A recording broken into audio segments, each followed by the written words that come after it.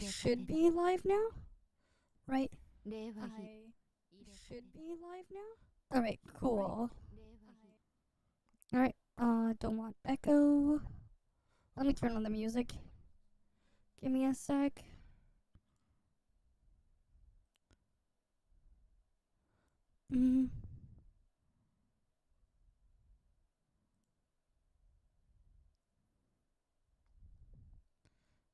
Shit, where did I put the thing?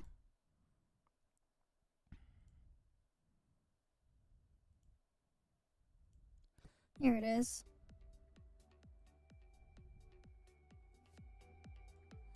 Alright, let's get in on with everything. Right, it is the weekly reset and everything. Okay. What do we got here? Oh yes, weekly ranking reward thing.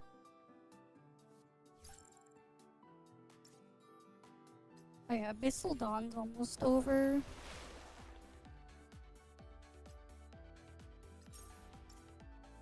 Oh yeah, we still gotta do this stuff here too. Alright, let's get our dailies done first.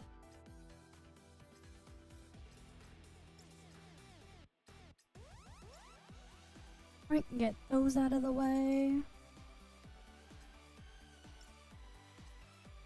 Neural sim. Oh yeah, we got these.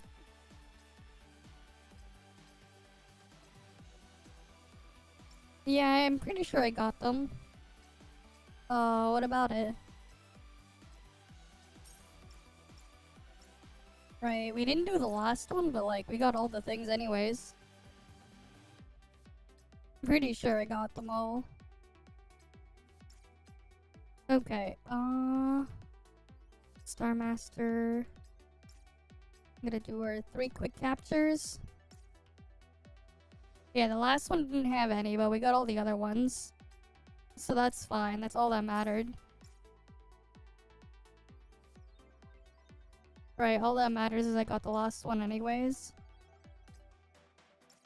That one's cleared.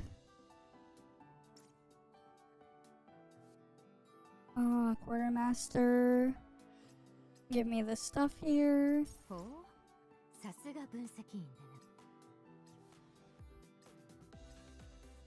Okay, next thing we'll do... I need to do the hero games. Alright, let's get hero games done.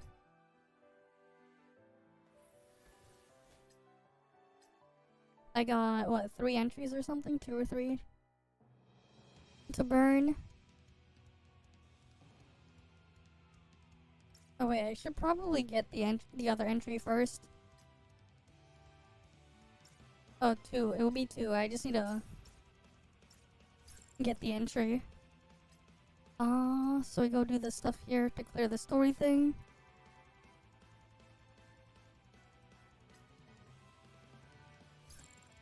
Yeah, it doesn't like to count the thing unless I do it and spend the stamina stuff.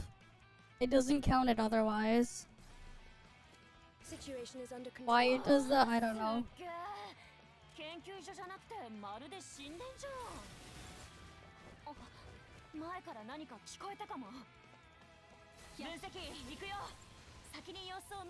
So we're just gonna rush through the things here.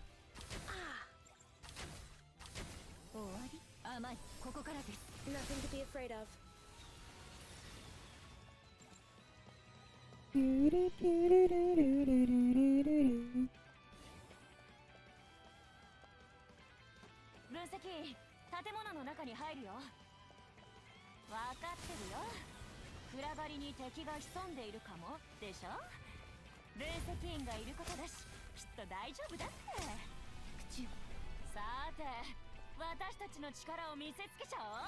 Oh, we keep going this way.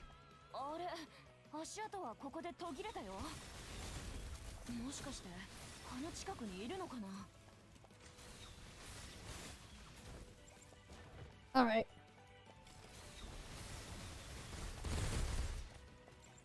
Objective complete, all according to plan.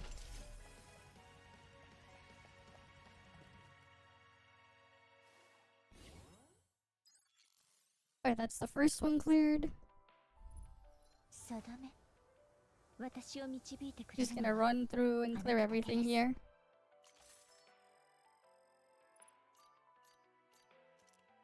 Next stage.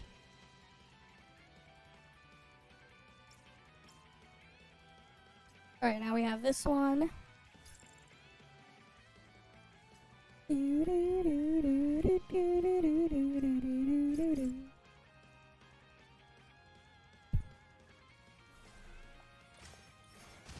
それスティクスに変異者以外にロボットまでいるのか。敵がシステムをハックしたせいで前のドアがロックされている。2分くれ、すぐに解いてやる。当たり前のスキルで。ここって Ah, yes, move the 確かハ cube. ッキングプログラムだ。今から敵のバリアを解く。2人とも注意しろ。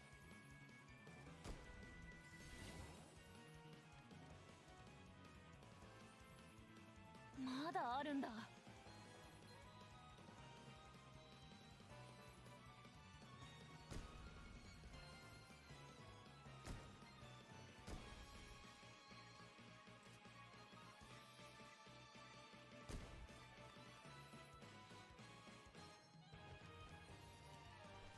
Oh, we can still jump in here.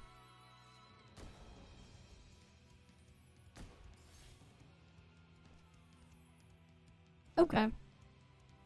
落ち着け。これを解いたらシステムの利用権限を奪える。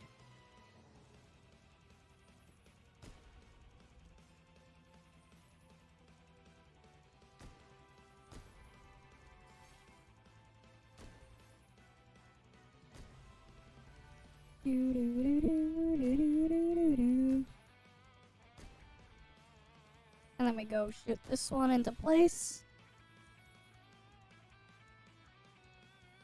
これで奪えたの？さすがアクロポリス学院、ハイテクだね。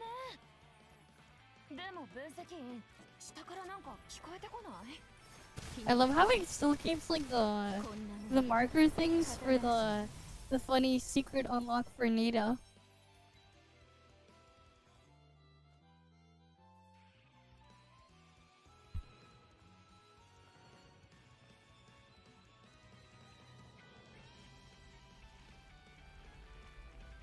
I like how it does that. It's still it's kind of dumb. 二人とも大丈夫？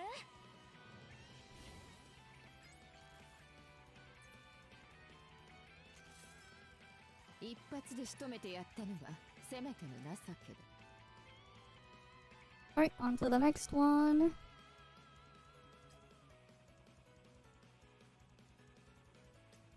Right now we gotta do retrieval.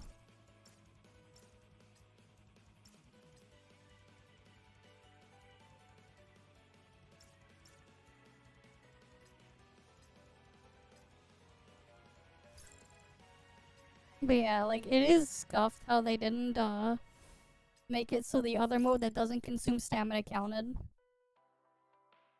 Oh well. 目標エリアに到着。どうやら目標はすぐ前にあるね。まだ続くぞ。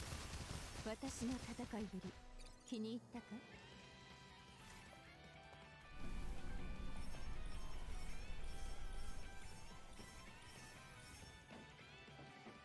預かってくれないか？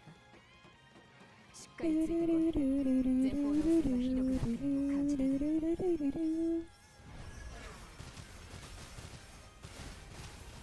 なんだ、あっけない。思いがけぬ幸運だな。ふん、まだ続くぞ。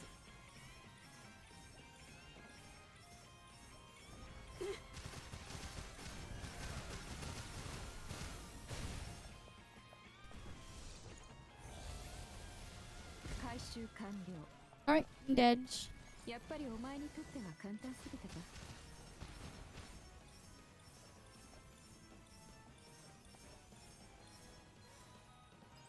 Right, on to the next one.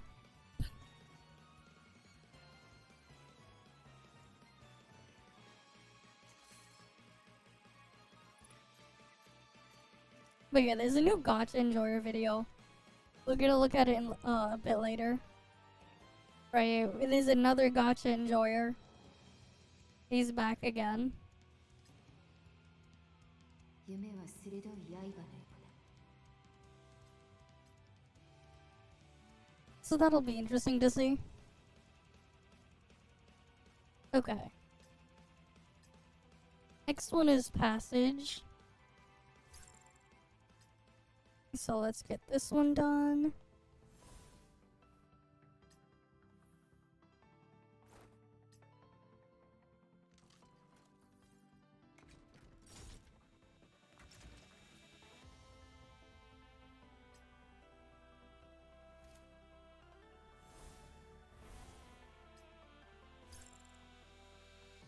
Alright, let's get on in.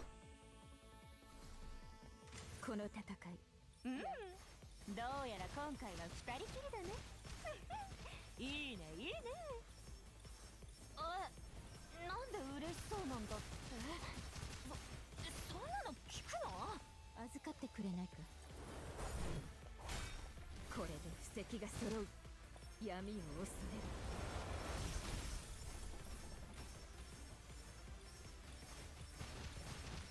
る。分析員とだからこれくらいは。 Now we go on the elevator. 分析員。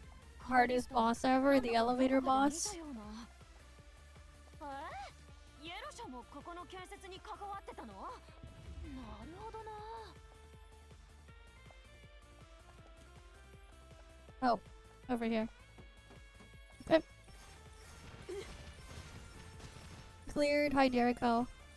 Welcome, welcome. There's some crap in the room.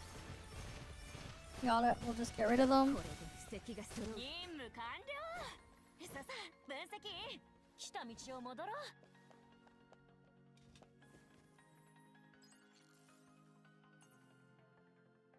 戦闘終了。手応えのある任務はないのか。 Alright, on to the next one.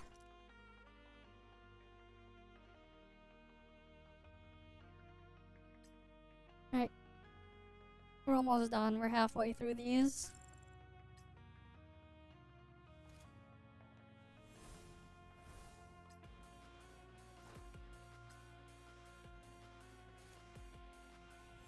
Do, do, do, do, do, do, do, do, do.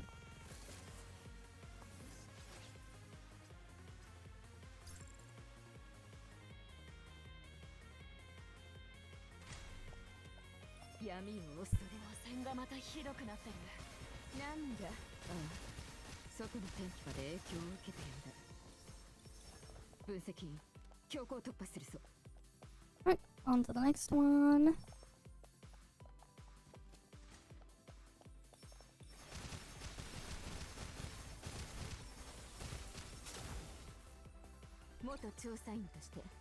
Up we go. Her down. 気に入ったか。なんだ、あっけな。これで布石が揃う。闇を恐れる。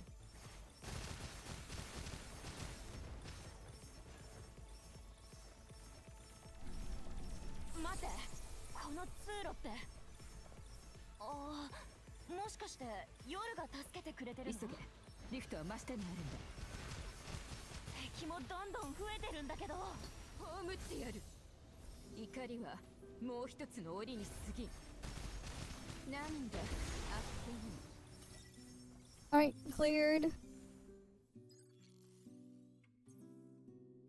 And then on to the next one. 終了。手応えのある任務はないのか。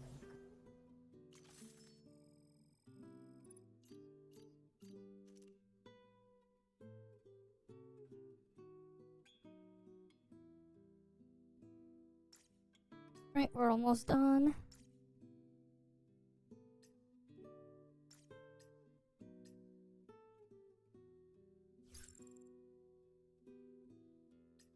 Right, we gotta put sticks in here. And then we'll just put Etchel for healing. Alright, gotta make sure we get all of them done. 闇を恐れろ。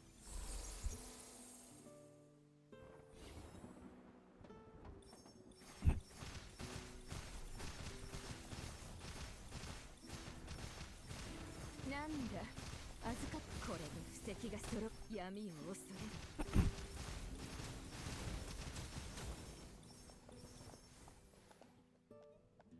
Oh, they're on the other side.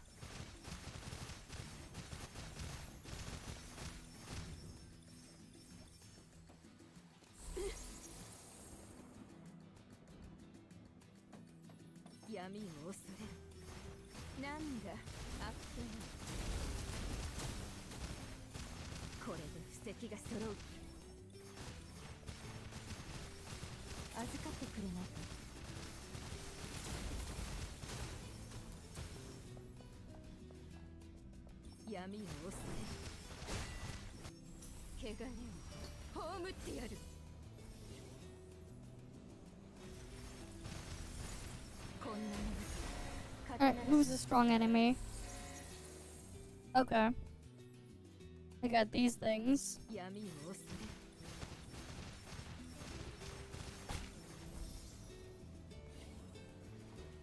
And I think they're dead. They're gone. Alright, cool. We're done with that one. On to the next one. 一発で仕留めてやったのはせめての情け And then I still need to do my Giga links.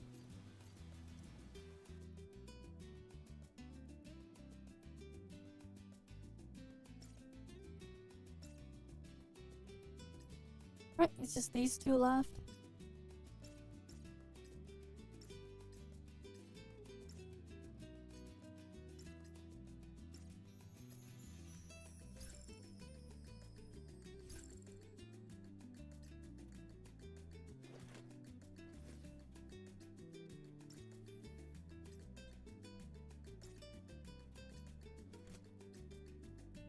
Okay, if I go in here... Okay, this one won't let me change it. Interesting. But in the other one, it let me change it. That is so weird. That is so weird when it does that. It's like super inconsistent on when I can actually replace it with my own.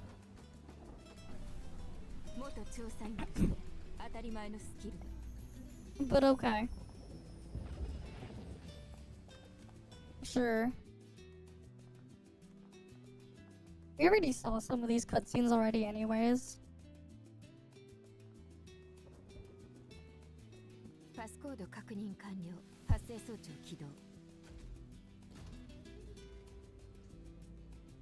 Because we did this stuff earlier. At the beginning of the patch to get need earlier.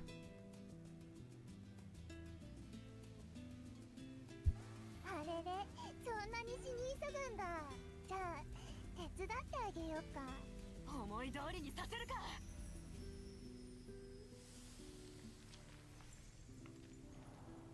Alright, let's go kill them.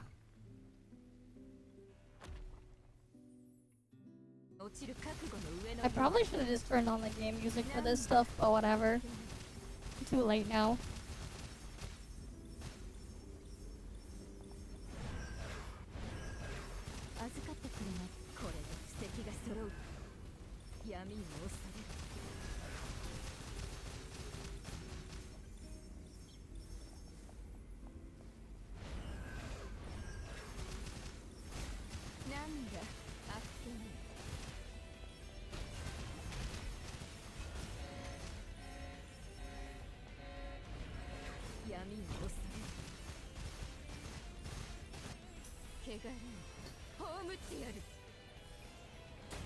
Alright, it's dead.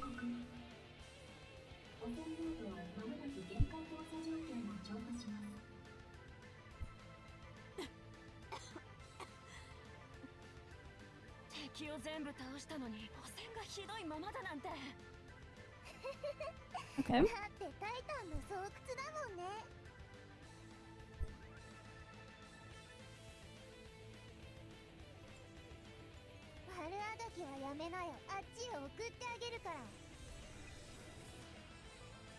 Okay.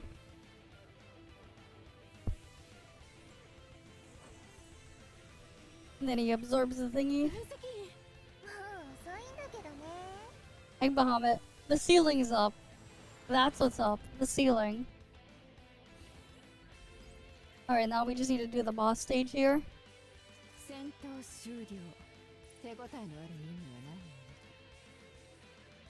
Okay. Alright, we just gotta do this one and then we should be done with the things here. So let's get this done.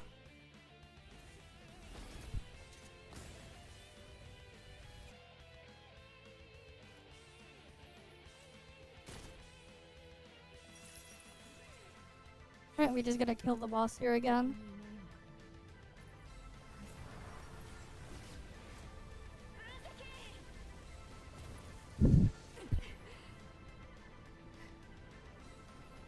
I mean, it's almost done. We're just doing it again just so it can actually give me the clear credit. For some reason, when I did it before, it didn't give me the credit. So, we're doing it again. Just so I can get the credit this time.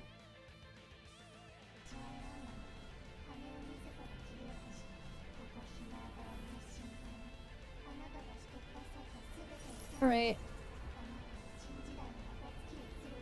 Just making sure I get it done. あれは夜なのか。いや、あれはエッダの声。 Yeah, it's weird, man. It doesn't matter. Let's just fill the quota time anyways.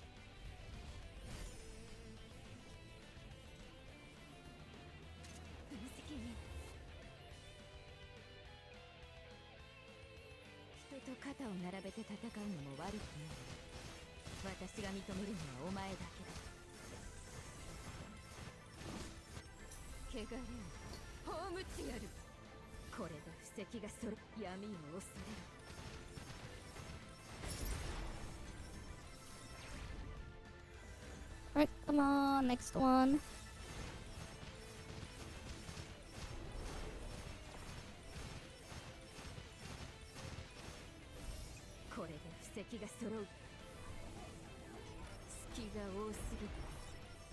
And it's been defeated. I think we just skipped a phase.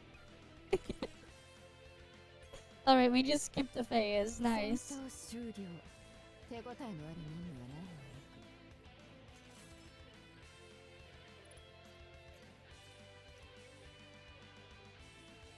Right now we should have all of it count.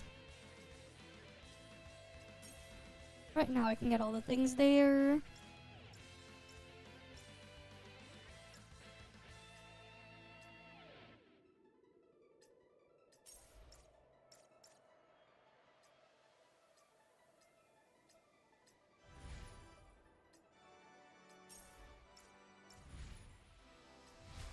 And then I can dump the stamina here.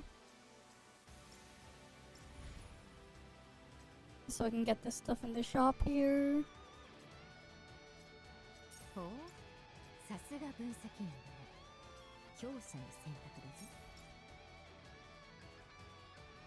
Oh, there's still some other crap to get. Alright, gotta make sure I get everything there. Now I gotta do the hero games ×2.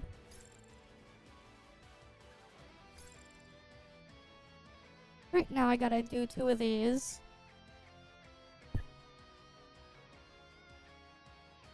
Right, just making sure I get everything done.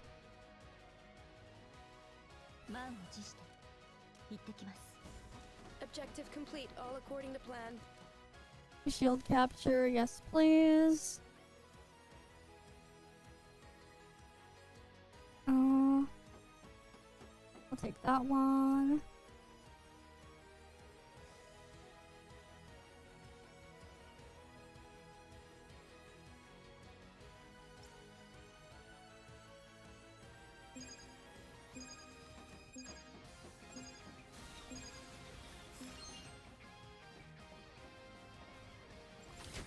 Keep it tight.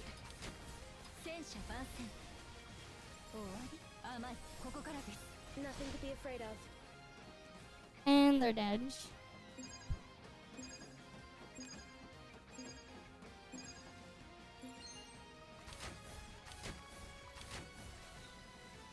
This should be quick.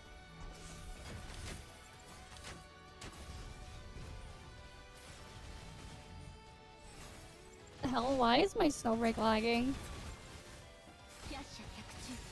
That was so weird.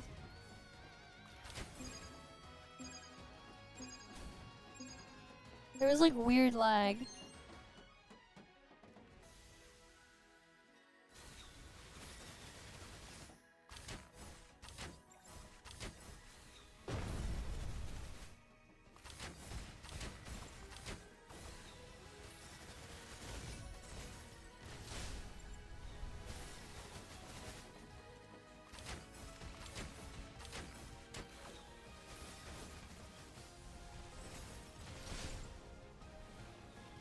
There's like so much weird lag here. Not sure why, but there was like just random ass weird lag. Alright, I gotta do one more.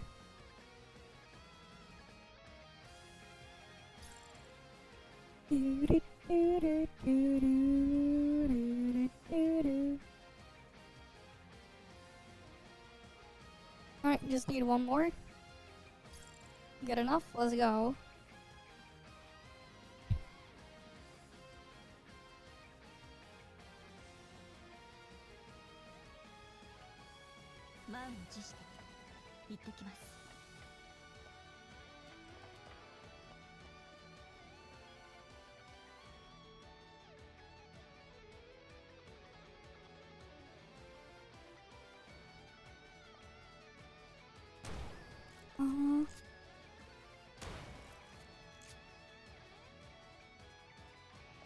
Okay, I guess I didn't get much for damage, but whatever.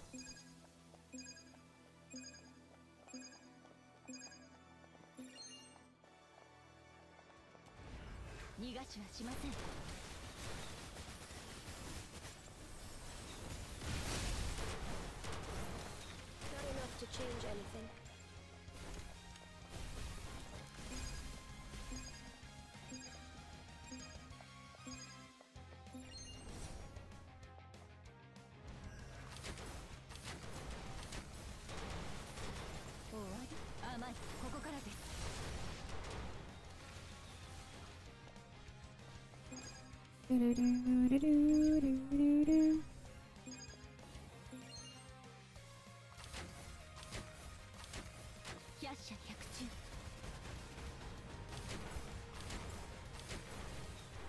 It's nothing.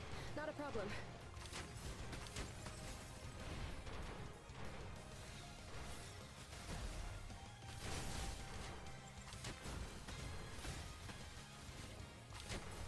It's nothing. Not a problem.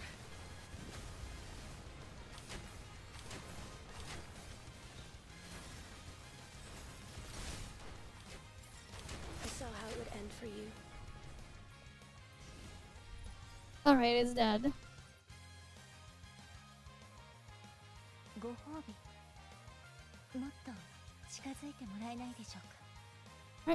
How many more things do we need? Alright, that should be my Gigalings done for the week.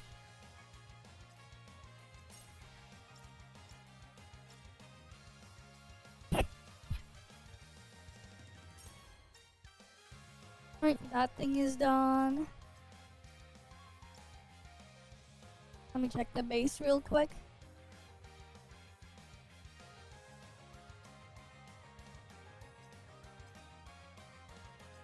Oh, they're in the hot spring. It's Etchel that has it.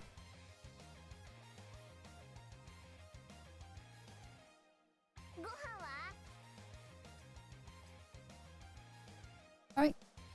Got her dealt with.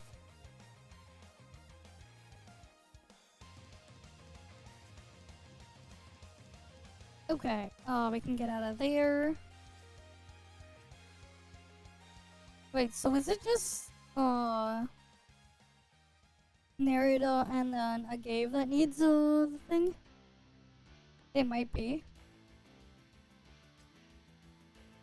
Nerida, a Gave, oh, and then Mosher. Okay, so it was those three that need the thing.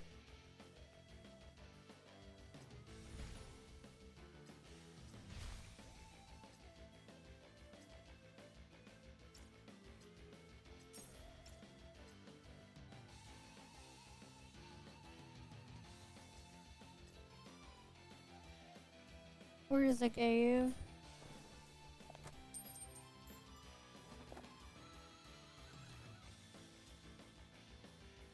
And then Mosher needs it too.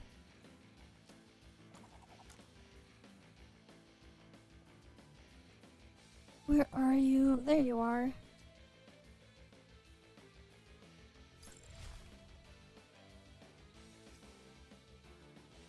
Right now they can get the experience from it.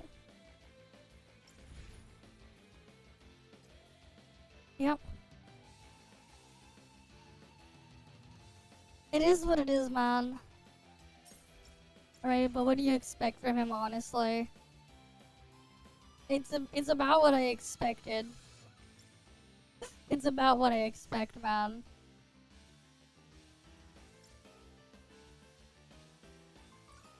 Like, let's be real. Man, it'd be nice if it gave me the plus puzzle pieces. Too bad it's not giving me those.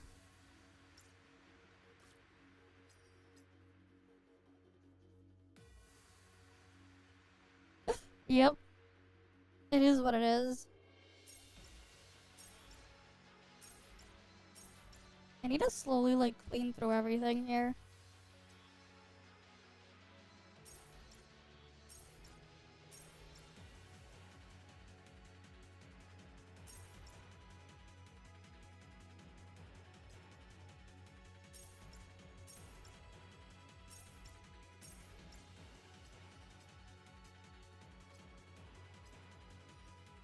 I'll wait before I fill up the puzzle thing. But yeah. I mean, it is what it is, man. Wait, I really should clean up the friends list, though.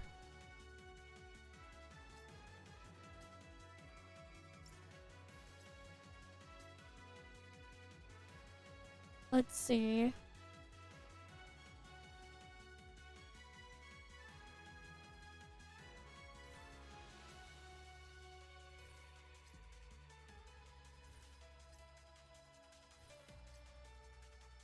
Oh, there's a lot of connection lost. There's a lot of deleted accounts to get rid of. God damn.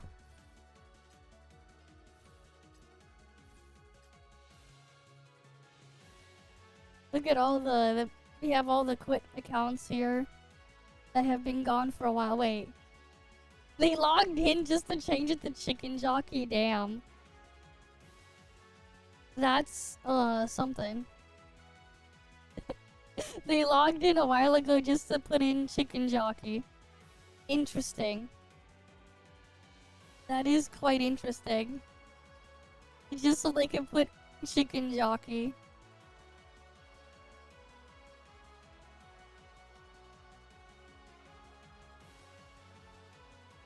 But sure.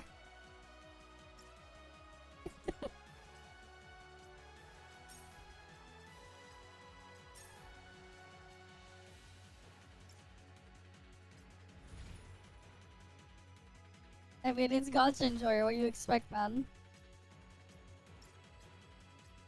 Always great.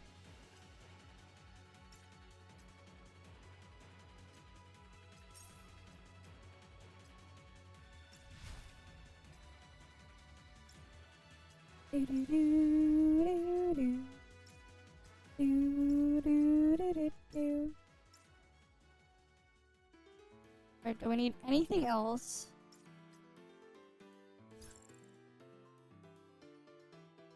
Yep. I mean, they won't admit it though, man. They won't. They won't, man. Oh yeah, there's still this shit. Do we even care for this stuff? What do you even get for doing this stuff?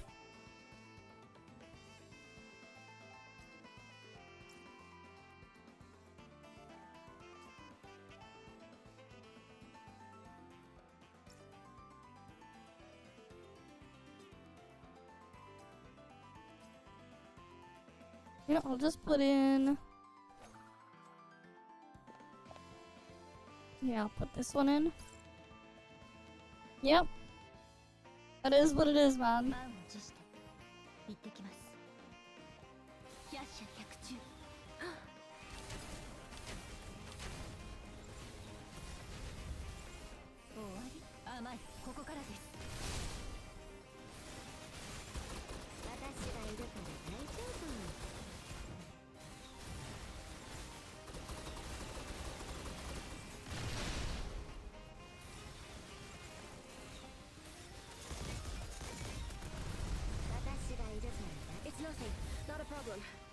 Wait, how am I even generating U energy?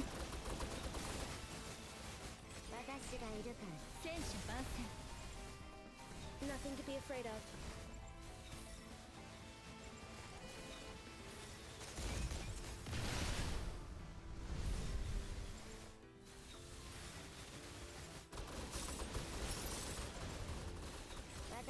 I mean, it is what it is, Not a man. problem. That's what they wanted to do.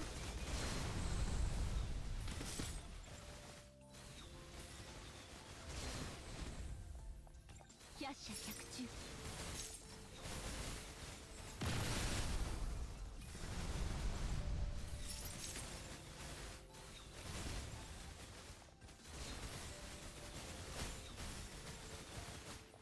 Nothing to be afraid of.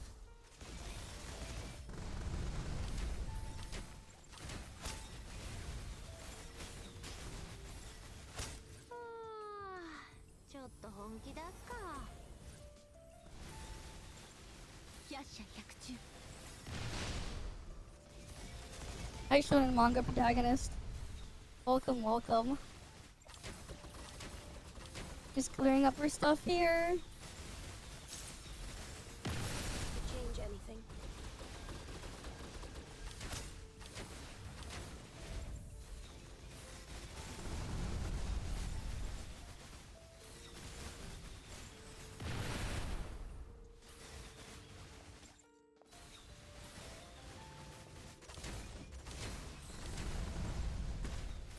Damn, I'm 私 out of S energy.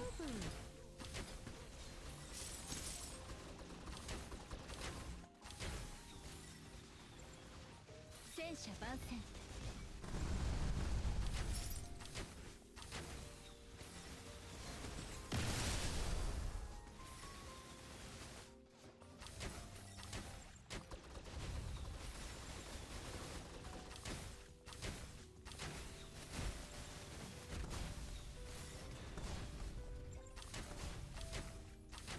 私がいるから大丈夫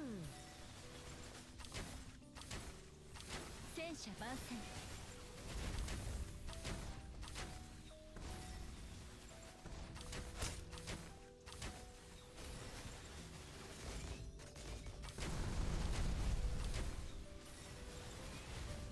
Don't worry, I'm present.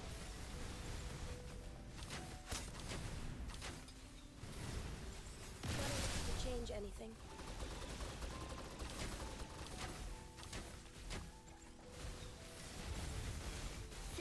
We're gonna kill these ones.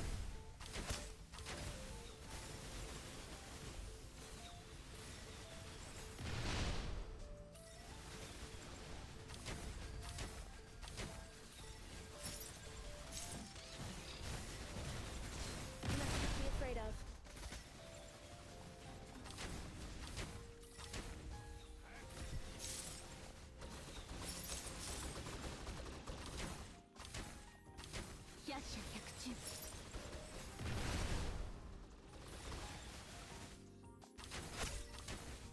Yeah, you just go play something else. Exactly. Right. But they keep themselves in there, man.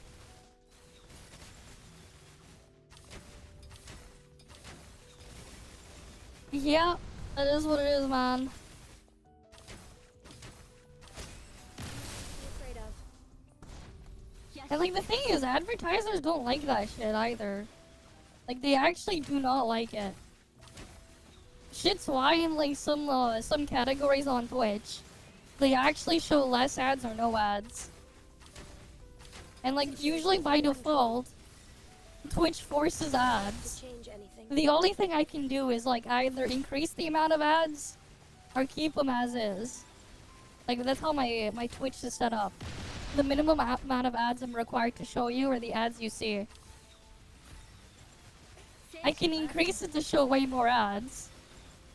But if you're in certain categories on Twitch, they actually show less ads or no ads. Or they show specific kinds of ads that like a lot of advertisers are okay with. You have 17, but yeah. 定め私を導いてく Like れ it る is what it is, man.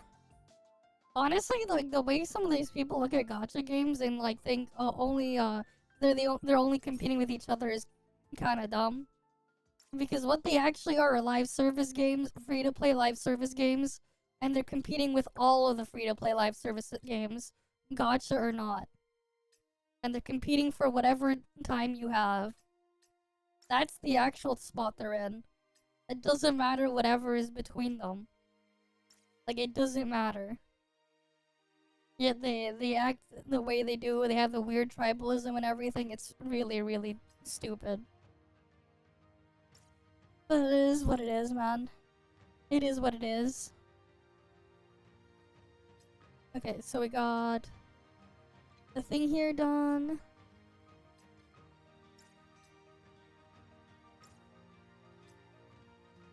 Oh yeah, there's this stuff. I don't think this stuff even matters though, right? They don't reset this. And it's not like the stuff they get from there is worthwhile. He got unbanned after one day. It is what it is, man. It is what it is.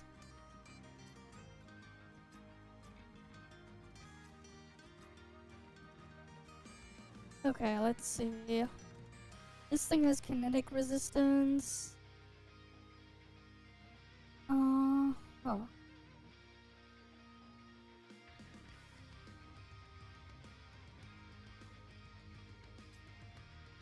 What do I want to do? I think I'll save that one though. Yeah, we'll probably save that boss for later. So we got all the story stuff here done. So we should be good.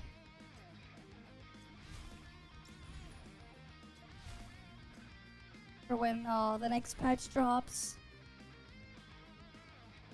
Oh no! Oh, I'm gonna be immune to it. It's only gonna be for specific categories, don't worry. There will be one again, but it's only for certain categories. It depends on the thing, because they can already limit where it goes and who's affected. It's not gonna be for everyone. I wasn't affected last time we had one. We had an apocalypse last year. I was completely unaffected by it. It really depends on where you are and the type of stuff you do. It is what it is, man. It is what it is. Alright. I think what matters in the end is, like, in the long run is how much they will be losing money from no advertisers putting stuff in certain categories to completely de-incentivize certain types of things on the platform. But they haven't gotten to that point yet where they're losing enough. Because yeah, like, stream hosting stuff is expensive. Hi, Tara. They already, like, did stuff like reduce the amount of video storage you can have. They put a hard cap on it. Right? There used to be no cap before, but, like, there is now. And they're doing it because, they need to cut costs somewhere. It is what it is. Right, it is what it is. Whether we like it or not, you know?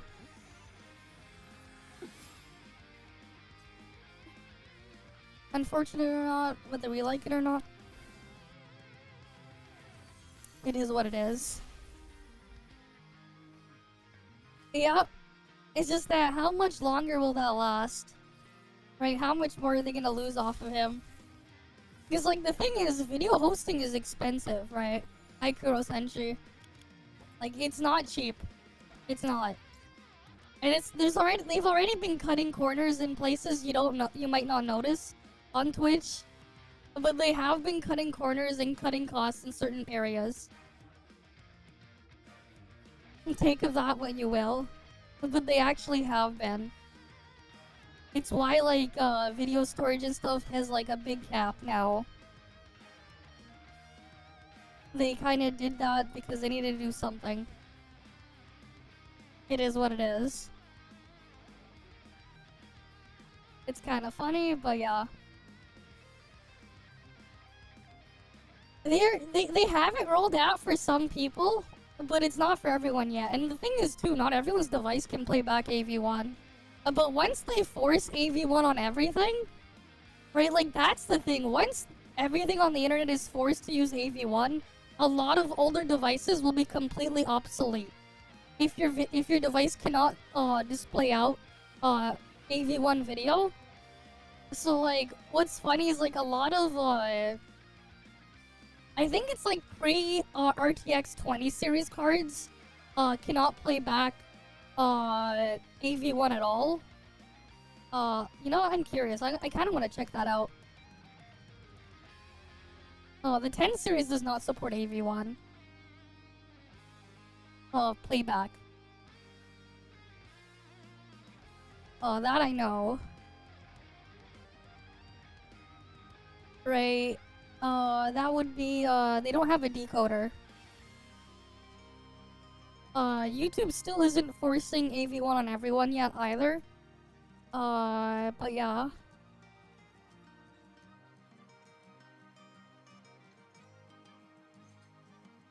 Does the 20 series, play it? No, the RTX 20 series also doesn't do AV1. Playback. I think it was the 30 series then that has playback and no encoder.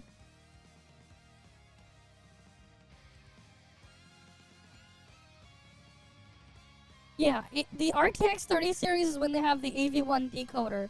So like if you don't have a device released like in the past 5 years or so, it's not even full 5 years, 4.5 years, you won't have like a hardware decoder for AV1. Like, for like a graphics chip. When did AMD get, I'm curious when AMD got the AV1 decoder.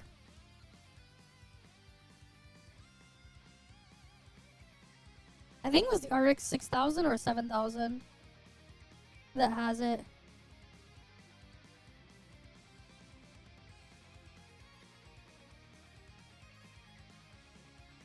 Okay, RX 6000 can decode it, yeah. RX 5000 probably does not.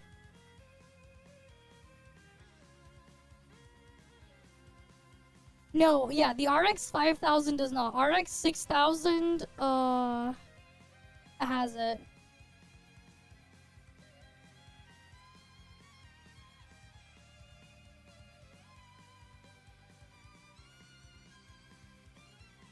When did it release? RX 6000 was late 2020, yeah. When did Intel add AV1 decoding? It was slightly before ARC.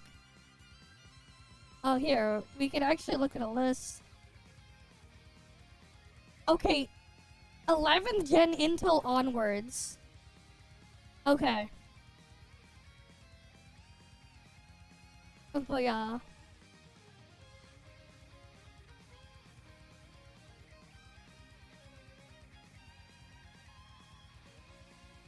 I mean, yeah, but basically, at some point, if you don't have...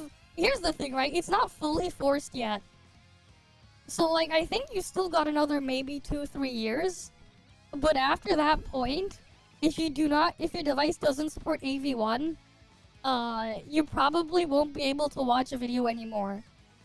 So GPU side, any RTX 30 series or newer can play back AV1. If you have an RDNA 2 or newer graphics chip, you can also play back AV1.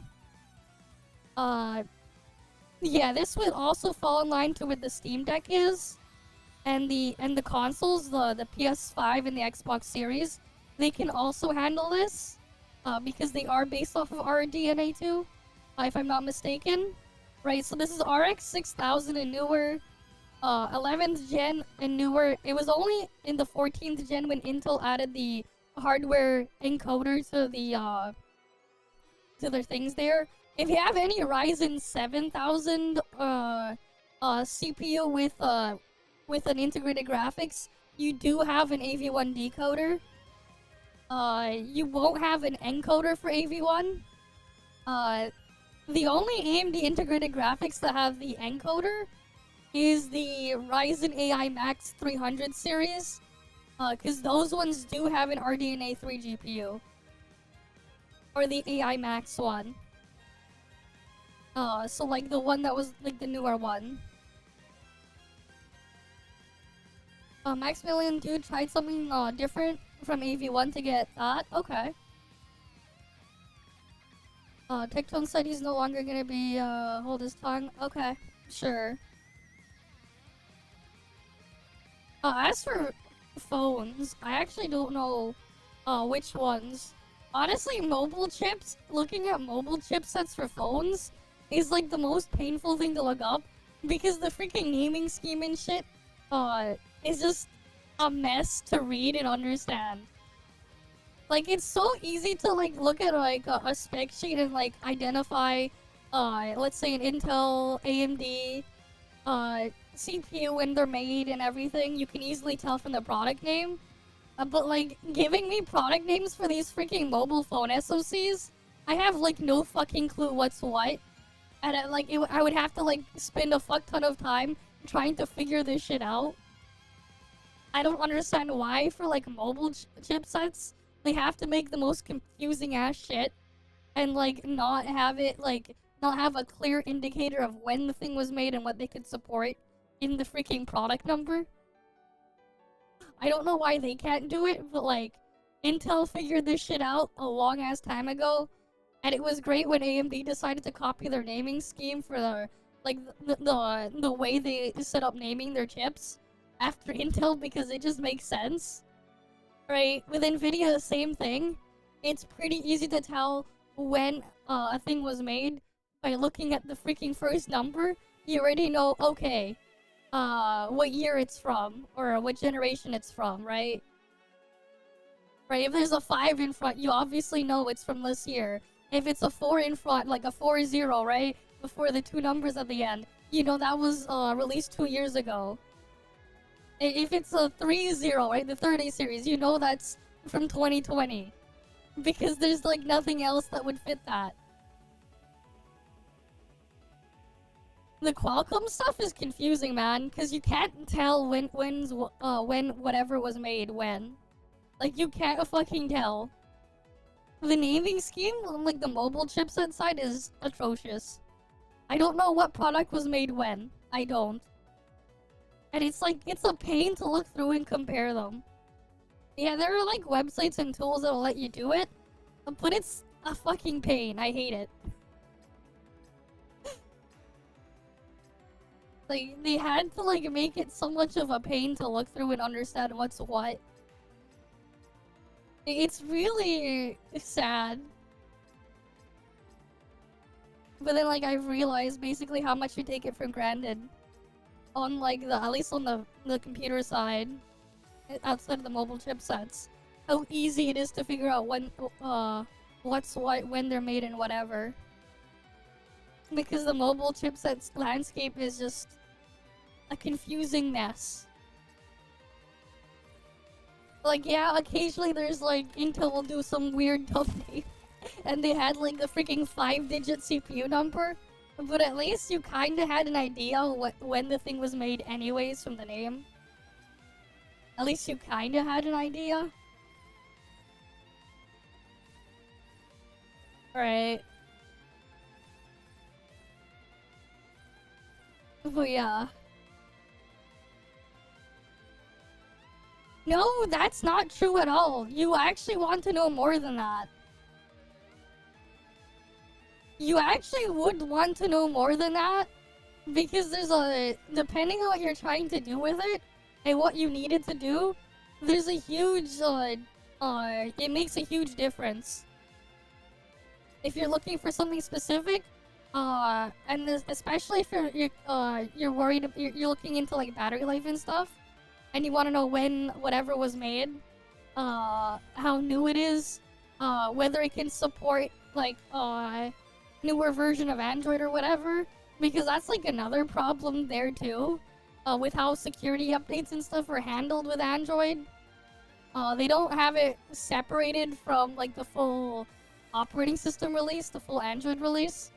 still, Google said they were gonna do something to separate it a bit with security updates years ago. It's been almost 10 years since they said that. They still haven't done jack shit on fixing that for some reason. They still haven't. Which, again, like, it does make a difference to some extent. And same thing, right? Eventually, with that video playback stuff, it does matter. Like, if you're someone, let's say, that has your own, let's say you create, like, you have your own, like, media server or whatever. Be it Plex, MB, what's, like, the other ones I would think, that was there, Jellyfin or whatever. Stuff like that. And you have your videos in, AV1. Right?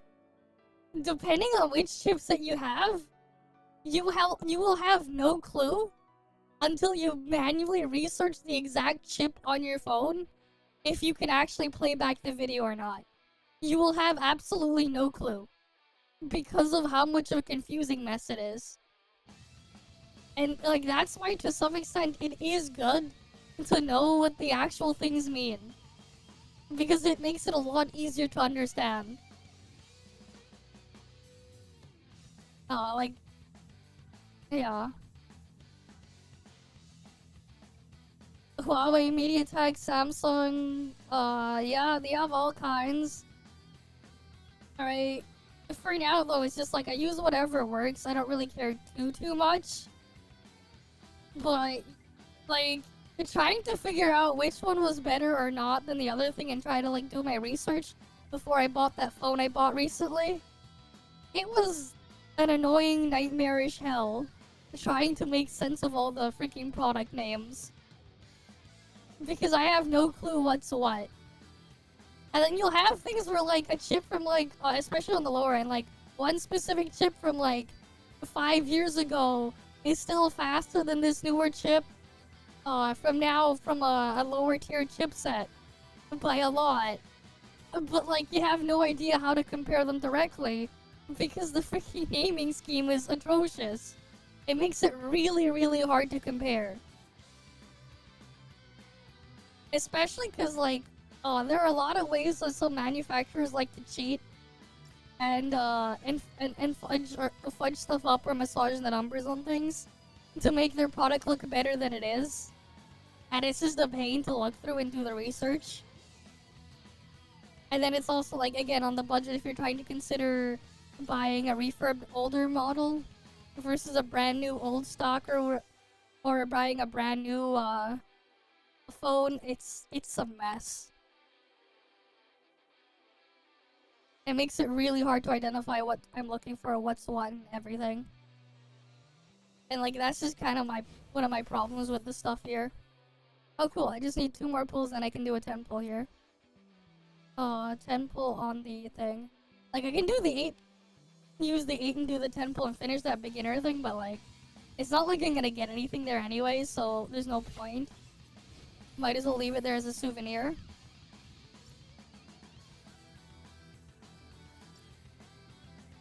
Oh yeah, there is, like, the other shops here, right? Neural Sim Shop.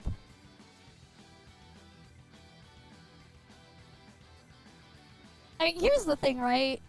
Even if you buy it for menial tasks, whatever your menial tasks are, you might need something super specific.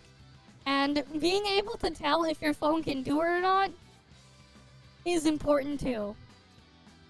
Right? Just because I don't use my phone for gaming, but I do want other stuff on it. There are certain things I want my phone to be able to do. And making sure it can actually do it is also important. Right?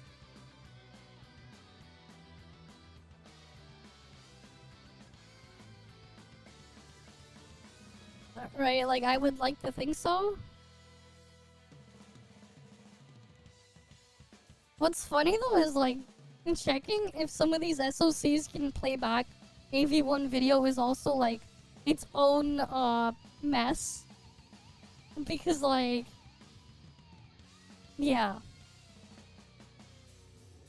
Because that is something I do look for. At this point, at least. I would, because I do use my phone to connect. I do connect it to my media server. And being able to know if I can do AV1 is important. At least to me. For now, most of my stuff is H.265, which my phone can handle, but like... Unfortunately, the chipset of my phone can't do AV1. But like, it's super hard to like, look for which ones can, or can't. It's unfortunate that it doesn't, but I'm gonna end up replacing it in probably like 4 years anyways. And at that point, I can probably get something else anyways, but yeah. Like, it would be good to know. There are certain things that you would, like, that would be really nice to know. Depending on what you do with it. Even if it's not gaming performance. Alright, sometimes it's like, will it pass this test or will it fail it? Alright, if it's a pass or fail thing. There's that too.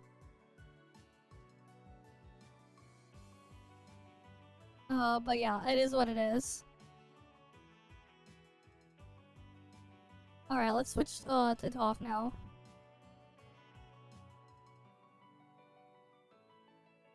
Sometimes it's a test you pass, and sometimes it's something you fail. But again, it is something I do look for. And at some point, it is something that more people would probably look for anyways. If they're not looking for it now, one of these days they'll be forced to deal with it. Whether we like it or not. Right, and it's like, again, it's not a gaming related thing. It's not. But I think it's just as important, if not more important. Right, there's a lot of people that do doom scroll through TikTok or whatever, YouTube shorts, they're scrolling through Instagram reels, and stuff. Maybe they're watching a stream on their phone. It doesn't matter. Being able to actually play back the video and stuff that they're looking at, I'd say that'd be kind of important if they're trying to look at that stuff on their phone. You know? I'd say that feature's important, but being able to tell which one can support it and which one can't, you're gonna have to go through a long process of like really digging up and researching everything, unless you exclusively only look at the top of the top end stuff. And even then, sometimes it is optional whether or not they actually include support or not on these devices, which is its own nightmare again to deal with. Really wish it wasn't this way, but it is. And that's just how things are.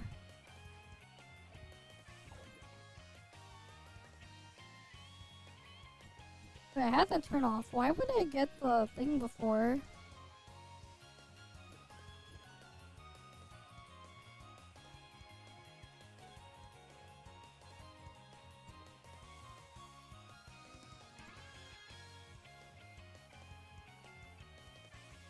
I don't know. That is weird.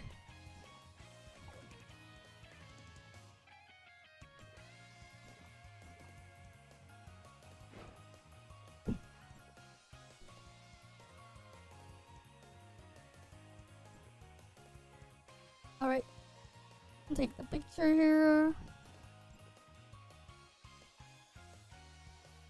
And like the thing is, right, you have me complaining about this stuff now. Right, and I'm someone that will at least actually put in the work to look at the things in there. Can you imagine how much worse it is for the average person who doesn't know what the fuck I'm even talking about? Can you imagine just how much worse it is for them?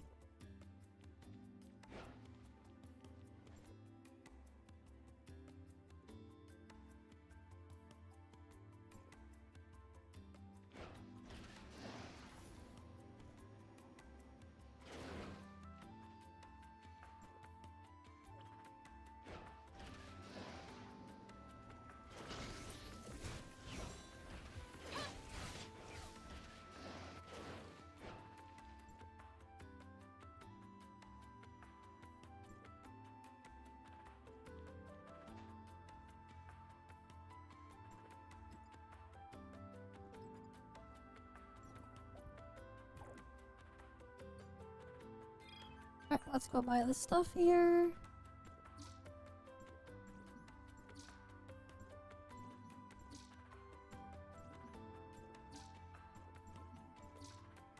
Honestly, it'd be nice if they gave us another use for those modules. That like I don't exactly need to keep stockpiling a lot of. But nope.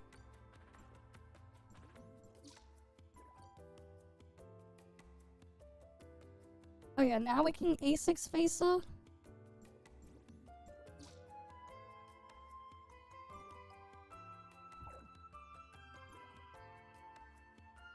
Right, now we have A6 Facer to play around with.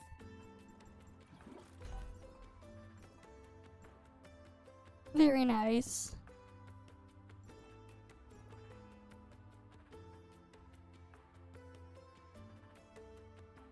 Right, gotta charge the battery for a bit first.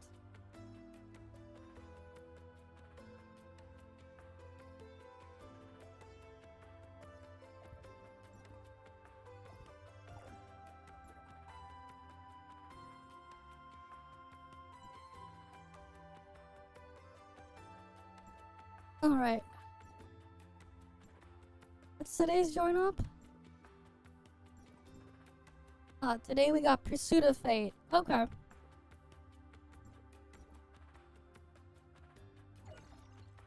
Good to know.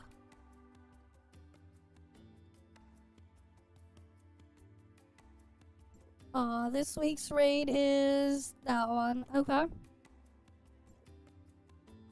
And then there's Final Trial to get done.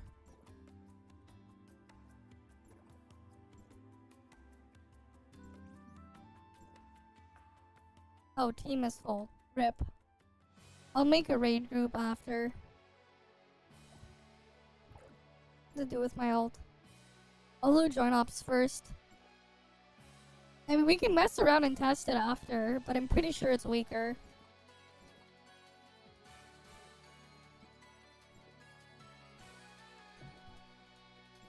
I'm pretty sure it's weaker.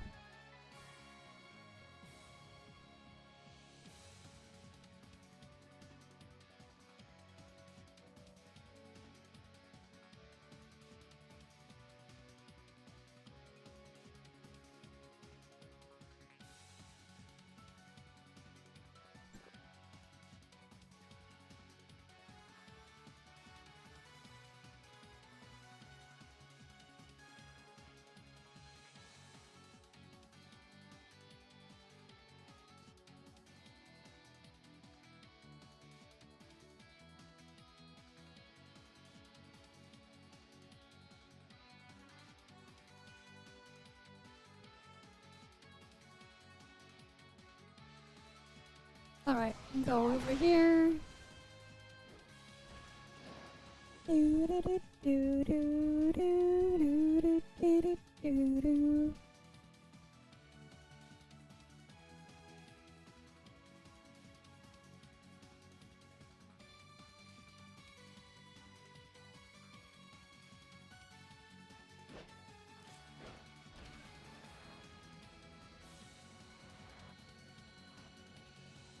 Right now we head over here.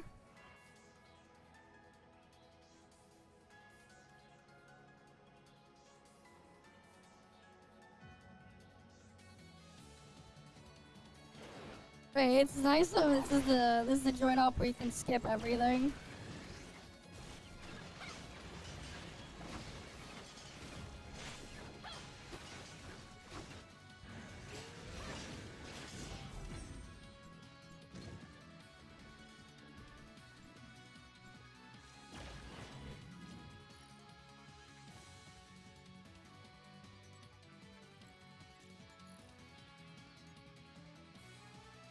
Right, just gotta do it 2 more times.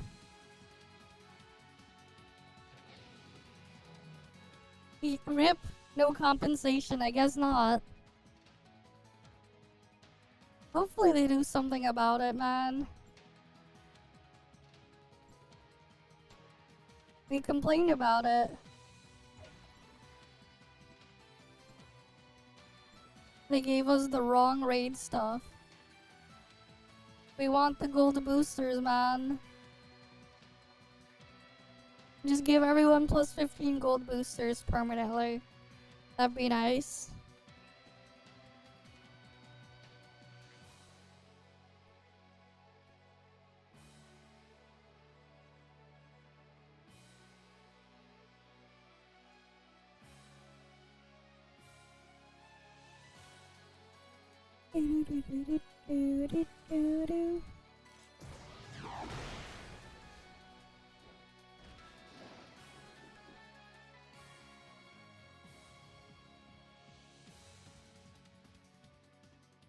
At least the join op skip works.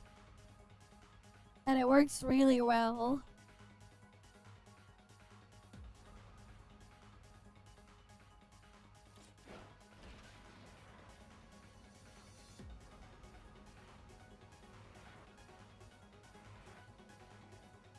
Alright, let me get down here.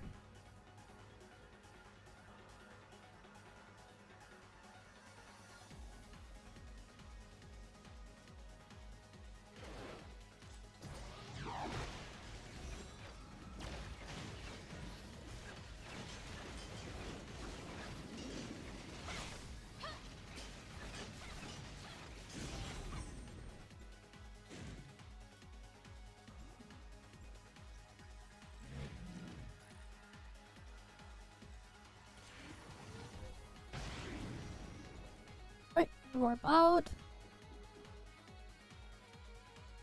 And then I get to the next thing.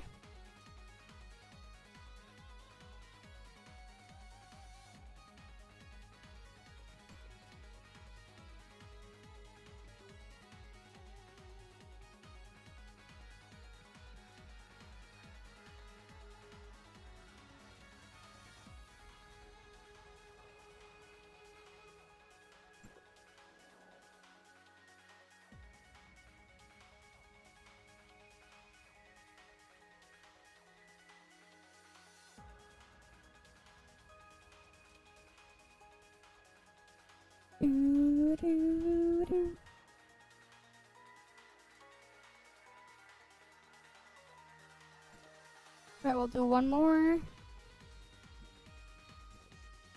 And then we'll do the raid.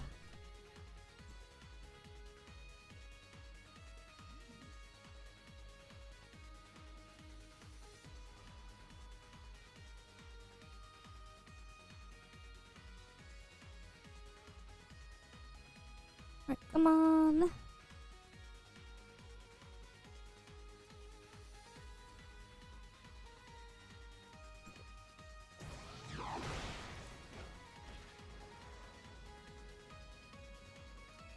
This skip is just crazy, man.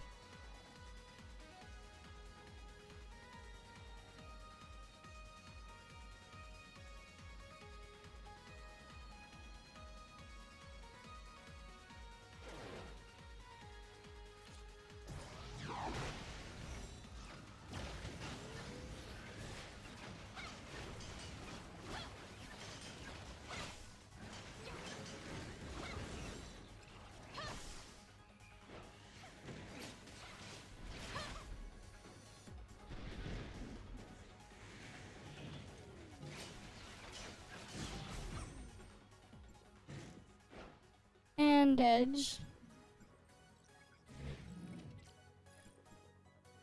Yep. But like, it doesn't really matter that much, man. We got auto exploration anyways. We got AFK exploration, and then 5.0 you have the mech anyways, so like, it doesn't even matter that it's power crept. Who cares? Other than, ooh, fun toy to play with.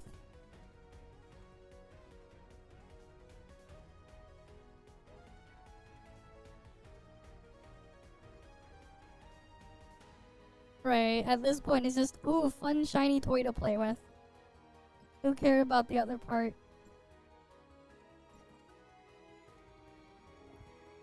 It's just funny, shiny toy.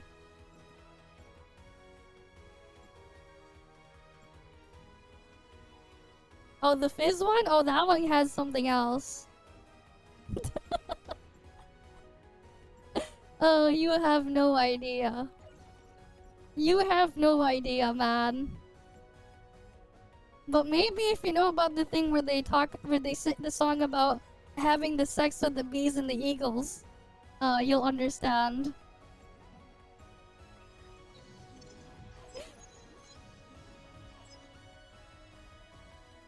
No. No, but the next weapon, if you know what the song was, that had the opening where it was misheard as having the sex with the bees and the eagles, I think you understand what's coming. Yeah, it's still working.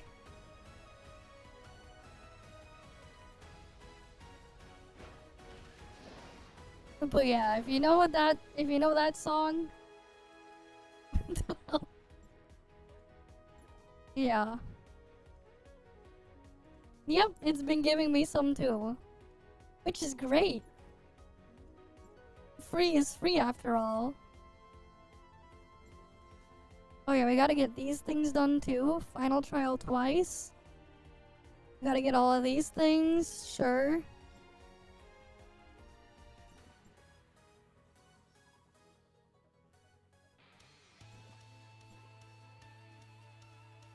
That's a lot of things at once.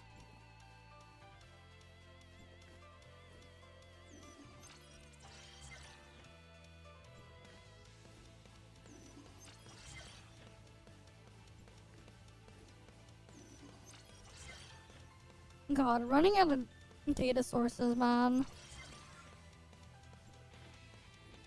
And we have to like start putting everything in freaking network again.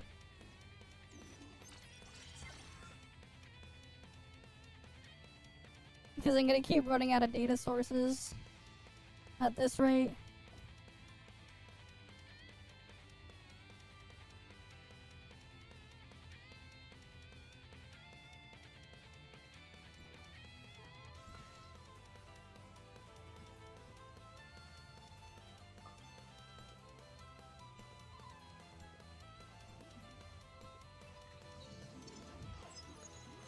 Do, do, do, do, do, do.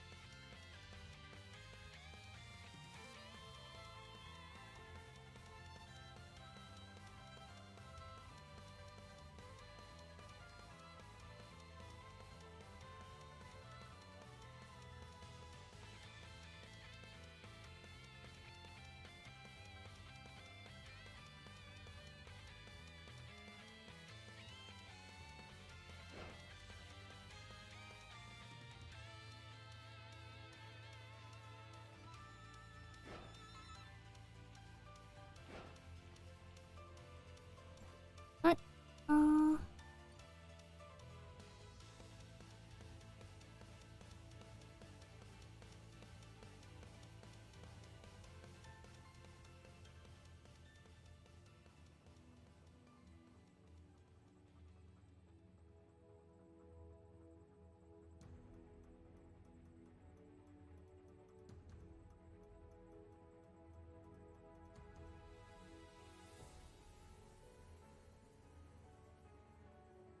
oh, that's unfortunate. We got nothing here. No new mech. Rip. Honestly, they need to add another way to get freaking Norns and stuff. They need to add it to events and stuff.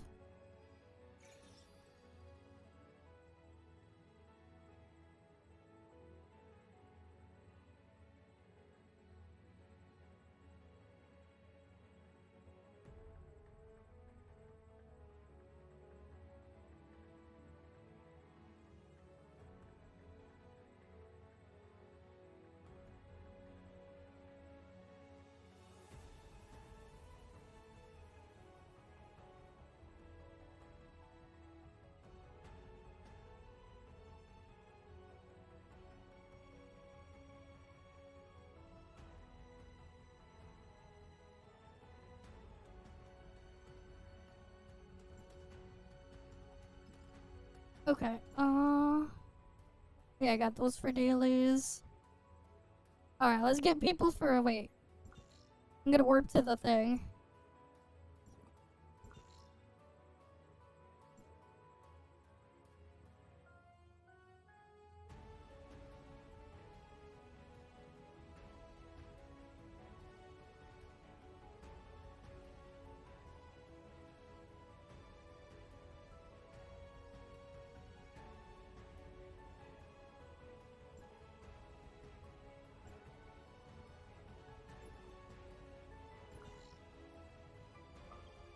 Alright.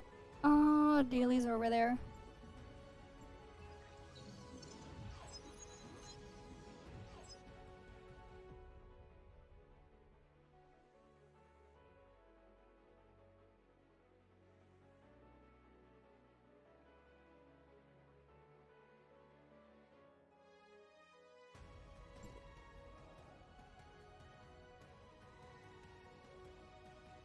Alright.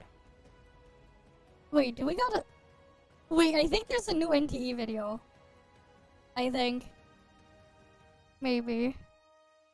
What the hell did Mr. Cake post? I think Mr. Cake posted something. Freaking Mr. Cake posted new NTE video. I guess he's already in China now. He's already got their thing. That's cool. He's already in China. That's why he's like he hasn't been streaming the past couple of days because he went to thing. He's already playtesting his CEO account, yeah. We'll have to look at that in a bit. Okay, anyways, let's get final trial and raid done first.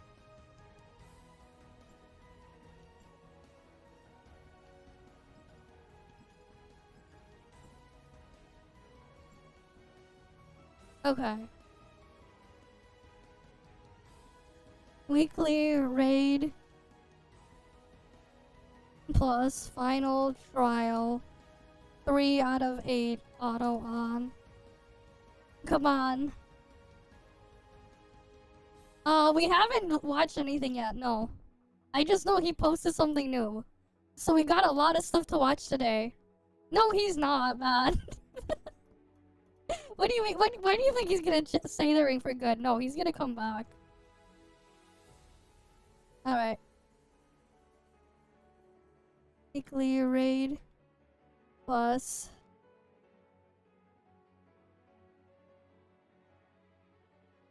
trial 5 out of 8 auto on. Come on, we need 3 more. 3 more people. Come on. Come on, people. We just need 3 more.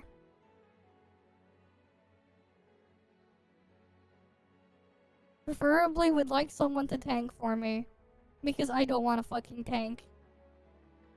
I hate when I have aggro. So it would be nice if someone was to do it for me.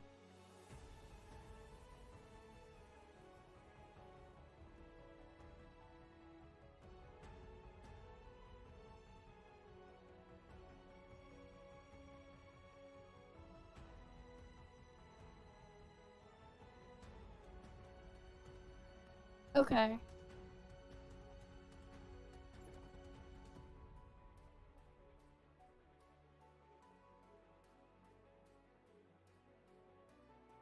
I'll just put that there. Can some of them would be nice. I don't want to have aggro in final trial, especially considering yeah, your Volt, you can go tank. Please. Volt player can go tank. Easy. We'll clear it faster if they like actually thing.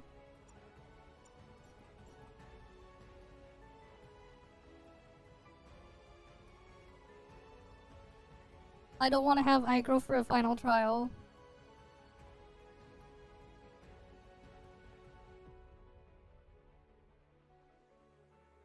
Did someone go there? I don't want to have aggro. It'll make me do more damage if thing. Especially because I'm carrying. Yeah, I'm definitely gonna be carrying, so if someone could switch over and get aggro, that would make things easier. Whoever, if they're using the freaking Meryl thing, even better.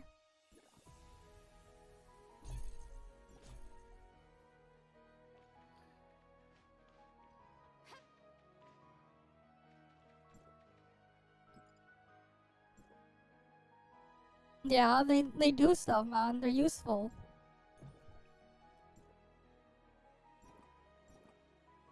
Okay, let them switch.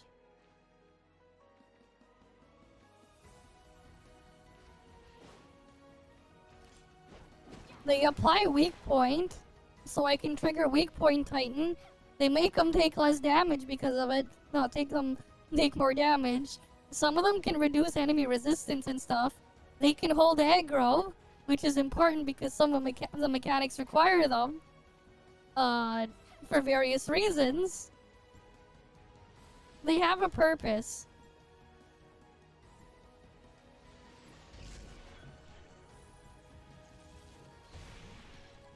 But yeah, they can increase damage out. They can take aggro. Yeah.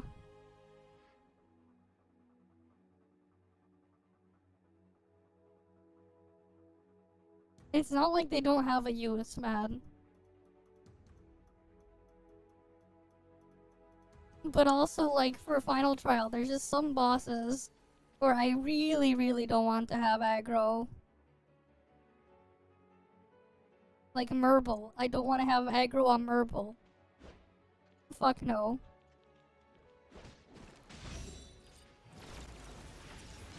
Hi, Bootleg Gamer. Welcome, welcome.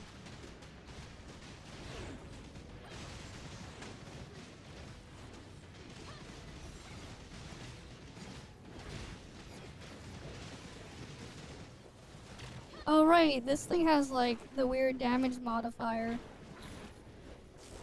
I forgot about that. I should have switched to altered.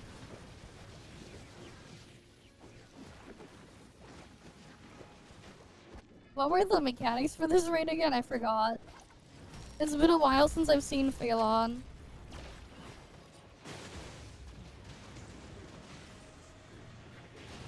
And I'm dead.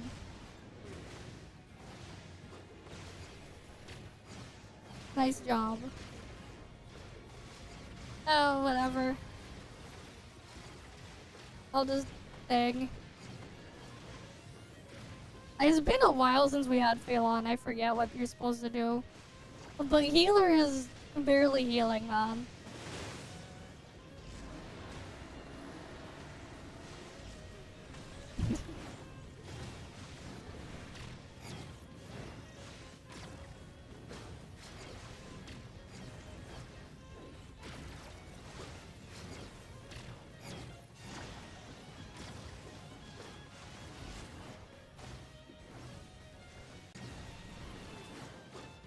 So I don't know.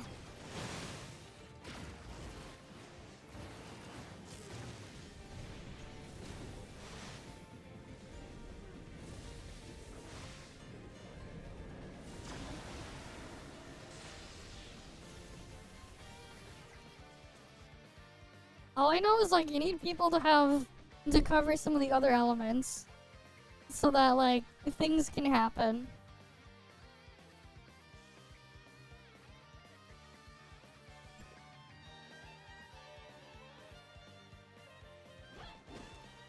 Right, like we need to have all the elements covered with a high enough hit count.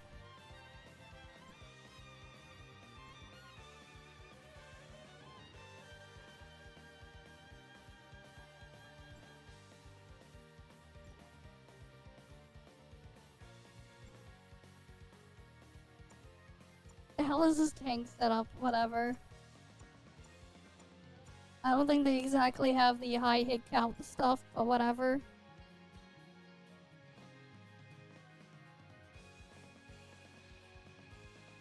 I actually don't remember too much, it's been so long. All I know is like we need to have elements covered. Right. Marks 4 Wanderers summons crystal pillars.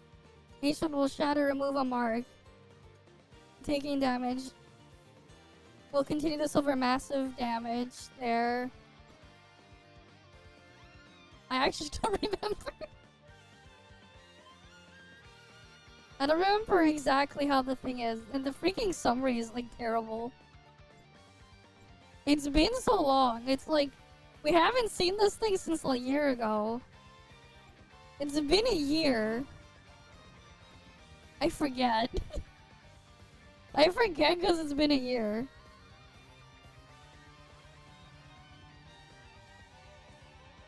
Element and weakness. Destroy pillar. Unga boss. Can use the mech relic. Flame mech relic for fire damage. Whatever it was called.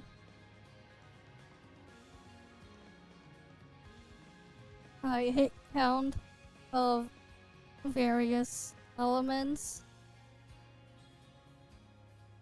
You know, ideal for Fizz, Samir for Volt. Can use carrot slash mech relic for Flame. Right. Frost is Hilda. Right, everyone should have Ganano by now. Right.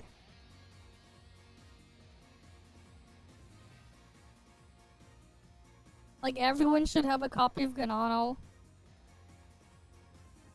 If they're not doing damage, do that. If they can go healer, that would be great too.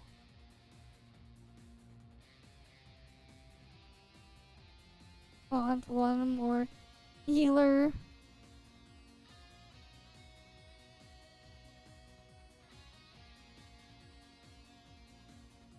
Right. And they can just equip one of those weapons. And then we should be good. Frost can use Hilda and the other ones can use that one. Okay.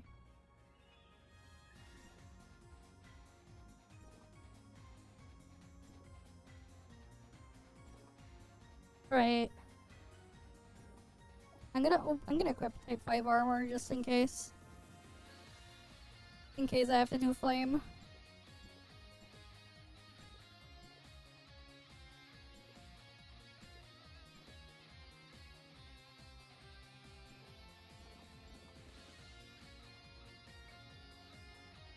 Alright then.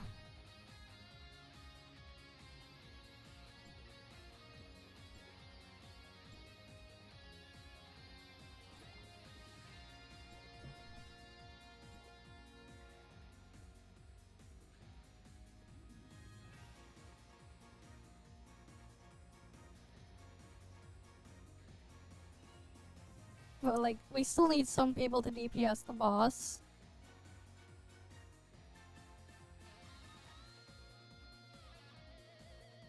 Because yeah, boss needs at least some people doing DPS.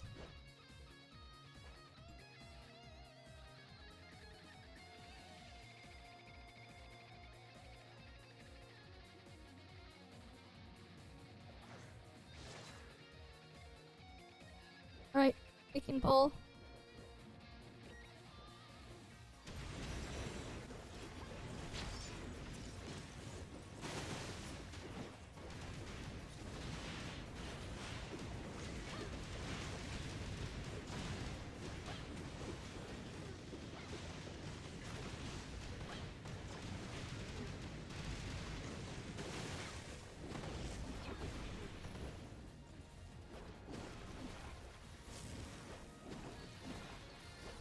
We need Fizz to destroy the pillars.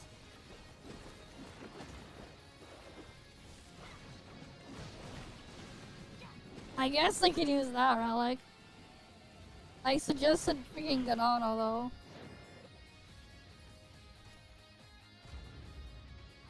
And I'm dead.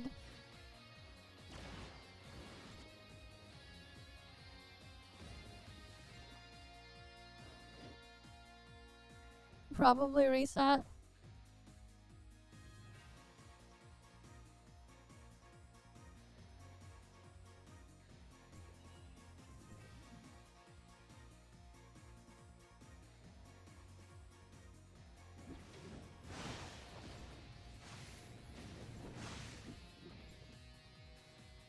Yeah, we should have Ganano instead of Meow. Ganano's better.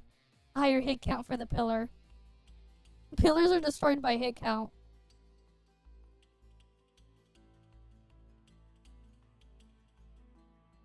Also better for Shatter too if we needed that anyways.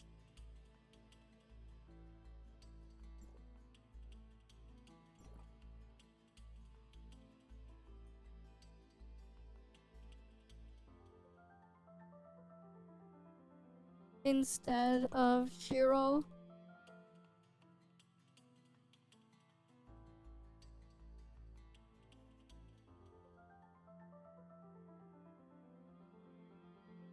Can use Ganano instead. Even better if they have A1 so then they can get the shield.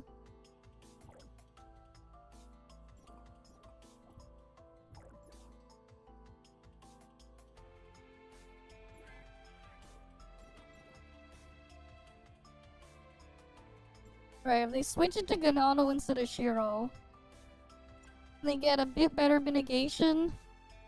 And then they have better shatter, faster hit count.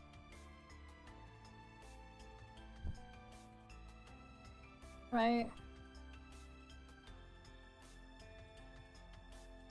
Like, Ganano is ideal. Right, everyone should have it. For Flame, just use the mech. Mech for Flame, the mech relic. You can substitute with other relic.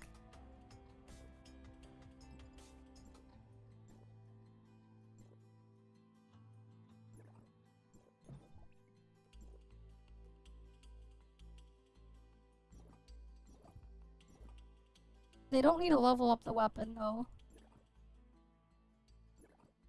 It's only a tiny bit of stat difference. They don't have to level it up.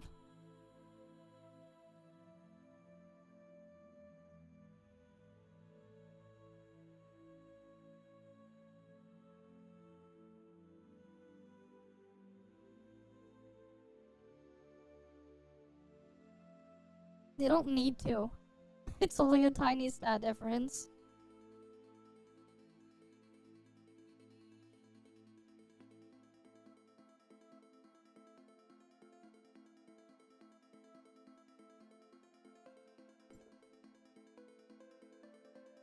Alright.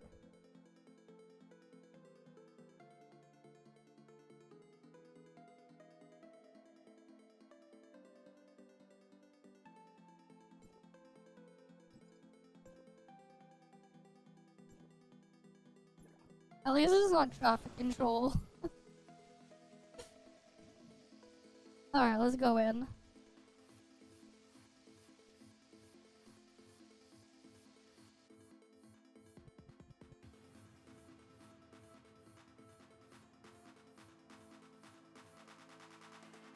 Do do do do do do do do do do do.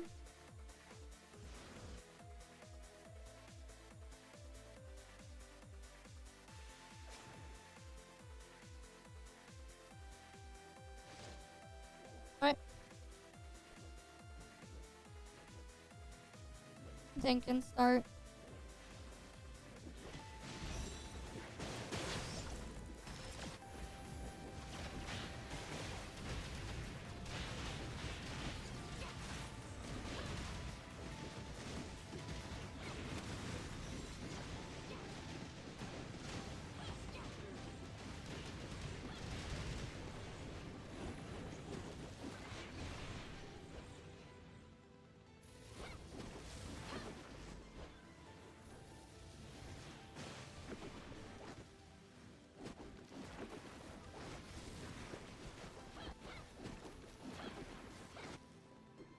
Ganano is just the best for the pillars.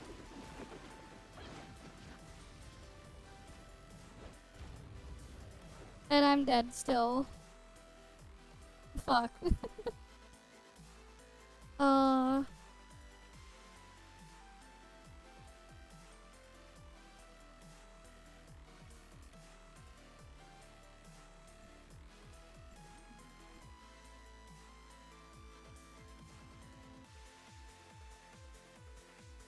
The pillars need to be hit by the same matching color. First phase need, I believe it's Fizz, Flame, and then Frost, I think. Need to destroy all of them.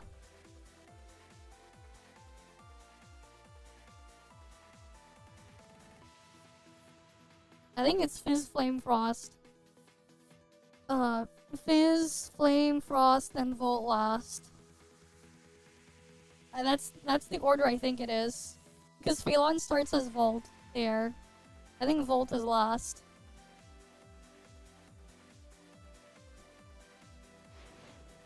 Yeah, you should have a Ganano. Use Ganano instead of Shiro. Shiro is a lot worse. Ganano, you just hold down the left click. Alright, you do the 1-2 hold to get to the thing, and that's it. You just hold the attack on Ganano. And then you can just shred it. The chainsaw thing.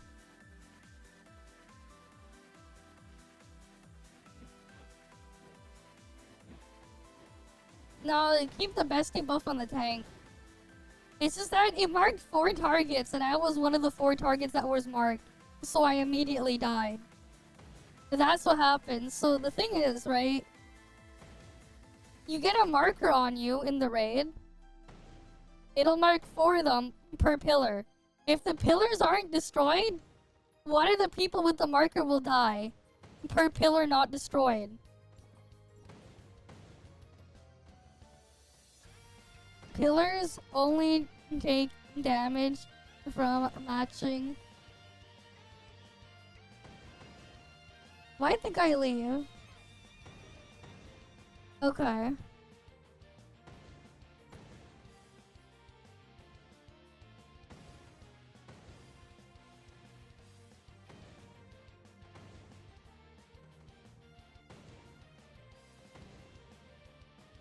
Maybe one more. Okay.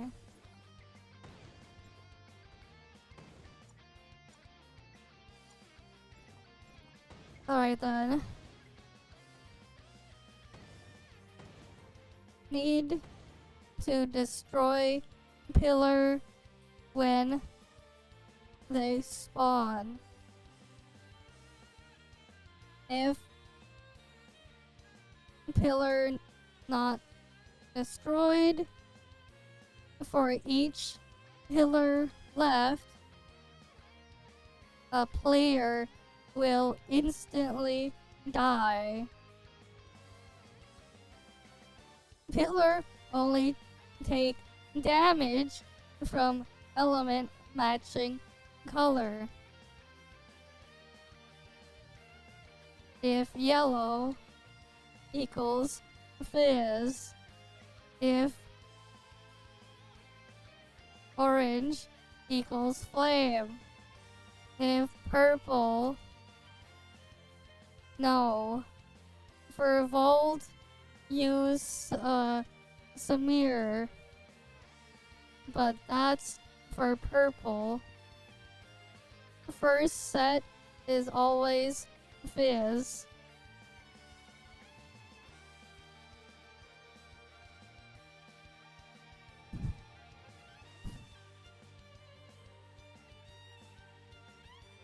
Oh wait, it is? They changed it? It's been a year. Oh.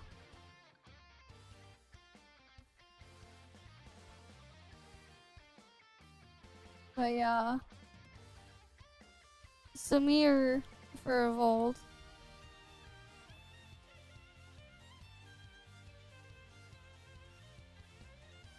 Samir for Vault.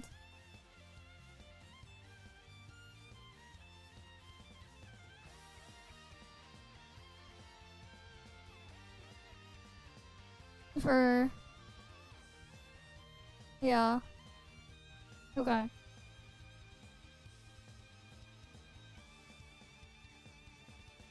Right. Pillar. Only...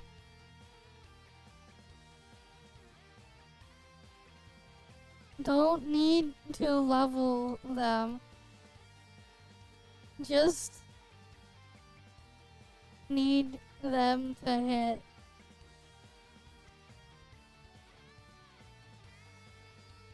Isn't much of an increase.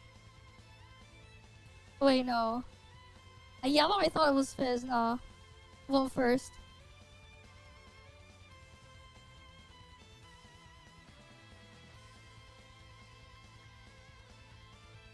Volt use Samir. Frost can use Hilda.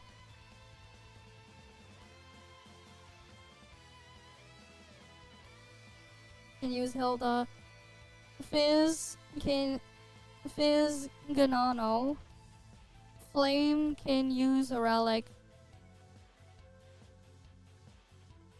Type 5 mech relic flame. Alright, they don't even need to have flame, they can just use the relic. The relic is good for flame. It's either that or carrot. Okay. Yeah. Fizz is Ganano. Ideal to use Fizz for Ganano for Fizz.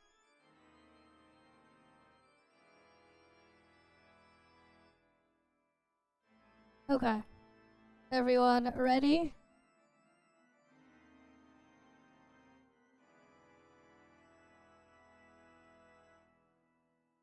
Like if you're on pillar duty, have the type 5 relic thing, everyone has Ganano. Ganano was literally given for free. Everyone should have it. Alright then.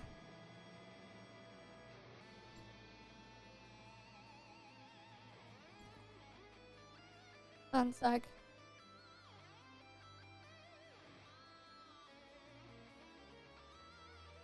If not tank or healer, use Ganano plus Samir plus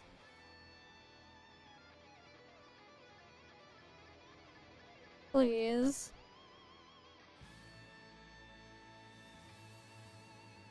Also use type 5 mech as one of your 2 relics.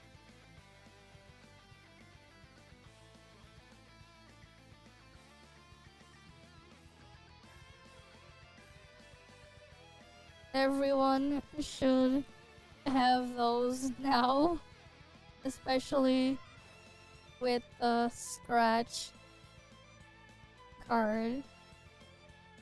Everyone should have those.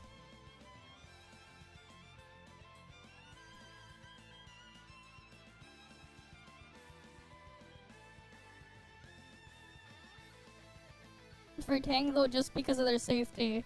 It'd be good if they just have Ganano just for the shield.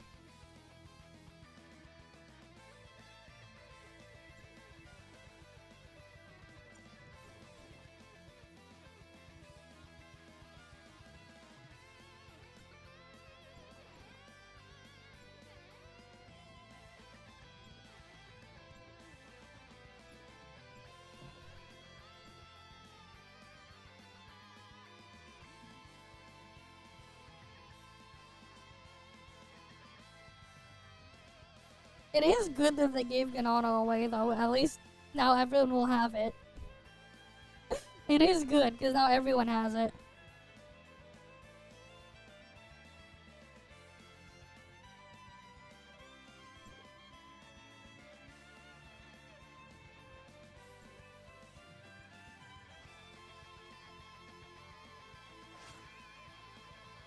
Bestie should go on the tank anyways.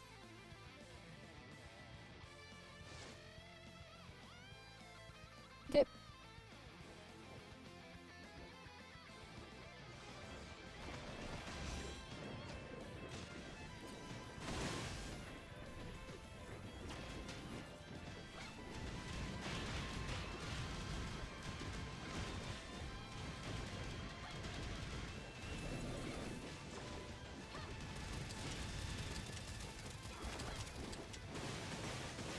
Now destroy the pillars.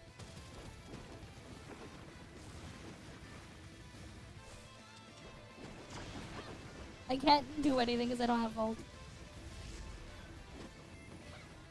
If they have Ganano, the thing is as well with Ganano. There we go, we're safe.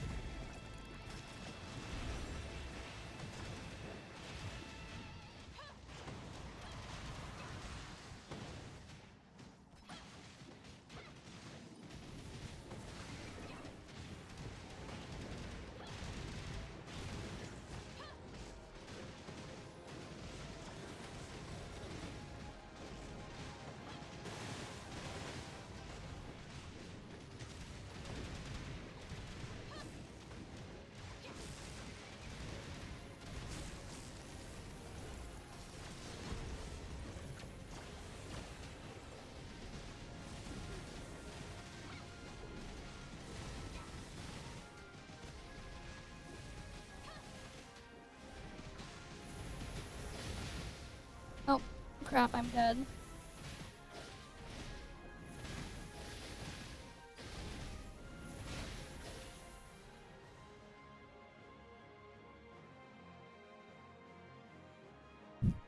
Yeah, when Warning pops up, I guess hit the switch from boss to the clone.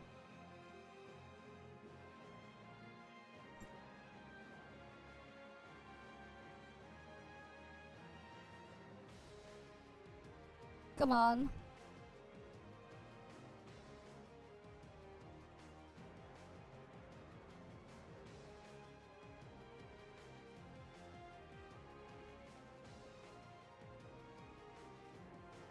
Hit clone with its weakness.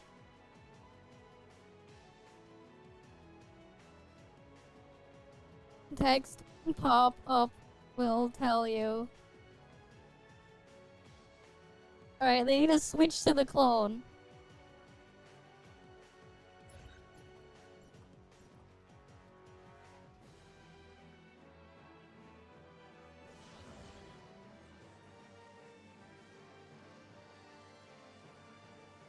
No, you can kill the clone. You have to get rid of the clone.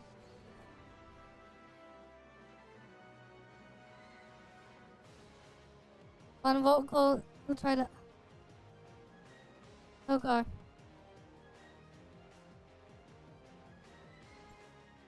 Because we're freaking dying from the AoE.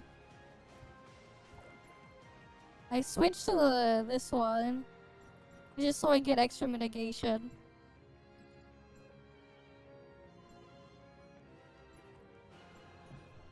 You can kill the clone.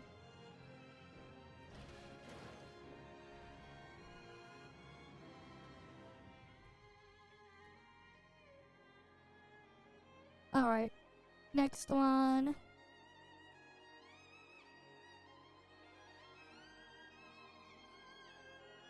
After we get this and final trial done, we'll look at the NTE thing.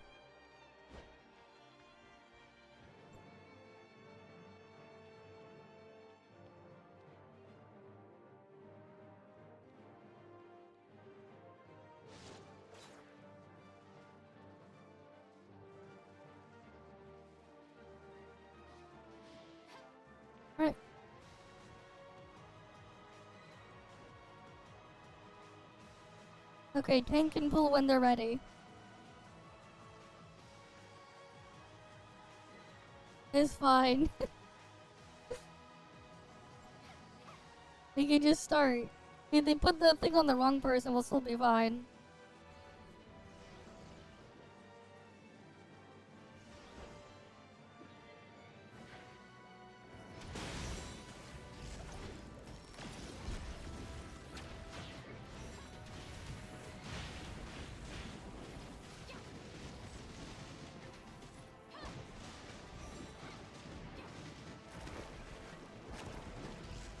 Alright. Pillars need to get destroyed. Samir. We got people using Samir.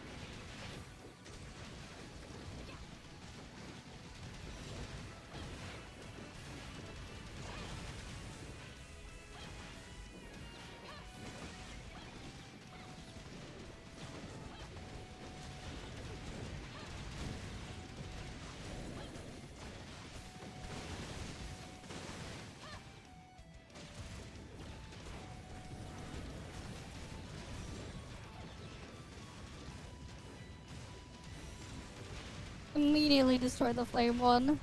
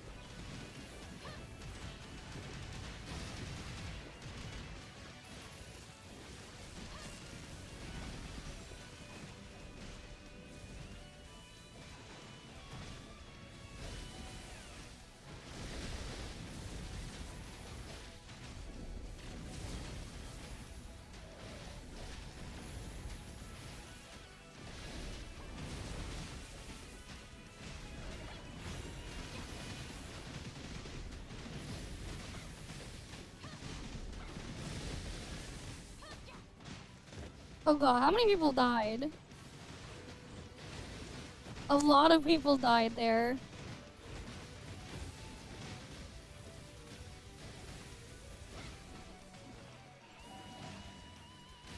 Okay, I got an idea.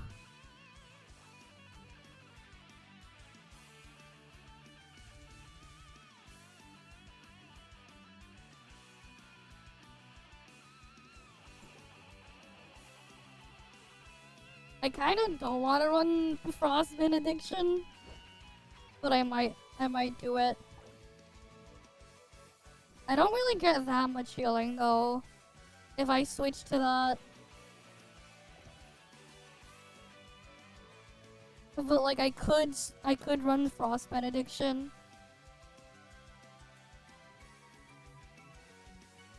Alright, the main guy can fix his setup. Oh, what the fuck is composite bow doing? Okay. Well, now he can fix it.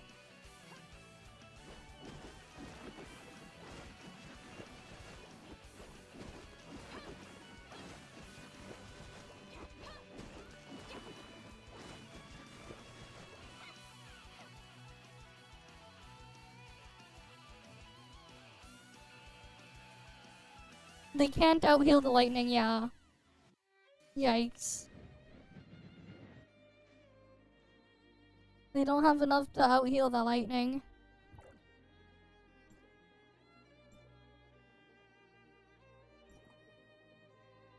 I could probably just swap out Void Piercer for Fiona though. I could.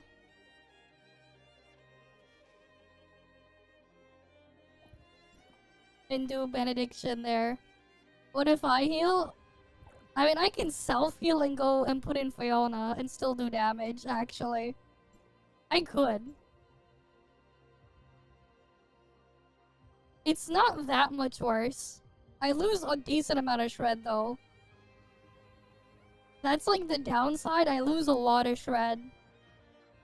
Which in this, I would lose like 20-30% damage. But I could put in Benediction Fiona. It would have been nicer if the Volt guy was with Meryl was the tank though. Just because then I would get the shred there.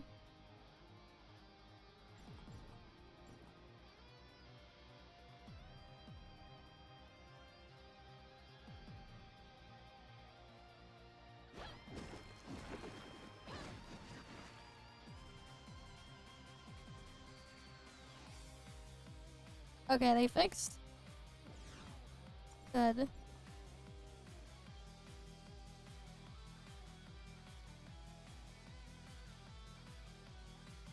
Everyone ready?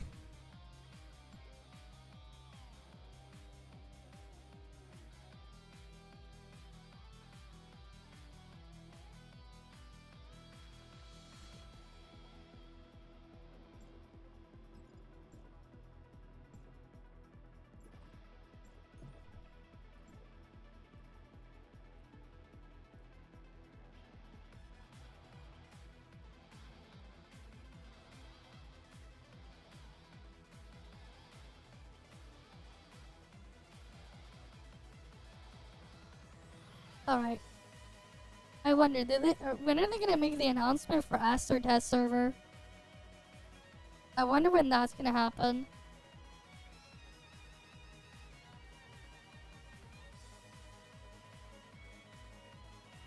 I'm gonna guess either next week or the week after.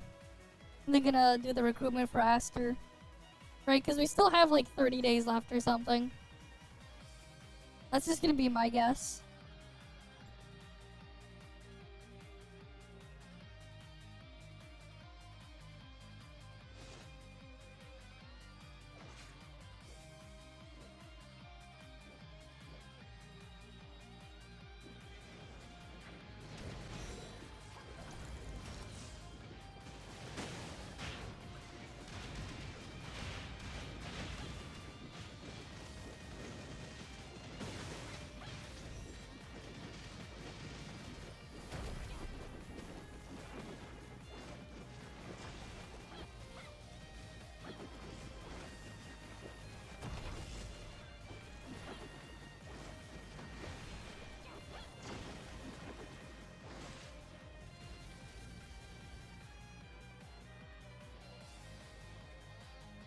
Okay, everyone has to spread out and go out of the thing.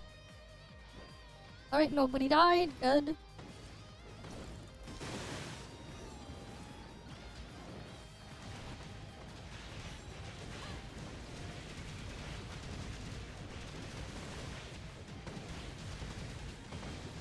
Right, that's what we like to see.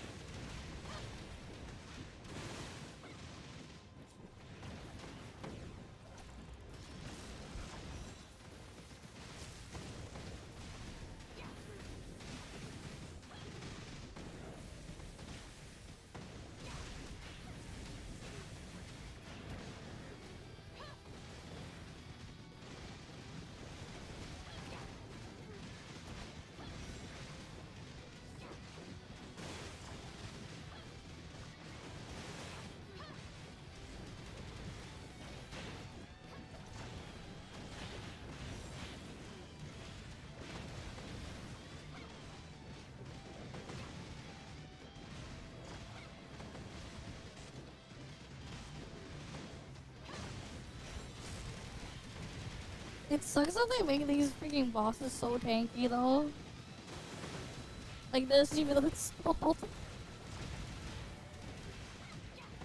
When you're trying to do it like some randoms.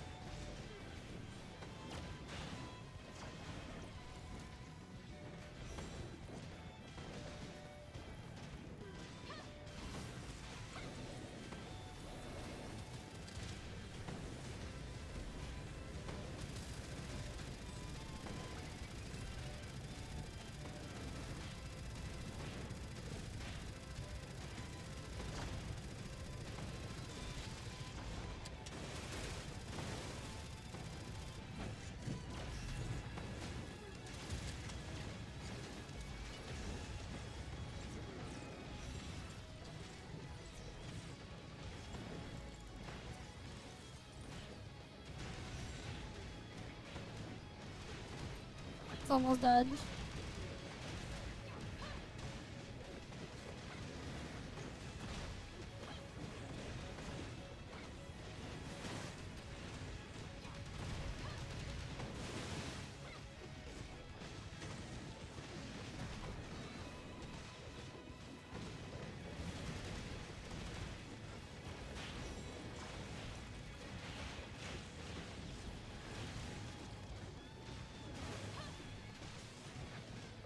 What do you mean they come on?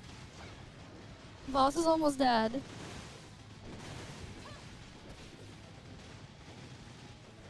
It's like these people aren't gonna do enough damage anyways. We need the mechanics. Alright, Volt time. After this set of mechanics is dead.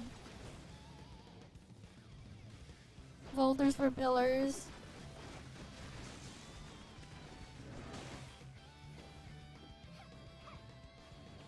Can we just get out of the middle?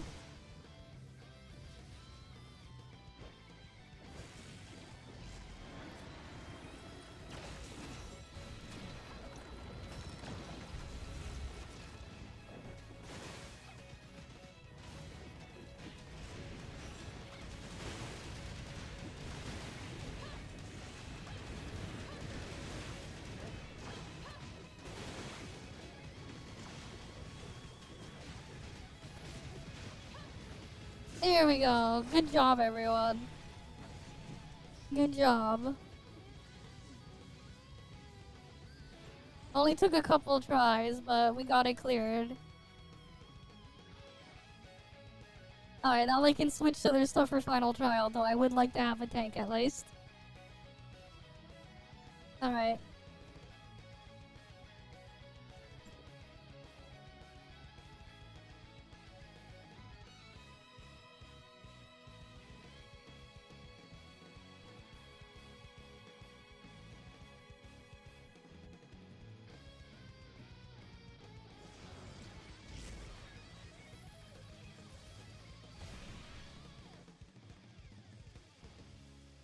At least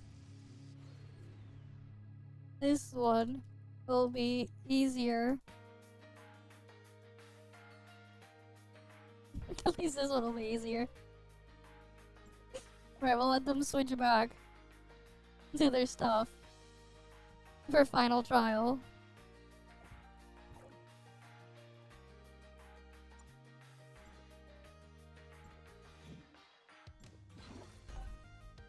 Nice, I got a little bit more crit.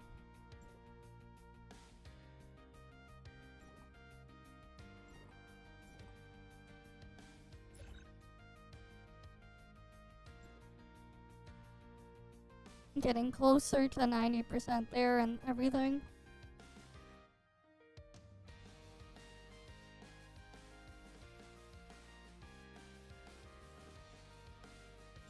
Oh, we'll just get one more for final trial.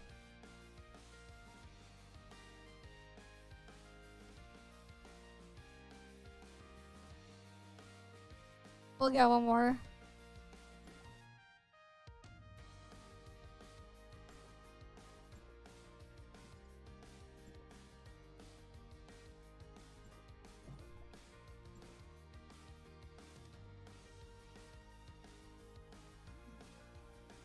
Right, because at least final trial is the easier part.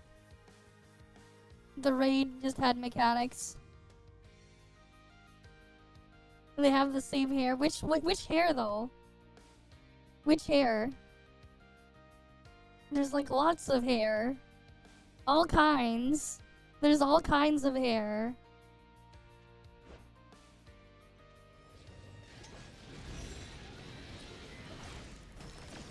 I forgot to fix my relic, but whatever.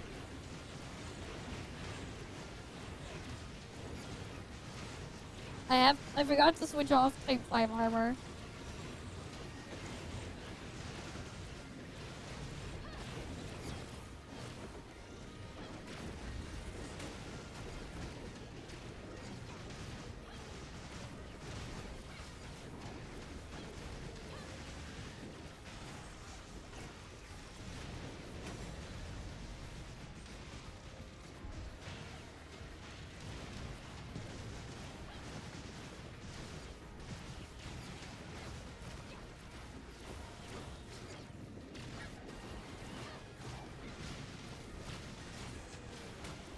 I'm kinda busy right now. I'll look at it later.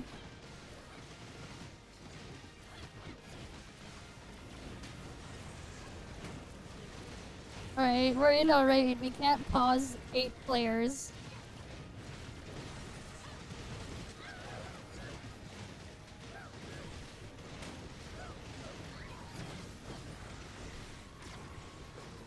Alright, now it's Rudolph's turn.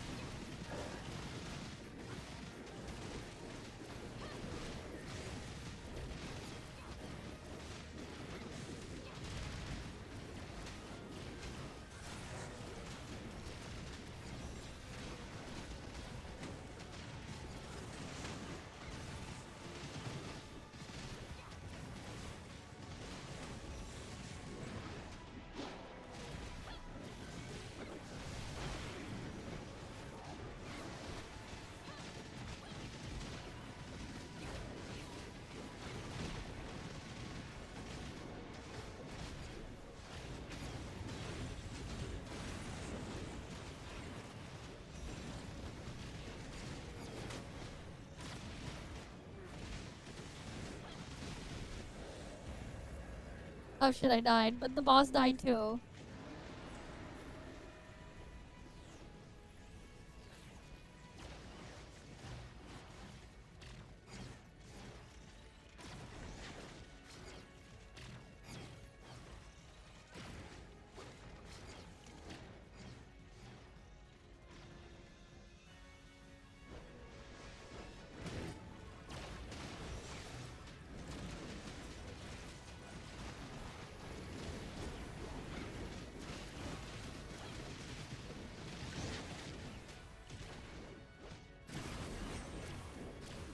Alright.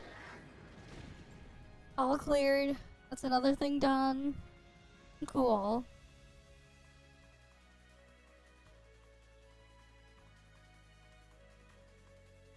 Alright, that's another thing off the list.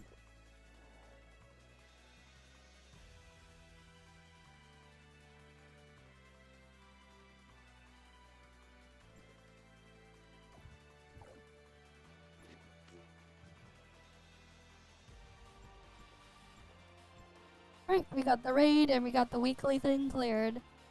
All is good.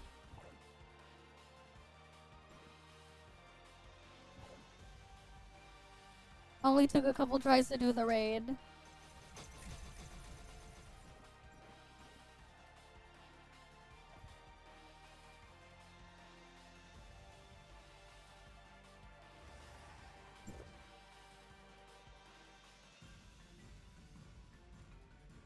Okay.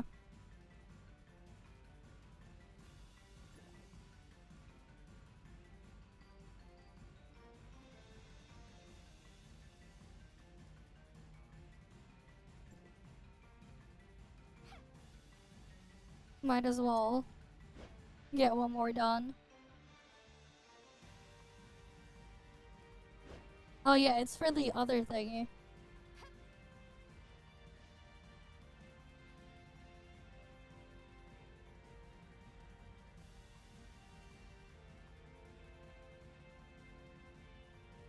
Oh yeah, because some of us might have it for the board. The mission board. I forgot about that. I think my ult had it. Needed to do it like twice.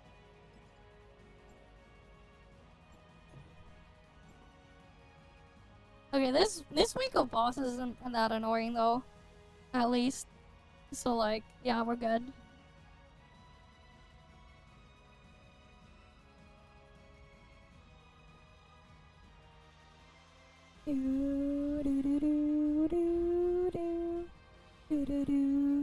Hi Fabex.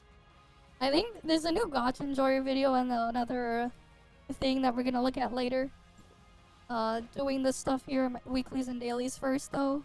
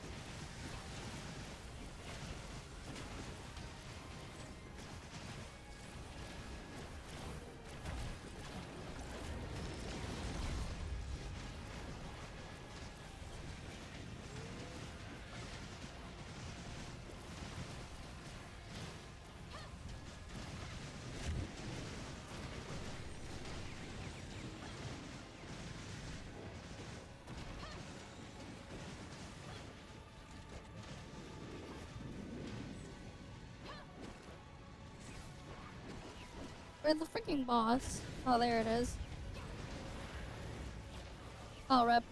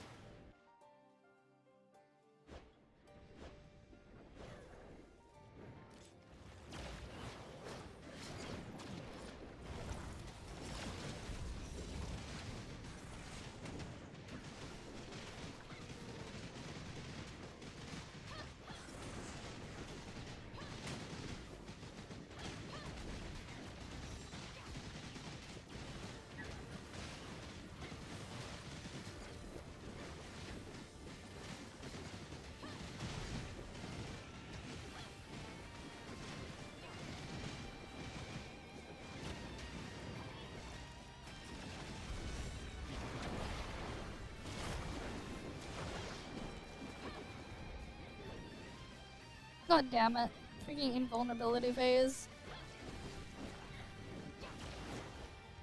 This boss sucks because the freaking invulnerability phase.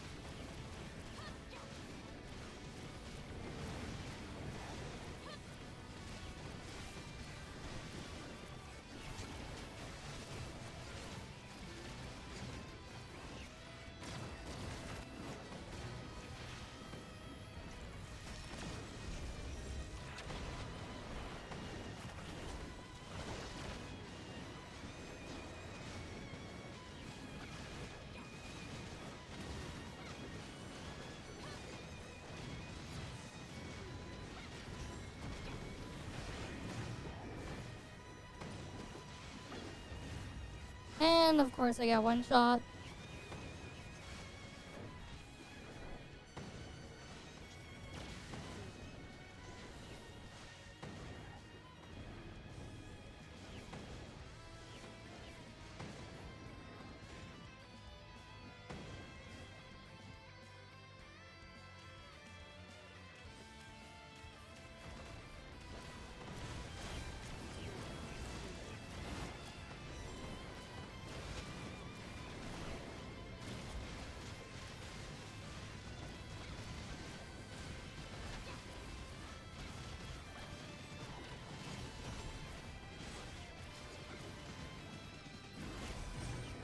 There we go.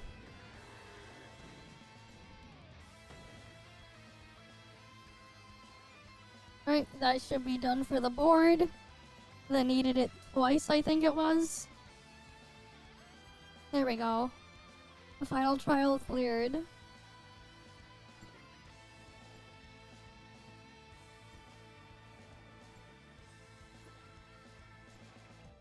Oh no, it was over here that needed it twice.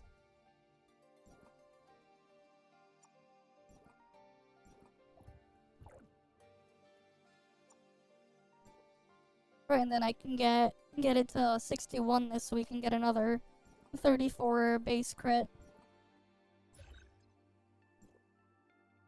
Getting closer and closer to 90% crit rate there.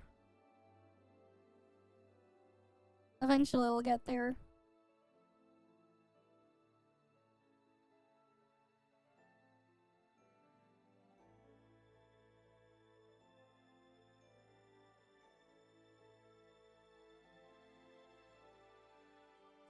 Now I gotta do my dailies.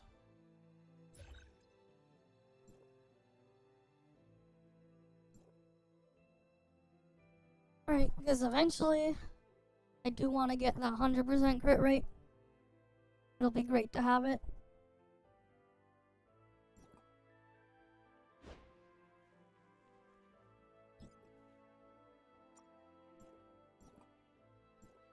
If I had all this at the cap of 14, I'd probably get like...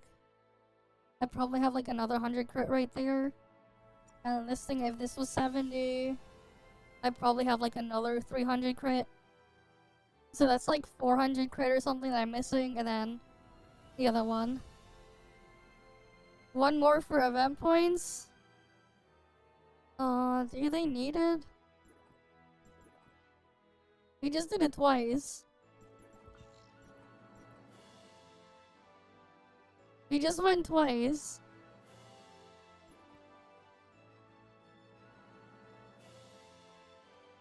We just went to twice. That was the second one.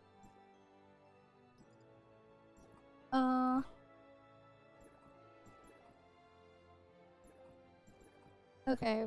Well, what else do we need here? I need to get my dailies done. Oh, I have a Maroya racing. Okay, that's Queen Zeno, 1,000 credits, 700 Vitality, Apex League, Evolution Frontier, Onions.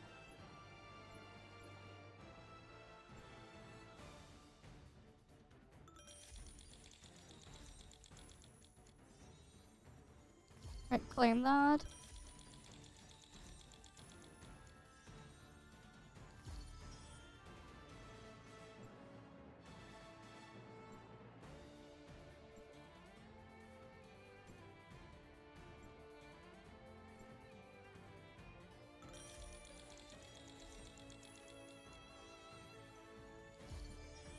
Right, claim those shards.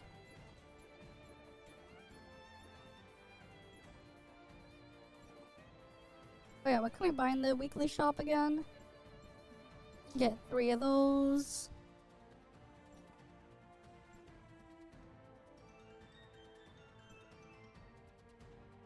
Oh yeah, we'll have to like get this thing done at some point as well. They arrived a little late. Oh.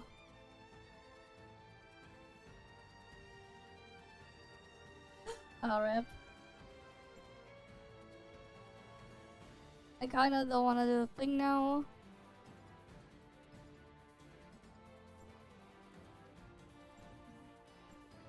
Whatever, we'll just leave it like this.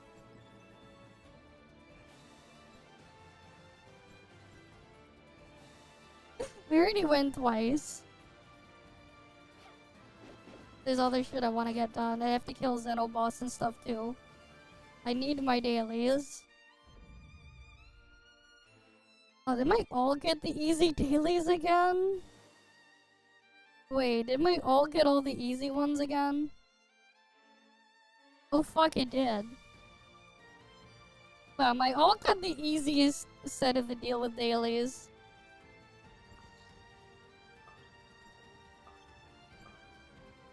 Alright, let me go kill the things on my main.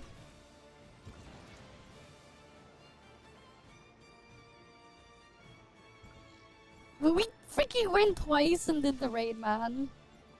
I don't want to do another one. I have to get my shit done. I have things I need to get done too.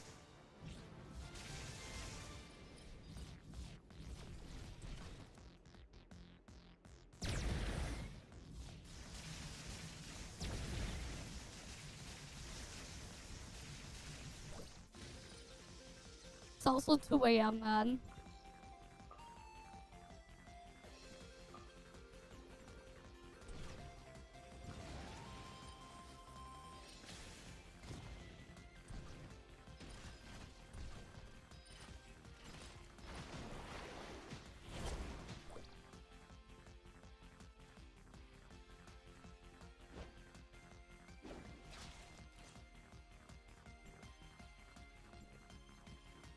It's also like just trying to get like the last person in at 2 AM is not gonna be as easy because it's fucking 2 AM. Right? Like I get it. It's just it's 2 AM. Trying to get the full party is gonna take a while to fill. If this was like earlier, it'd be a lot easier, but it's like 2 AM, man. Good luck filling the party at 2 AM here.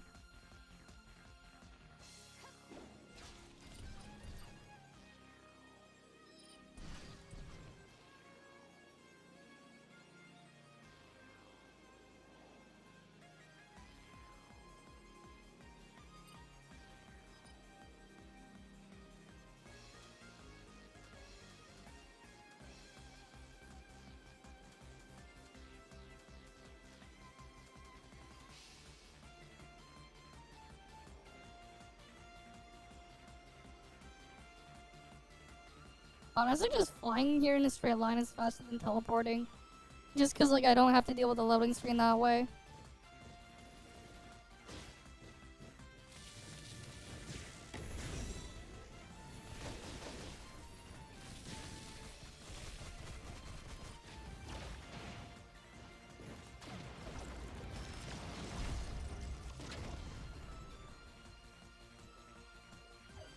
That's Kylo Daily's done.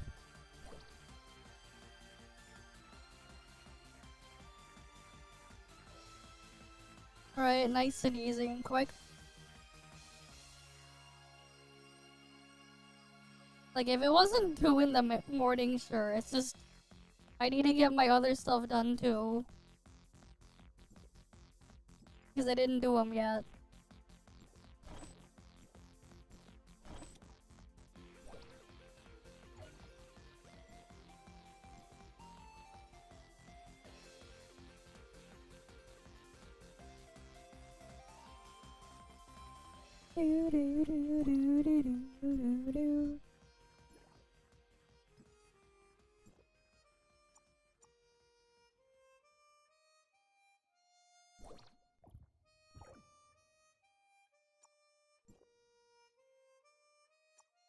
Yeah, I'll probably use them on network keys.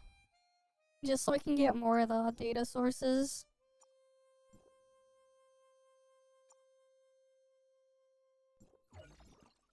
It feels bad to have to do it, but I'm gonna have to.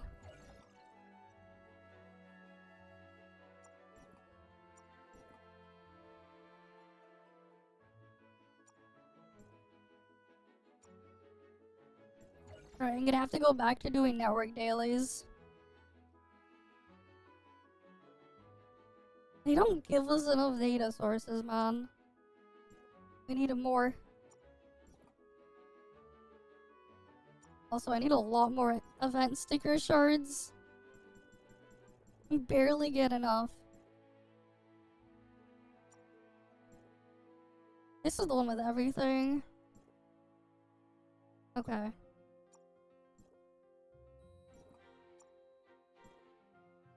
Yeah, that's the planet one.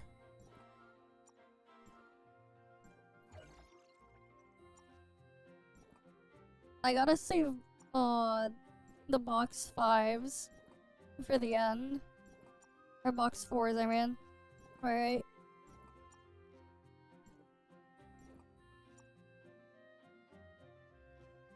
Right, we're basically forced into them, man. It's way too scarce. It was always scarce. But it's worse now. You know what I'm getting from fucking Indoor Zone? I'm getting ores from Indoor Zone, man. I'm getting ores from Indoor Zone. Because, like, Exploration Indoor Zone is 100% complete. I'm getting ores.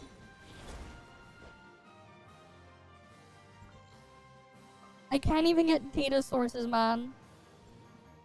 At least Domain 9 will give you the freaking thing. After you cap out.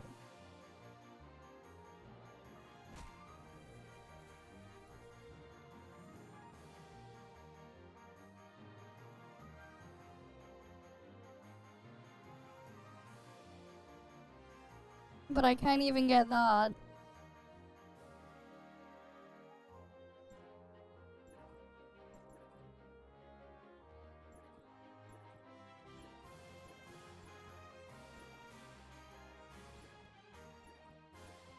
Oh, I have to do 2 raids on challenging difficulty, damn.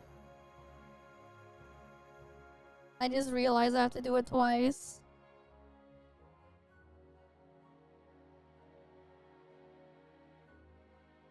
Actually, I wonder if the easier difficulty will count. Like it counted before.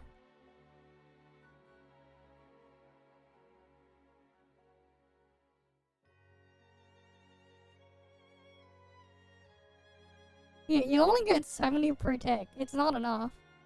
And like, we dumped so much of them, like, really quickly as well.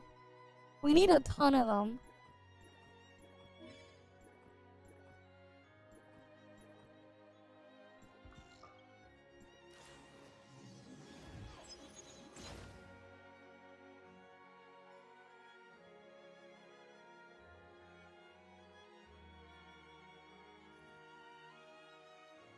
Okay, my ult doesn't need a specific world boss this week.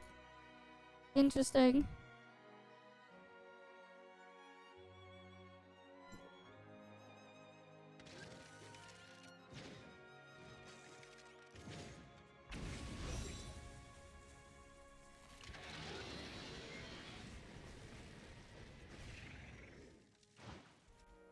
I'm gonna get my ult to spawn in first.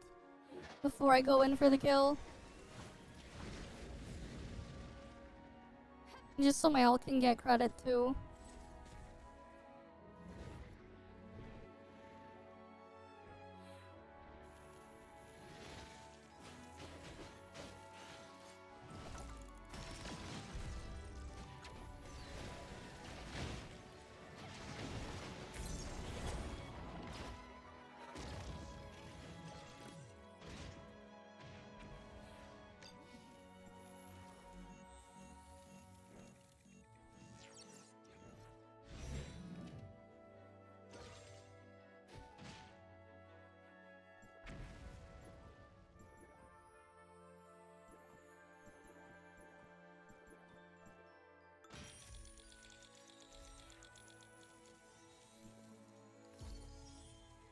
No, I don't need that.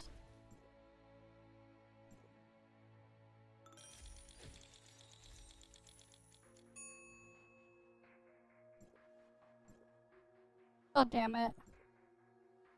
I'll keep that thing though.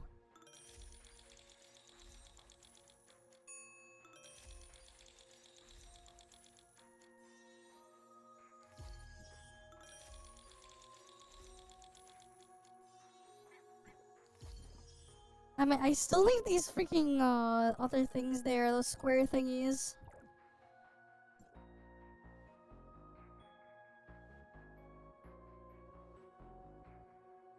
At least almost finished with crew weeklies. It's nice how like easy they made them now. It is quite nice.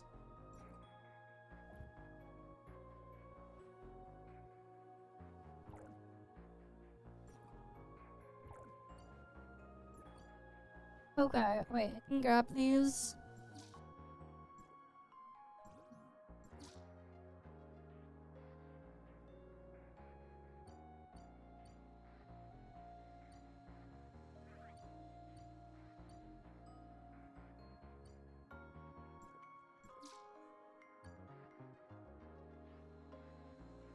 Alright, what boss do I want to target? Apophis. We'll farm Apophis for Dream Machines. Yeah, I'm basically changing which world boss I farm based on, like, which accessory can I go after. So in this case, it's Apophis. That's the only one in Asperia I do not have.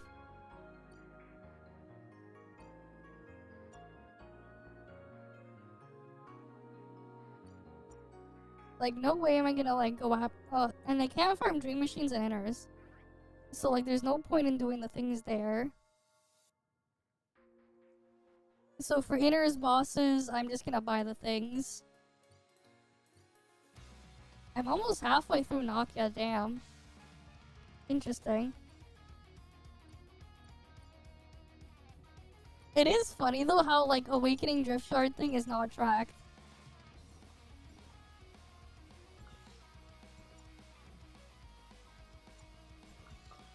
Okay, Apophis is alive right now. That means I can go kill it.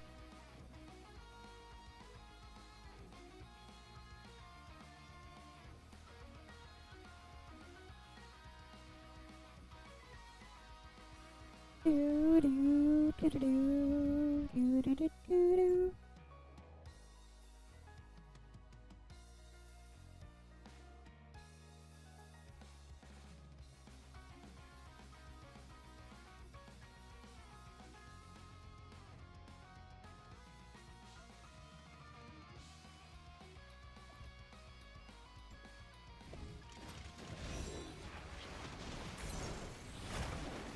Here, come get your chest. Free chest.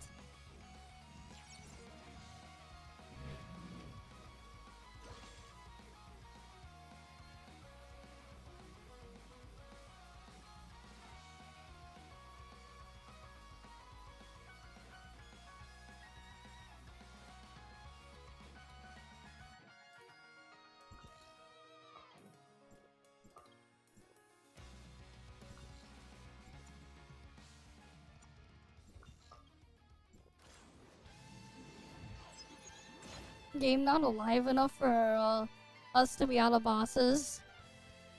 I'll just keep killing Apophis. I'll just keep spamming it first for now.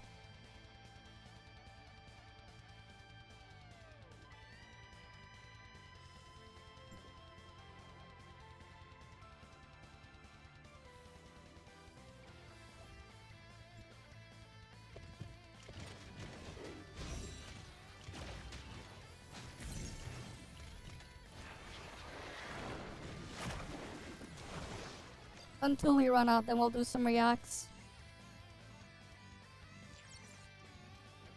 I need me some Dream Machines too, after all. And this way I can farm some shards at the same time. Oh, my alt got its first Dream Machine to spawn.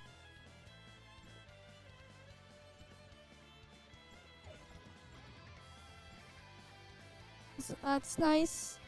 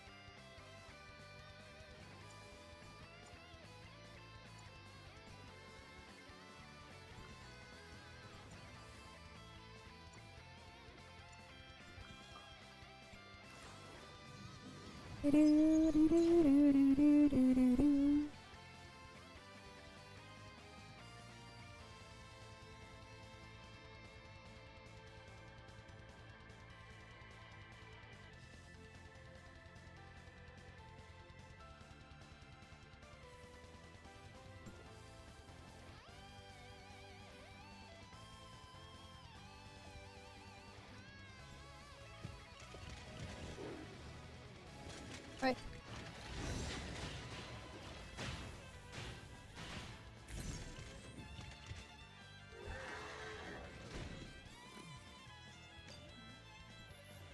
Come get your next chest. Here we go. There's my first dream machine.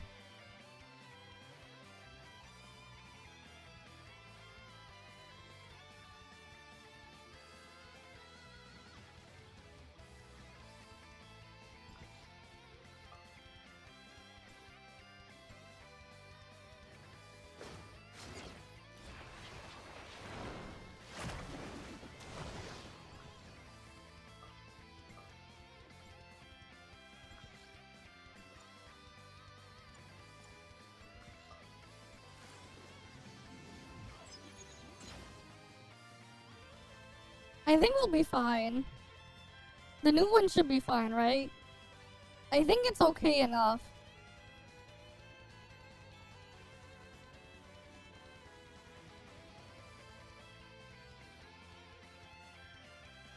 I think it's okay enough.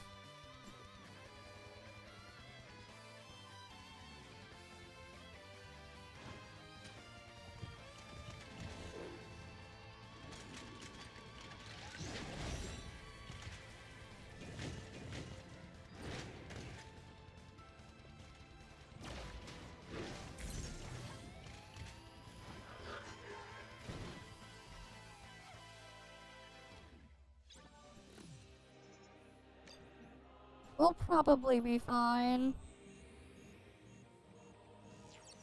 If it's safe enough for YouTube, I'll be fine. It's not age restricted, right? As long as it's not age restricted and it's safe enough for YouTube, I'll be fine.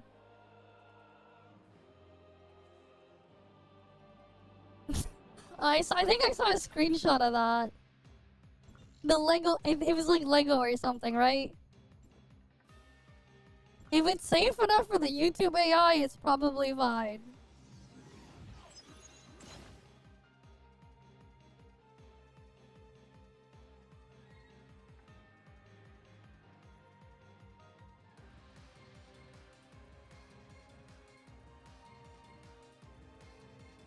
Right, if it's safe enough for that, that's probably fine.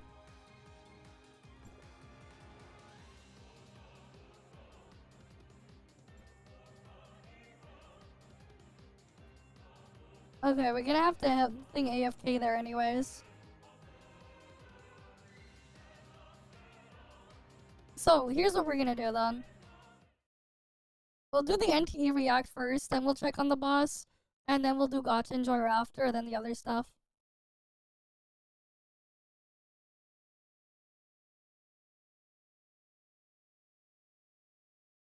Okay.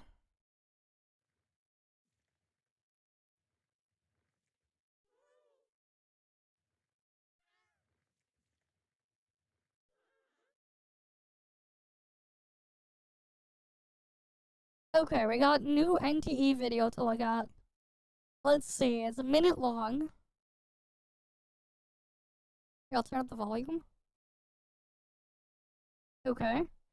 Heathero new visual update. That would be a bit loud. Okay. I'm gonna guess this was like on Bilibili or something. Before, after. Ah, the graphics update here. They changed the lighting and stuff, I assume. Yep. Very nice.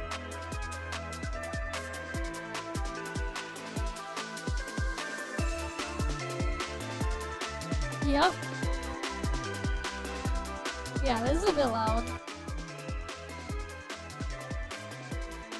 I'm guessing it's just like, yeah, because now they have ray tracing and stuff. Instead of just lumen.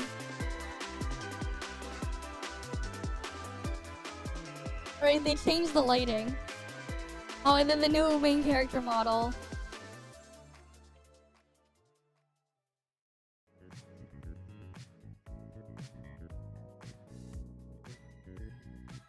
Yeah, that was from that's from the Bilibili, right?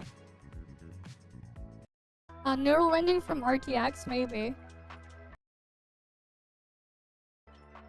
Well, let's see if we can get like a good enough like close-up thing. Wait. Oh, here we go. Yeah, it might be the neural rendering stuff, maybe. They changed the protect to look less bland, yeah. But yeah, you can see the lighting difference.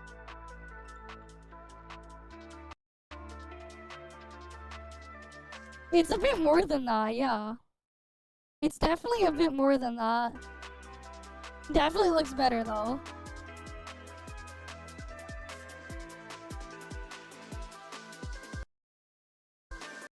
Oh, they look at that here. They changed it just from being grass, right? Like before, you have grass and a few flowers here, but like look at it now. What a change there. It's not just only grass anymore there. That's a different car though. That is for sure a different car.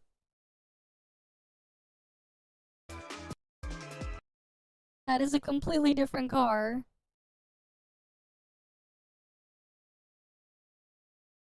You can obviously tell. They didn't exactly use the exact same angle. I think it's fine. No, because like there are some anime out there that do have some things look a bit more realistic. It feels more like Roger Rabbit. I think it depends. I think it depends, man. It depends, because I have seen some anime where they actually have some like super hyper realistic detailed in some backgrounds uh at times. Like they look more out of place in this. I think it still looks fine. It's just the lighting difference changed. Some of the other stuff still like, you know, the models still work in there. It's just that like the lighting's a bit more realism, yeah. Yeah, they need a bit more lighting work on that then. Yeah, it's fine, I think. Definitely improvement from before.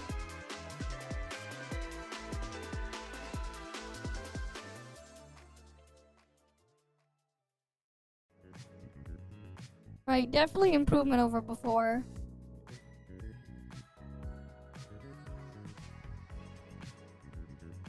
But yeah.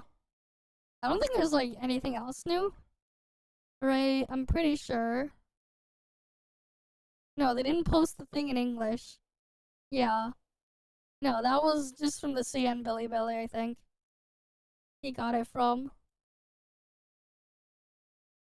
Right, this is definitely from that. Alright, the comments here, can't wait to play it. Suddenly stops looking like Genshin because of more detail. The glazing continues. Wow, Nissan GTR 34, yeah. Ananta can't steal this because they got no official stop date. What the fuck? Nice beam there. Okay. But yeah, they were like talking about this scene specifically. Yeah, it's like this because it's not just grass anymore. That's why. I guess they're too fixated on the grass. There's more in there now. Is this just by pressing medium setting into ultra setting? I don't know. No, I don't think so. I don't think so, man. Will there also be increase in spec requirements? We'll see. You'll probably be fine if you're on a new enough NVIDIA card that has DLSS and stuff. If you're on an AMD card or something, maybe not. Looks like Genshin with Minecraft mods. Oh boy. Oh, it was incredibly laggy. I mean, that's... Yeah, stop playing on it's 2025. Stop playing on potato devices. At some point, they will need to upgrade some of the potato devices, especially when, like, AV1 video playback is forced on everyone. They gave the white-haired girl a haircut. That's a downgrade. She was cuter before. New MC? You have to see the male one. Okay. Looks great. Okay. Sure. Oh, there we go. Alright, there we go.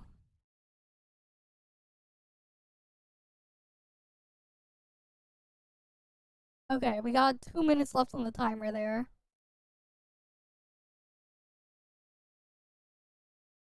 You know, let's quickly look at the Gacha Enjoyer one. Wait, that's 5 minutes long. We'll wait for the boss first. I'll kill the boss first, and we'll do Gacha Enjoyer.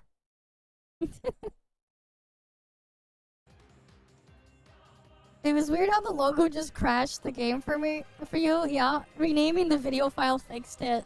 Yeah. Well, as long as it works, right? If it works, it works. That's what matters. If it works, it works. But yeah, that is a weird bug. Honestly, things would be a lot nicer and smoother if we could just not use Windows. There's like a couple of things that still force me to use Windows that I need in my in the day-to-day. Becoming anime TV series? Man, I don't know, maybe. I'm assuming this is $15. Is this even worth it for $15? This is like... I don't know. Is this even... Actually, you know what? This one's not really worth. The first Kylo surprise pack was worth. This one, not so much. Like, look at it. Yeah, this is only a 10 pull plus 500 Dark Crystal. Right, this is 13 pulls. Yeah, this is not good value, man. It's like so much of that, which was not great anyways. And like, then there's like, thing. Right. It's literally like same value as the freaking 10 pull thing. It's literally about the same value as buying these. Not worth it. Like, yeah, there's these extra mats, but like, these aren't even worth anything anymore. I literally have thousands of these. And then I have boxes to select even more. Yeah, this one we don't get that one. That's not worth it. This one's not worth it either, because it's only 60 for $100. Some of these packs are just Pepega. No, the surprise gift pack one, from a week ago was okay. It was just okay, but this one is bad. This one is just not good. This is basically the same thing as just me grabbing this thing. And then the freaking weekend pack is way better value. Right? The weekend pack that gives 8 pulls for like, for 520 Tanium? That's a lot better. Right? Because it's just the same price as this thing. Like, it's not worth it. It's only slightly better than the other thing. And the thing is, like, with whale bait, with some of the things, it's like, what are we even whaling on, man?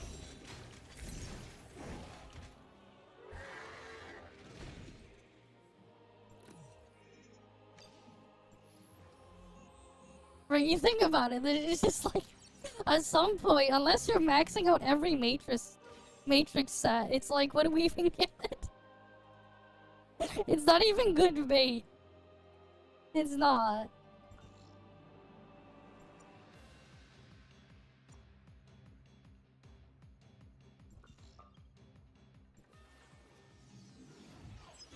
Damn it, 12 minutes for the next up office. That's unfortunate. So someone else is killing the up office as well. Someone else is killing them now. Alright, let's go look at Gacha Enjoyer. They're insecure about their own anniversary. 2.4 dead on arrival. Okay. Wow, the ZZZ anniversary livestream was a big hit. Okay. However, since we are official Kuro Games You wish it didn't take forever to clean up with exploration? Yeah. There was quite a lot there, and then network map is worse. There's even more. It's gonna take a while. content creator, we are legally not allowed to say positive things about Hoyover's Damn. games, as per the contract. So how is this related to Wuthering Waves at all? Gotta love the Paw Patrol. Wait.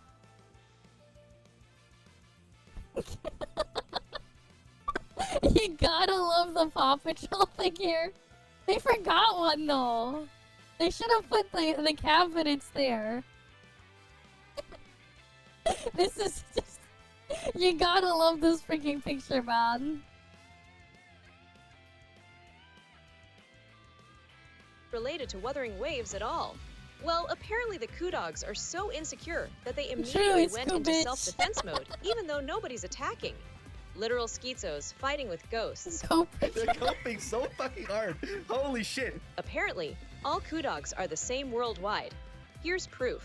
What is the CN reception for ZZZ stream? It should be pretty good. Yep. No negativity whatsoever. Okay. Everyone's happy about it. I think you check Wuwa recent comment, right? There's PvP. Of course the drama's on this side. And apparently the drama's on Wuwa's side. Now you know. The Wuthering Waves community even invaded the ZZ community to beg for mercy and asking for peace. When the community literally doesn't know what the fuck the Kudogs are talking about. Exactly. Nobody's attacking, and yet they assume they will get attacked. A prime example of a victim mentality. Yep. Let us get this clear. You beg for mercy only when others invade you. You don't go into others' land, and then beg for mercy. You're going to someone else's place to beg for mercy. When literally no one cares about you. What is this pathetic cucklord behavior? The community is also posting this random image of a mascot. After a thorough investigation. Yeah, I don't understand why this shit is being spammed everywhere. I don't get it. Why are they spamming this picture here? Like, I really don't get it. Why? It doesn't even look like it's anything special. It looks kind of weird. We found that the Wuthering Waves community With the arm proportions here. Like, the arms look really weird and off. Right, like, it just looks really weird and off. They're trying, but like, nah. This is is trying hard to force this to become a meme by spamming the image. I'm sorry to say, but this is a failed campaign, and literally nobody knows or cares. And the only people that will get this is the tiny Wuwa community. Yep. Stop it. Get some help. Is the Wuthering Waves anniversary so dry that the community is trying to force content? Yes. This perfectly brings me to the next point. Hiding insecurities behind a failed meme campaign. Out of all things, is this their way of coping in this anniversary content drought? Shut the fuck up! Shut the fuck up! Shut up! It is like they have nothing else to grasp on. Yeah, their event and thus sucks. desperately cling to their latest Not so-called surprised. brain rot. Because that is all the Wuthering Waves community have for their anniversary. At this point, might as well just use the old trusty passport armor, because more people will Passport armor. Nice, the passport armor. understand the meme. It is also stronger than the whore mascot, since it can withstand jet fuel and explosions. It can withstand jet fuel and explosions. Moving on, this informative post about the ZZZ anniversary is heavily infested with rabid Kudogs on the attack. Oh boy. And apparently, these drama-loving species also exist in the Chinese community too. Why are the angry Wuwa players even in this thread? It's a ZZZ thread, bro. Exactly. Why do they even click in if they don't care? That's a better question. Yep. For the next section, we shall invite our favorite Gacha analyst to study both the global and This freaking Lego. This Lego contraption, man. This is what Lego was made for, right? This is what the Lego stuff was made for. The Lego Technic stuff, this is what it was made for. and Chinese Kudogs community. Oh shit, 1K comments. Let's see. How many molding Kudogs in the comments, guys? Time for molding Kudog. Hoyo can do no wrong even when the rewards are worse. Do WUA players actually think that rewards are worse, bro? That shit is terrible for a 2.0 update. It's supposed to feel like a new game. But the only thing they are bragging about is the rewards being better than WUA Anniversary.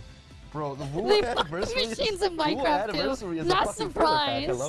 Redstone goes hard, man. Rewards are literally the same as WUA. Laugh my ass off. What are these comments? The only thing different is the Redstone goes hard. Are these people really delusional and think that's the same as WUA? The anniversary reward weren't just 10 standard pulls. It was 57 limited pulls. Oh Where boy. the fuck are they getting 57? Yeah, where are they getting 57? They counting the entire patch? Probably. Back it again. There were 57 free pulls, by the way. Yeah, where are they from? I thought they just showed login or whatever. 57? How are they getting 57 anyway? Version 2.3. Oh, of course. They have to do this bullshit. They gotta do this bullshit to pull it out of their ass. Asteroid summary. The apology statement, plus 20, is being counted as well. The apology is being counted. The store redemption is being counted. The 7 from store... They're counting the fucking store redemption. The freaking other thing. The freaking cope on these guys, man. Redemption, guys. That's where the 7 comes from, right? These WUA players actually... Are they counting the spend event too? Because they had the freaking spending market, whatever it was, that I heard people were mad about as well.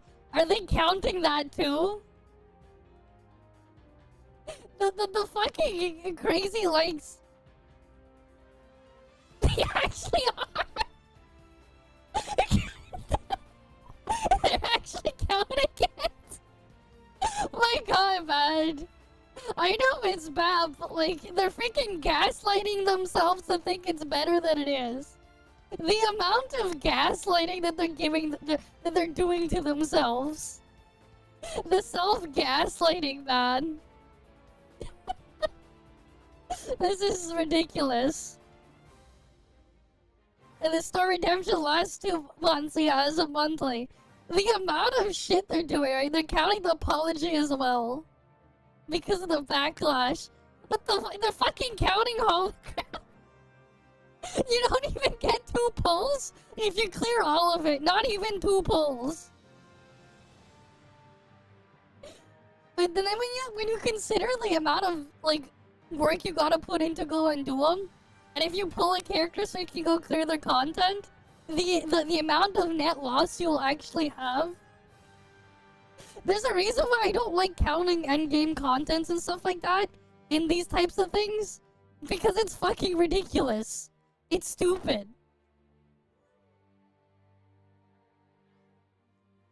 I know, if you pull one character, right? Let's say here's the thing, right? If you pull a character to clear a piece of content, right?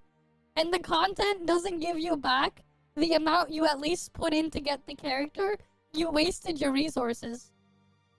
Think about it, right? If it takes you like 25,000 premium currency to do something, and you don't get that 25,000 premium currency back, you lost the amount that you lost basically everything, except for what you got back. That's a loss. That's not any gain.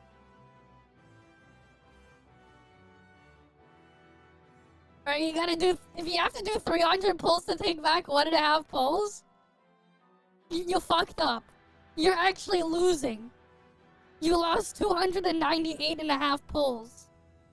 That's what it actually is. You didn't get 1.5 pulls back. You lost 298.5. Right? That's why I hate counting these types of things in there.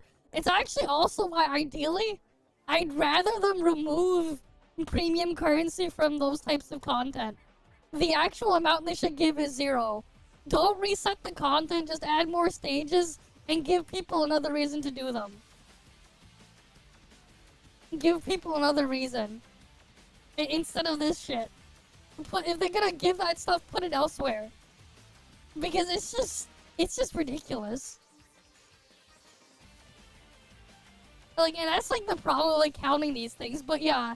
The freaking crazy amount of cope, man, that they have to go through to count all this shit is ridiculous. Store redemption, guys. That's where the 7 comes from, right? These WUA players actually believing they're getting 57 pulls for free. It's and not then they're enough, like, ZZZ exactly. only got 20 because the... And that's 80 for the 50-50. 160 is guaranteed single character copy. And then cause they have like no weapons at all that like you can use, you have to like pull their freaking signature weapon. So that's like another 80 pulls you'll need on top. Because all the freaking 4-star weapons, all the free weapons are completely worthless. The other 10 don't count. Meanwhile, they're counting all their fucking shit from compensation and withering waste and everything. It's the funniest shit. Exactly, it's the funniest shit. And then the fucking free 7 pulls that you get per patch. They're like counting everything and be like, yours don't count, but mine does. You're at 1/3 of ours. They're coping so fucking hard. Holy shit. What is the CN reception for ZZZ stream? It should be pretty good. Let's see comments. 5,000 people watching right now. Right? No PvP. The 80 pulls to get a furry from standard, yeah. Everyone's happy, right? You guys should make more skins now, and then we'll be even more motivated. People asking for advice. This is insane. This is what you call an actual 1-year anniversary. It's nice. Insane benefit. Lots of content, right? Production capacity is exploding. Yep. No negativity whatsoever. Yep. Everyone's happy about it. Usually, if there is negativity or drama, you go for like new comments and you'll see people spamming, but like it's overall positive. I think you check Wuwa recent comments, right? There's PvP. Of course there is. Look, guys, this is how much we're getting. You guys fuck off. And they have to cope after and count every single last thing. And stop. Of course, the drama's on this side. Everyone's shitting on the Wuwa's being shit on over here instead. And apparently the drama's on Wuwa's side. Now you know. It's actually fucking hilarious. This proves that the Wuthering Waves community is the most insecure. Yep. What do you think? Leave your comments below.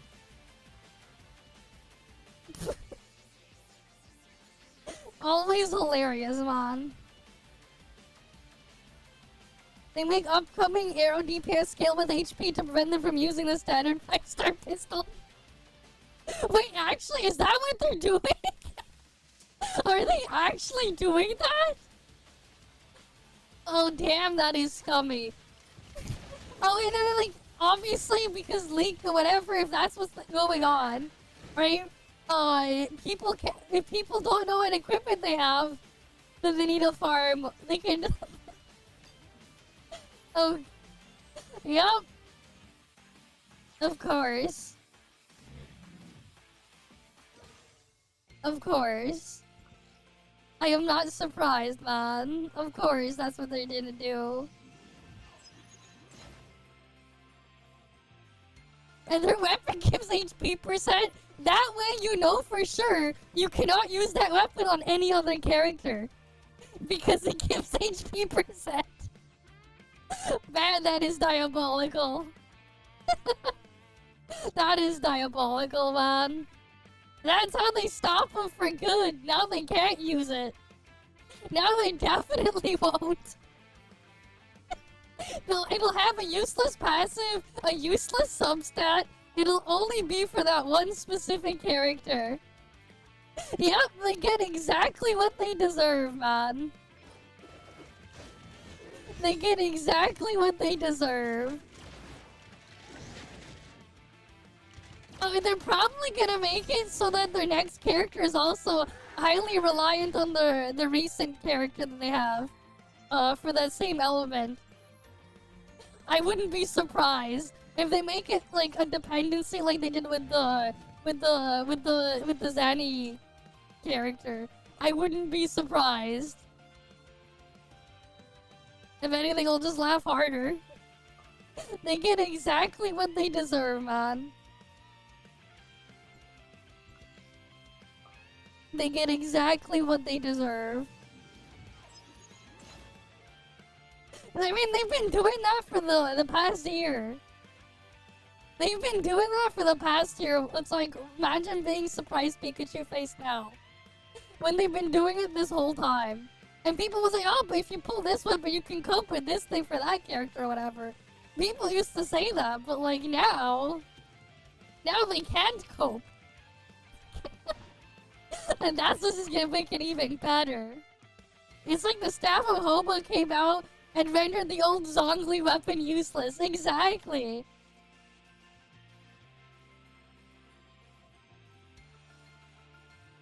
They fucked up a bit with that one, and now they're like, now we want to cash back, man. They deserve to get fucked, man. For the amount of shit they keep praising for what they do, man. They get exactly what they deserve.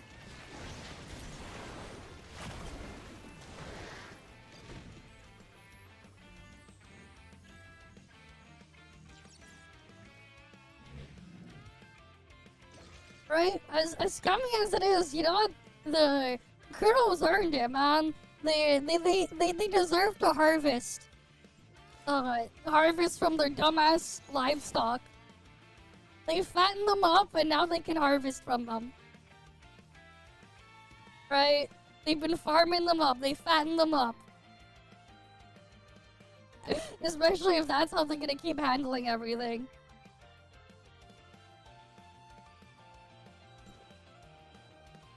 They get exactly what they deserve.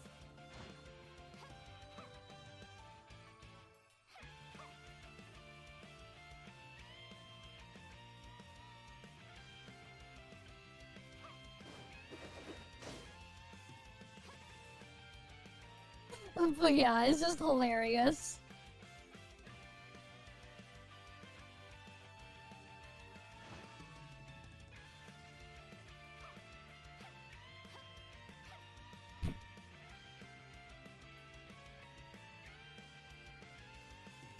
Yeah, wasted opportunity, man. I have not. I don't really look at a lot of the Reddits, man. I just look through the shit from Gacha and Enjoyer. But it's absolutely hilarious.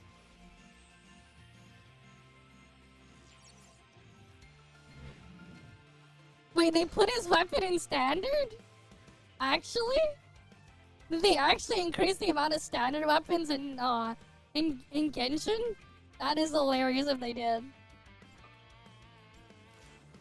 I don't pay attention to whatever goes on there. But that's hilarious if that's what they did.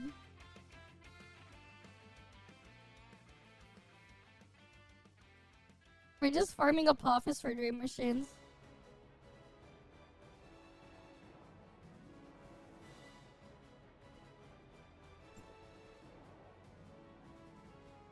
I guess we can do another react, because Apophis is dead.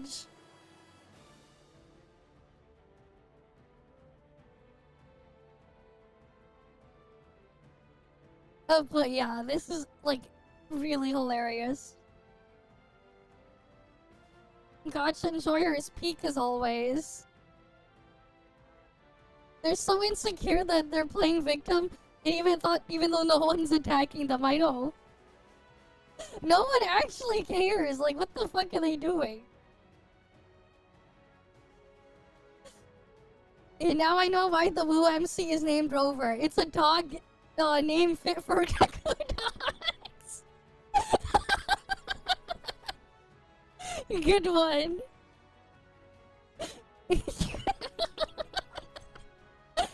That's nice, Rover.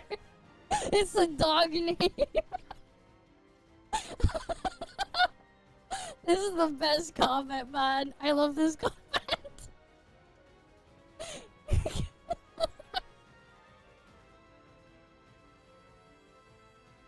That is the best. ZZZ anniversary so good it caused a civil war.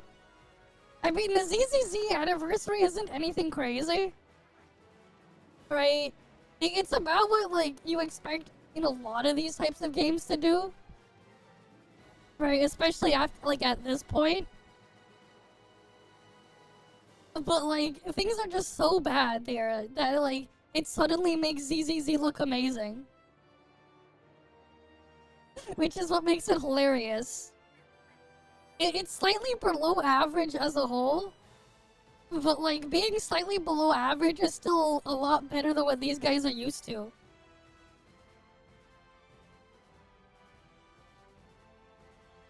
Giving more free rewards equals desperate. Giving less rewards equals greedy. Kuro does it best company ever, man. It's like, yeah, their brain is something else. They're projecting because the community would attack in the same situation. I know. That's what they're projecting. They're freaking ridiculous.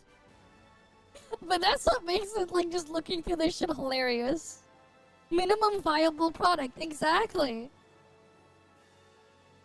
It's good for them because it's the MVP, minimum viable product.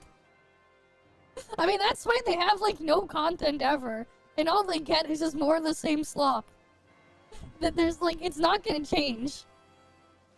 If anything, it's only going to get worse. They keep praising, like, the most ridiculous and worthless changes that they do, acting as if it's the second coming of Jesus or whatever. But in reality, it doesn't actually mean anything at all. It doesn't actually change anything.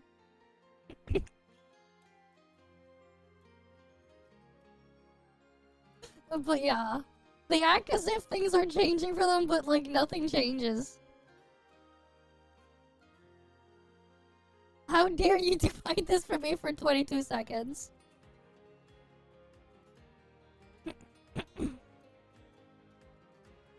This fucking guy, man. This guy is just giving him more free engagement. These guys don't realize the more they interact with this, the more it just increases the chance for YouTube to spread this around. They don't realize all engagement is good engagement on YouTube. Yep, of course. They do not put the money back. Exactly, they make a new one. I mean, that's just what happens with all these live service games. It's just that in this specific subset of live service games, it's the one where they can at times have the greatest return for the least amount of effort. And we see it all the time. Like, what the fuck are they doing with 1,500 people working at Kuro Games and this is all they can put out? Like, what the fuck are they even doing? Like, are there 1,500 employees just clones of Yandere Dev? Like, I swear, you know what, actually, I think 1,500 clones of Yandere Dev could put out more content. You know what, like, if there's 1,500 Yandere Devs, they'd probably do a better job. And, like, we all like to meme about that guy. I can't wait for Kudox to respond to this. They already got a bunch replied here. They're busy now glazing Silver Palace. Yep. They want to jump on another bandwagon. Yeah, they're almost at 1K. Yeah, they copy whatever Hoyo does, different flavor of color. It's still the same thing when you camouflage the addiction, yep. Yeah, they made a bunch of ads. They put out a bunch of ads, man. But it doesn't change anything. And here's the funny part, right? They like to go and attack the Hoyo shit or whatever, Genshin or whatever, all they want. But they don't realize that they're all, like, it's the same thing as their crap. So if they don't like that other crap, does that mean they also don't like Lua, but they don't want to admit it? They're just too busy gaslighting themselves? Right? It's like, what? They're gaslighting themselves and thinking it's better than it actually is. If it ends the service, no content. I mean, like, it's not like he's making money off of it. You can't monetize without 1,000 subs. You need at least 1,000 subs to even monetize.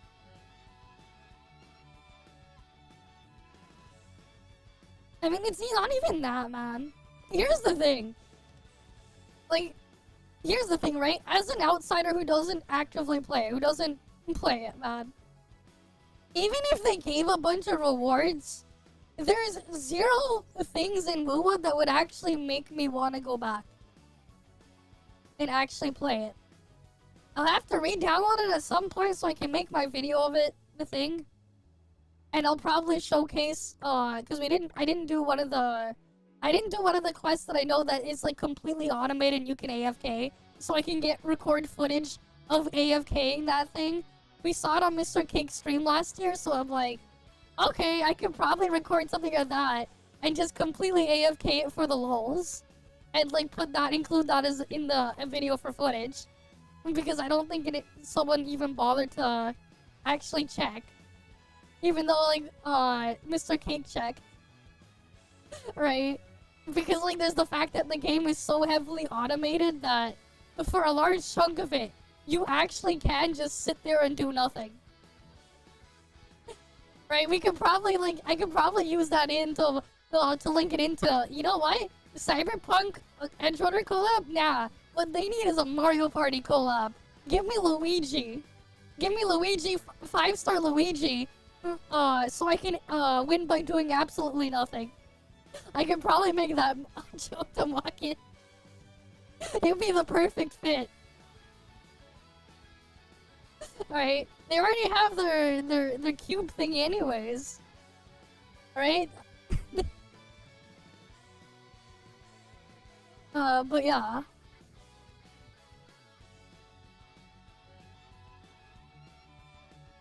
Yes, they actually thought it was they actually thought, man.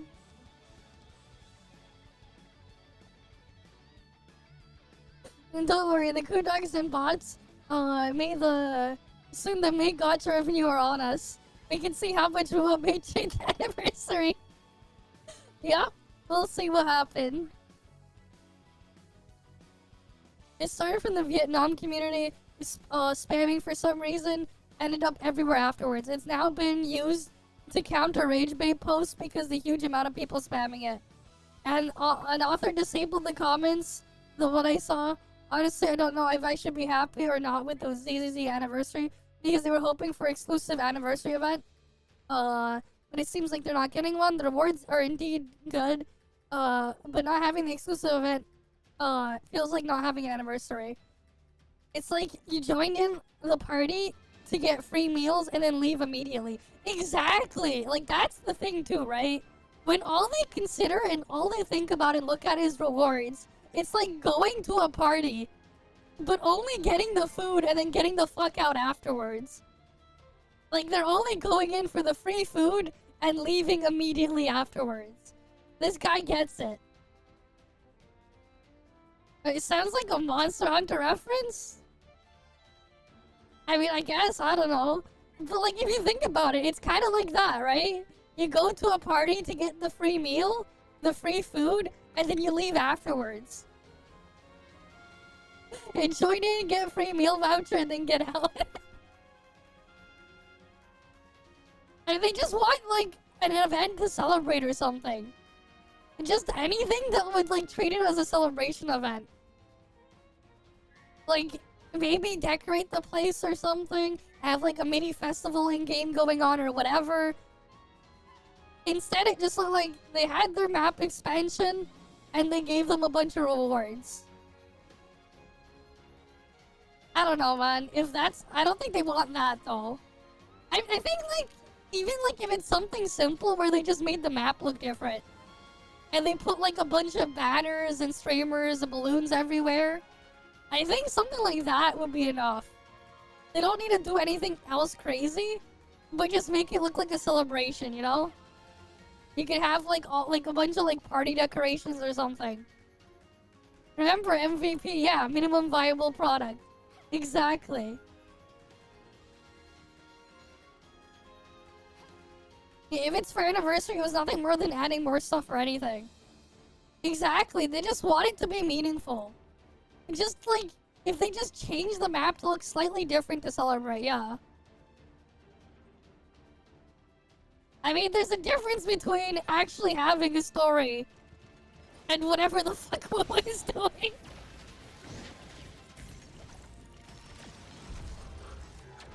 If you can freaking pass off whatever is going on in Woo as a story. Alright, when all you just look at is the flashy cutscene and you skip everything else. It has good graphics, but they're not looking at the game, they're looking at the graphics. That's kind of the problem there. They're not looking at the game, they're not looking at the story, they're looking at the graphics. And that's what makes it sad. They're not. They're just not looking at anything else of it. And that's one of the things they're using to just freaking smack down the other things. They should have made a manhwa. I guess, yeah. A graphic that blocked people from turning on 120 FPS. Yeah. Yeah, it seems too chatty, right? Though they do have the gathering wives part that fits that, right? They got that part at least, I guess. Like honestly, it's like with how much the shit gets spammed out, right? When I read a lot of things, man, it's like I basically end up having to look almost exclusively when I'm gonna pick up a series for the main character to not be a dude. Just so it just gets around that problem. because like most of the freaking things where like the freaking main character's a dude. It's just the same thing, just reskinned. And there's so many of them. Well, to be fair, in the isekai genre, when the female is the main character, they all end up being the villainous isekai trope thing too. They all like to use that one. But I'm a lot better. I'm a lot more okay with that one. But yeah, it's single player gacha. Like, here's the thing, right? It's a live service game. But the game doesn't benefit at all from being a live service. If anything, all the shit they had to slap into it to keep it live service has made the thing worse. It's only made it worse. Like, it's only made the thing drastically worse. Because it's a live service game. Right? And like, I've heard, but like, yeah. It's only made the thing worse. It hasn't made it better. It's made it worse. And there already wasn't much there to begin with. So like, as a whole, it's just sad. But it is what it is, man.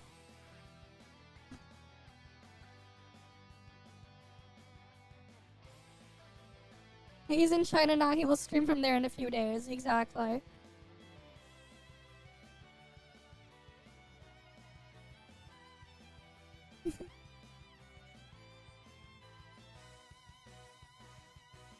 What the fuck? But yeah, these comments, man. Ah, yes, the the fake owner. They got a Fox Watcher, okay. This bait channel uniting Hoyo still impressive? I don't think so. Yeah, you gotta know, you know how tilted they are, then they repeat everything. Exactly. If this guy didn't give a damn about it, he wouldn't be talking about it. If he actually didn't give a damn about it, he wouldn't be here. You know, we all know too well he does give a damn. Right, like for me, I only end up finding out about all this shit because of all these freaking reactions, whatever. I don't go out of my way to look at this shit. When you're actually going out of your way to look at this stuff, that's when you give a damn. Because you put in the time and effort to do it.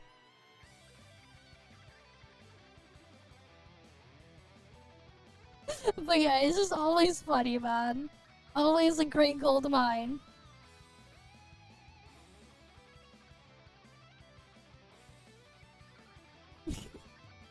Always great.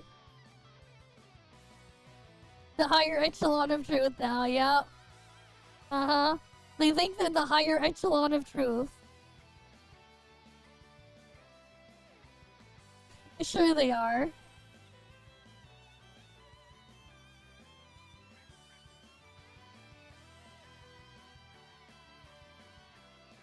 Okay, let's see.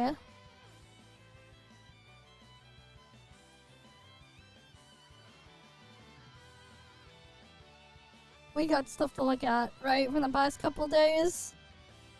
Apples to oranges, ZZZ Wuwa is dumb. Yes, it is dumb. It is. I agree. Okay. Oh, apparently Soul Leveling wins Anime of the Year. Okay. I don't think it's like anything worthy of that. Like, it's okay, I guess. But like, what? Oh wait, I saw this. Wait, I was sent this in my DM. This is gold. They don't know what gameplay is. I love this. This is peak.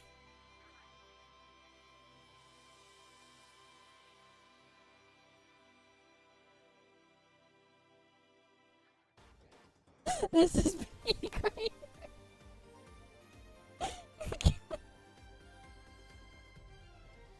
This is great. Menu clicking is the gameplay. True. Menu clicking is the gameplay. Right, and like I made the joke, right? There is no game. But this picture is just great. True. It was fun when that was something, right? When freaking Snowbreak would just stomp everyone. That was something.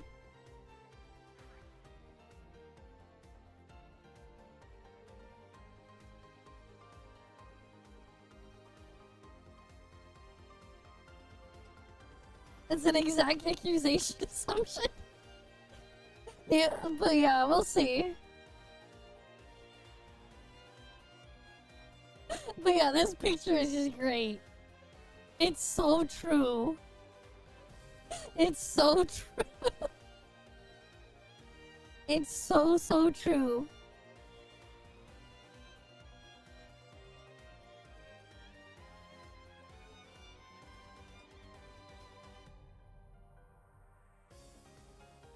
Okay, let's see. Wait, where do we need to go back to start from?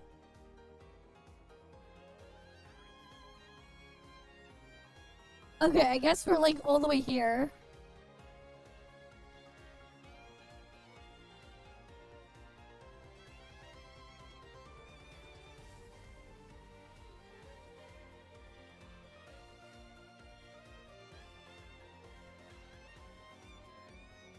I don't think there's an end to crap here. Okay.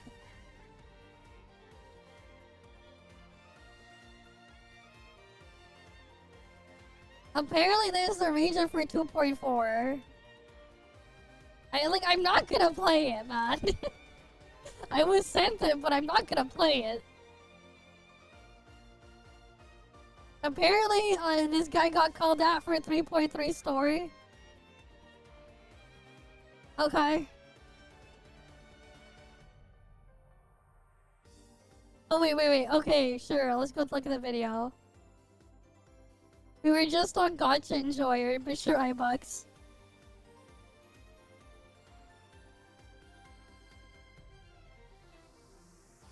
Alright, and they're rating at almost 1K. We're gonna go by newest, right? Great game. Now I know why they asked for RTX 4070, yup. Here, let me zoom in so we can see comments a bit bigger. Oh wait, never mind. YouTube is scuffed with that. Here. Car brands: Toyota, Lexus, Ferrari, Fiat, Honda, Cooper, Porsche, Ruff, and Jeep. If this is intentional, it means that we will have more cars from each brand. But they just want to present them this time. Okay. The fuck is this?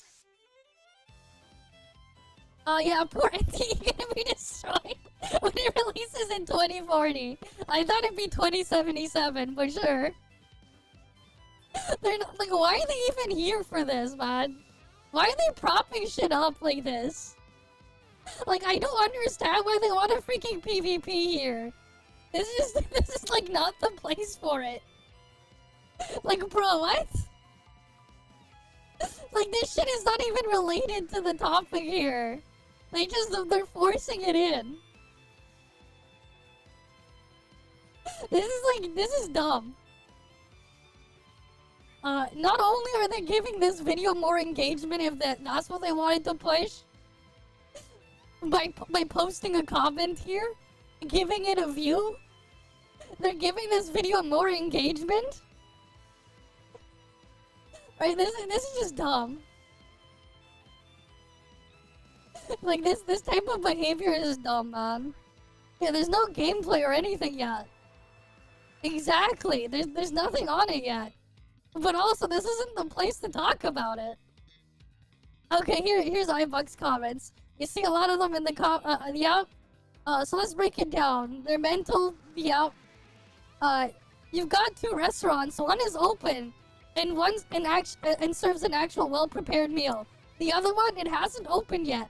But hey, they promise their food will be just as good, if not better. So you sit there waiting because hype is tasty, right?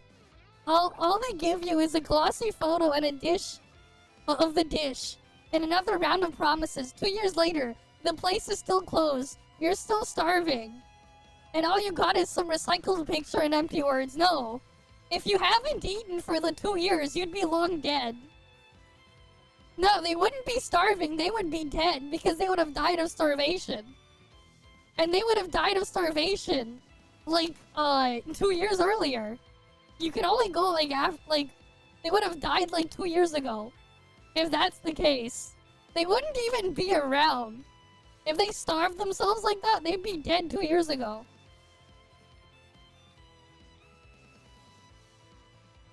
Like, they would have already been dead. Exactly, hype is not gonna make you happy. But like, yeah. And of course people are mocking it here. There's really no reason to talk about it in the comments here. But for some reason people are bringing it up. Alright, like there's a time and place for everything. But this has nothing to do with it. Yet they're dragging it in here. And like again, like here's the thing, right? The competition for this is not only Ananta. Or whatever. And that's what we're gonna look at. It's a live service game. What they're competing for is your time and attention. The actual competition is every live service game. Doesn't matter the genre. All of them are the competition. That's the reality. And people only have a limited amount of time to do whatever it is they're doing in their life. So they have to choose where they want to spend their time. Right? And depending on what platform you're intended to play these on, the actual things you're in competition with will change. So if you intend to play this on PC, for example, you're choosing between playing this live service game versus a different live service game. It doesn't matter which one. If you only had to pick one, or if you play a bunch and you're trying to figure out what you can fit in your schedule here. These aren't like buy to play. You pay the money for the game. You have all the content, and then you can play it whenever. This isn't that type of game. It's a live service game. The actual thing they have to be treated as if they're competing with other live service games. It doesn't matter if they're whatever or not. Right? And the other thing too, gacha games are not a genre. They are a monetization model. That's all. They are not a genre. Right? They are not a genre. It's just a monetization model. Oh, and Apophis is alive. I'm gonna go kill it real quick. Oh, someone else just killed it. Okay.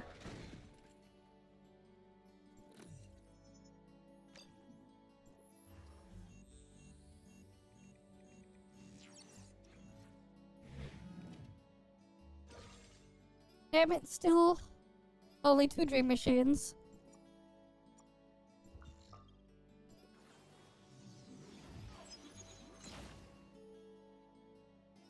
Yeah, they're mostly the same thing, exactly.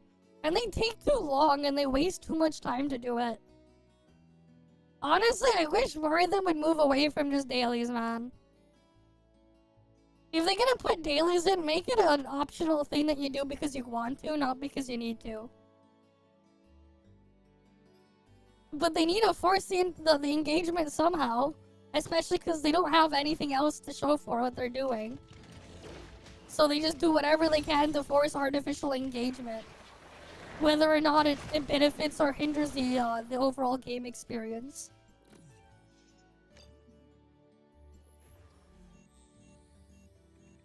Which is its own problem in of itself. And especially for these single player games, it only just makes it worse. It just makes the whole thing worse.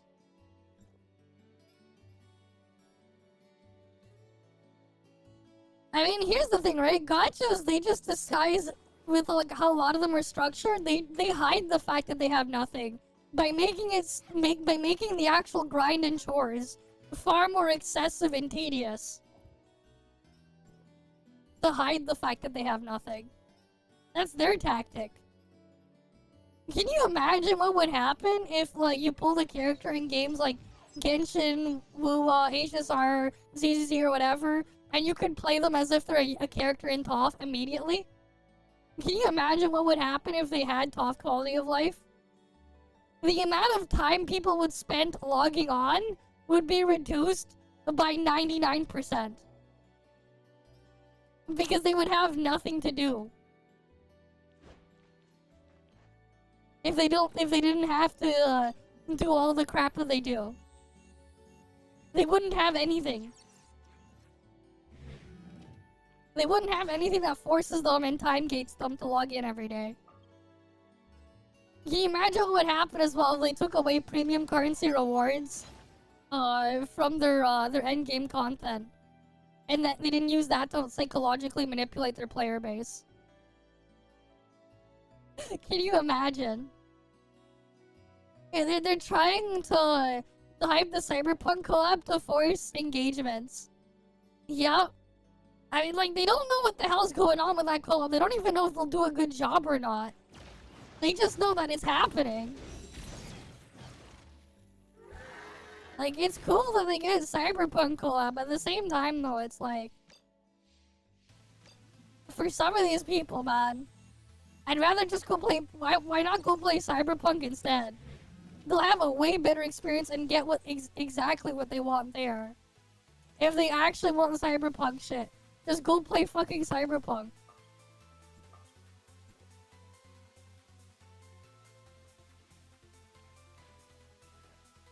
Yeah, they're also just happening way too late. Exactly. They're also just happening way too late. Like, who cares anymore? Who cares?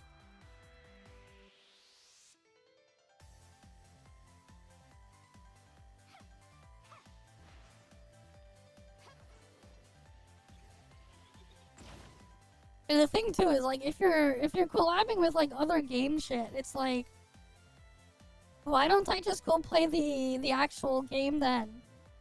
Why would I need this thing or that other thing? I'll get a way better experience there anyways. Do you honestly think WoW is going to fix the actual real issues with it? It's just gonna be more of what they've already been doing for the past year, or what Genshin has been doing for the past 5 years. Just skin to match the Cyberpunk Edgerunners theme. It's just gonna be more of the exact same thing they're already getting. Just reskin to match it. That's all it's gonna be, man. Like, I don't expect anything else out of them. They can't even fucking design their shit around mechanics they have in-game. And they haven't done it in the past year. Do you honestly think they'll actually improve anything? At most, I can just imagine them putting even more automation into the game. I can imagine it being even more automated. So you can AFK more crap. Like, I can imagine that. You want near in every game, fair enough. But yeah. But also, it's just like the cyberpunk doesn't really fit. Like, the same time, too, there's like a lot of like environments that in theory could have been interesting. But you go see it in game in WoW and it's just a big disappointment. Heck, you have the fucking Inferno Rider motorcycle boss. The boss barely fucking moves around. It doesn't even like make use of the fucking motorcycle. Like, you put a motorcycle on a boss in an action game. Have the fucking guy on the freaking motorcycle actually go moving around. Have him chase you or something. There's so much they could do with that type of boss concept. Heck, I don't know if you guys have ever seen the, what was that? There's like the motorcycle thing where like people are driving a motorcycle in like a dome, like and doing like loops and shit in there. Imagine if that was like a boss fight. There's like so many creative things they could have done to make things interesting, especially with the toolkit they have in there. But then it's just a fucking sad disappointment that looks pretty. There's so much they could have done. And like the thing is, like, there are games again from like almost 20 years ago that look better. From the fucking PS3 era.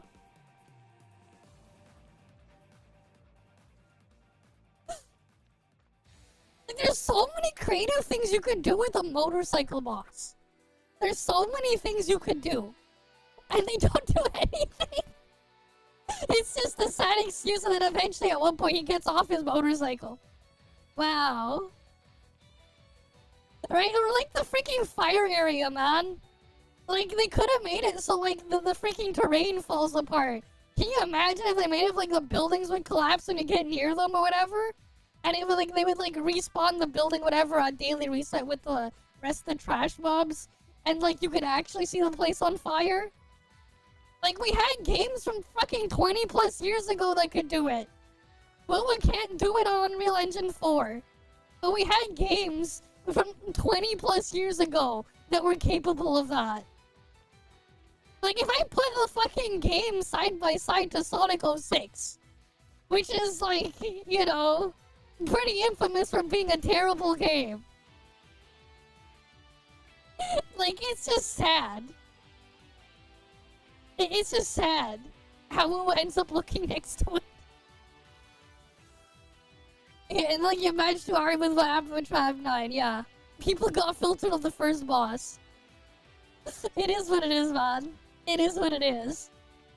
There are so many ways, so many types of things could have been creative and interesting. But like they always end up just not doing any of it. It's just boring. Right? And then it's like, yeah, the gameplay of WoW, what's the difference between playing that if you delete the open world because a lot of people don't actually like it, but they gaslight themselves into liking it, thinking they like it? But like you remove that, what's the difference between playing that and playing one of the dozens of other games that play exactly the same just without an open world? That they could play on mobile. That is the same, like, 2-button swap to next character swap. Like, what's the difference? Some of them even add a 3rd button. Or a 4th button. Like, some of them will even add in 2 more buttons.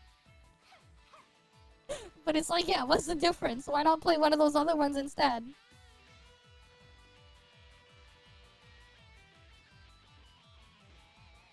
Here's the thing, right? Even with like the regular game market, there's a lot of things that are just slop either way. But yeah, like the whole thing is just sad. The thing is though, it's not like the gachas have to be garbage slop either. Right? At the end of the day, gacha is just a monetization model. It's nothing else but a monetization model. The thing being slop is on the developers, man. It's all on them. It's on the publisher, the developers, or whatever who's actually working on the thing. Right? It's on them. And here's the other thing too, right? What really are the freaking gacha? It's just a fucking loot box. It's your surprise mechanic. Again, it's just a monetization model. Right? It's the same freaking thing.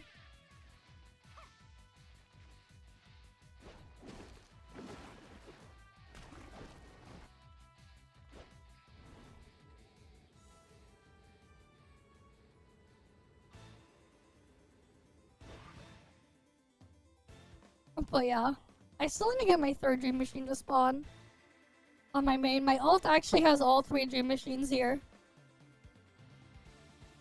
But yeah, we just farming Apophis for those. Korean MMO was Gacha years before they exist. Yeah. And there's a reason why I can't be bothered with freaking Korean MMOs. They suck. They do whatever they can to stop you from actually playing the game. They make it as hard as possible for you to not actually play the game by forcing so many freaking bullshit in front of you. It's just... yeah. Right? Because it's like, what are you there to play it for? What do you want out of it? And like, they won't let you do it. Exactly. It's like there was a lot of hype, and then what happened after the fact? You don't hear shit about it. You know, freaking Lost Arms UI was also really bad, too. They need to create drama. It's all about the Benjamins coming in. Yeah. It really is. It's all about those Benjamins coming in. They're gonna go play Crystal Vatland and dip. Exactly. And like, here's the thing, right? I liked part of what I played in Crystal Vatland in the previous beta, but I can't play that game long term. There's just too much stuff in there that ruins the experience that like prevent me from even tolerating it, unfortunately. It had some cool ideas, but like, it's just the rest of the stuff they put in on top that's just stopping me. Because it's just not, I'm just not gonna be able to actually play the game when it doesn't let me play the game. Yeah, here it's an alt game, exactly, that too. I mean, it's fine having an alt game. The problem is, it's like, the way it's set up and how much chores they throw at you, and they basically want you to do chores on all of your alts. And that's the other part that's just like, yikes. I have to do all the same shit on all of them? And that's where I'm like, yeah, no thanks. Because like, the thing is, back when I played WoW, I did raise every character class, like every class as an alt to level cap. And I would do it every expansion, and I would occasionally hop between all of them. The thing is, I didn't have to log into like any of them every single day. For a lot of the alts, I would log into them maybe once a month. For a few hours, like once a month. There would be like whatever alt I felt, whichever one character I felt like playing for the month. And the other ones, I would occasionally log into them like once every few weeks. When I used to play WoW. Maybe, like, in some cases I would play 2 different ones if I wanted to do 2 different things on them. But for the most part, it would be like, I would have all the classes, there was like 11 or something, 11 or 12 by the time I quit. All at level cap, but I would play like 1 or 2. And the rest, I would just hop between them occasionally. Even multi-clear is locked from crafting, damn. That's scuffed, man. Crimson Desert being a single-player prequel to Black Desert. Okay. I mean, that's fine and all, that they give boosting and stuff. It's just, a lot of the structure in a lot of these live service games suck. They're just not good. And I just can't be bothered with them. They suck.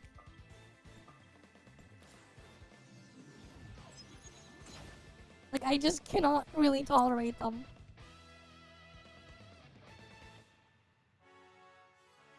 Yeah, that's nice that it doesn't require a lot of them on there. Right? Like, honestly, if Blizzard was, like, kept doing WoW like they did before Legion, I'd probably still play it. It's just, when Blizzard changed the direction of how they handled shit during Legion onwards, that's what, like, it's part of why it's like, yeah, I can't do it anymore. Like, I just couldn't, man. And then I quit WoW. Legion was something else with what it introduced. It made the game a lot closer to a fucking Korean MMO without being a Korean MMO. And it's only the bad parts. And it's just like, no. I'm like tired of the treadmill shit.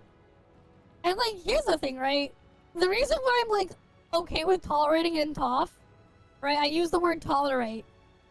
Is because at least I only have to do it once, for the most part, and I can spread it around everywhere.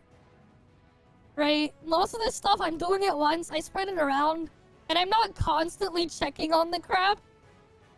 It's just like slowly over time. Like I don't have to like bother like paying too much attention.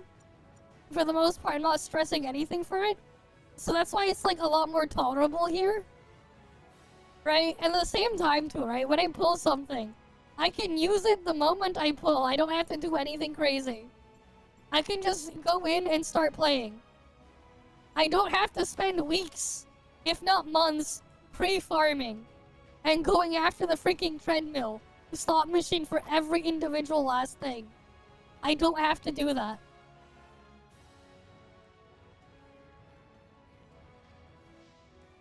Your stuff doesn't break. That too. The stuff here doesn't break or go poof, which is also nice. I don't have to deal with that either.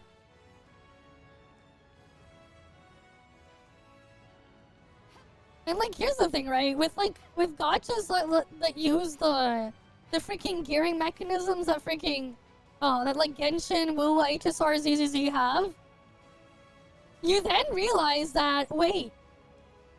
Every character is the freaking gearing bullshit treadmill. Every single last one has that treadmill. At least with the Korean MMOs, it's like your treadmill for whatever character class is on your account. And that's like your only treadmill to chase after. You might have a couple more equipment slots in there, but that's it. But then like with some of these, it's like, oh crap, every character's a treadmill. And if you need like 8 or 9 of the characters built up to do the freaking content in the game, that's 8 or 9 treadmills to go after. Right? And then every new character that you want to slot in and replace is another treadmill.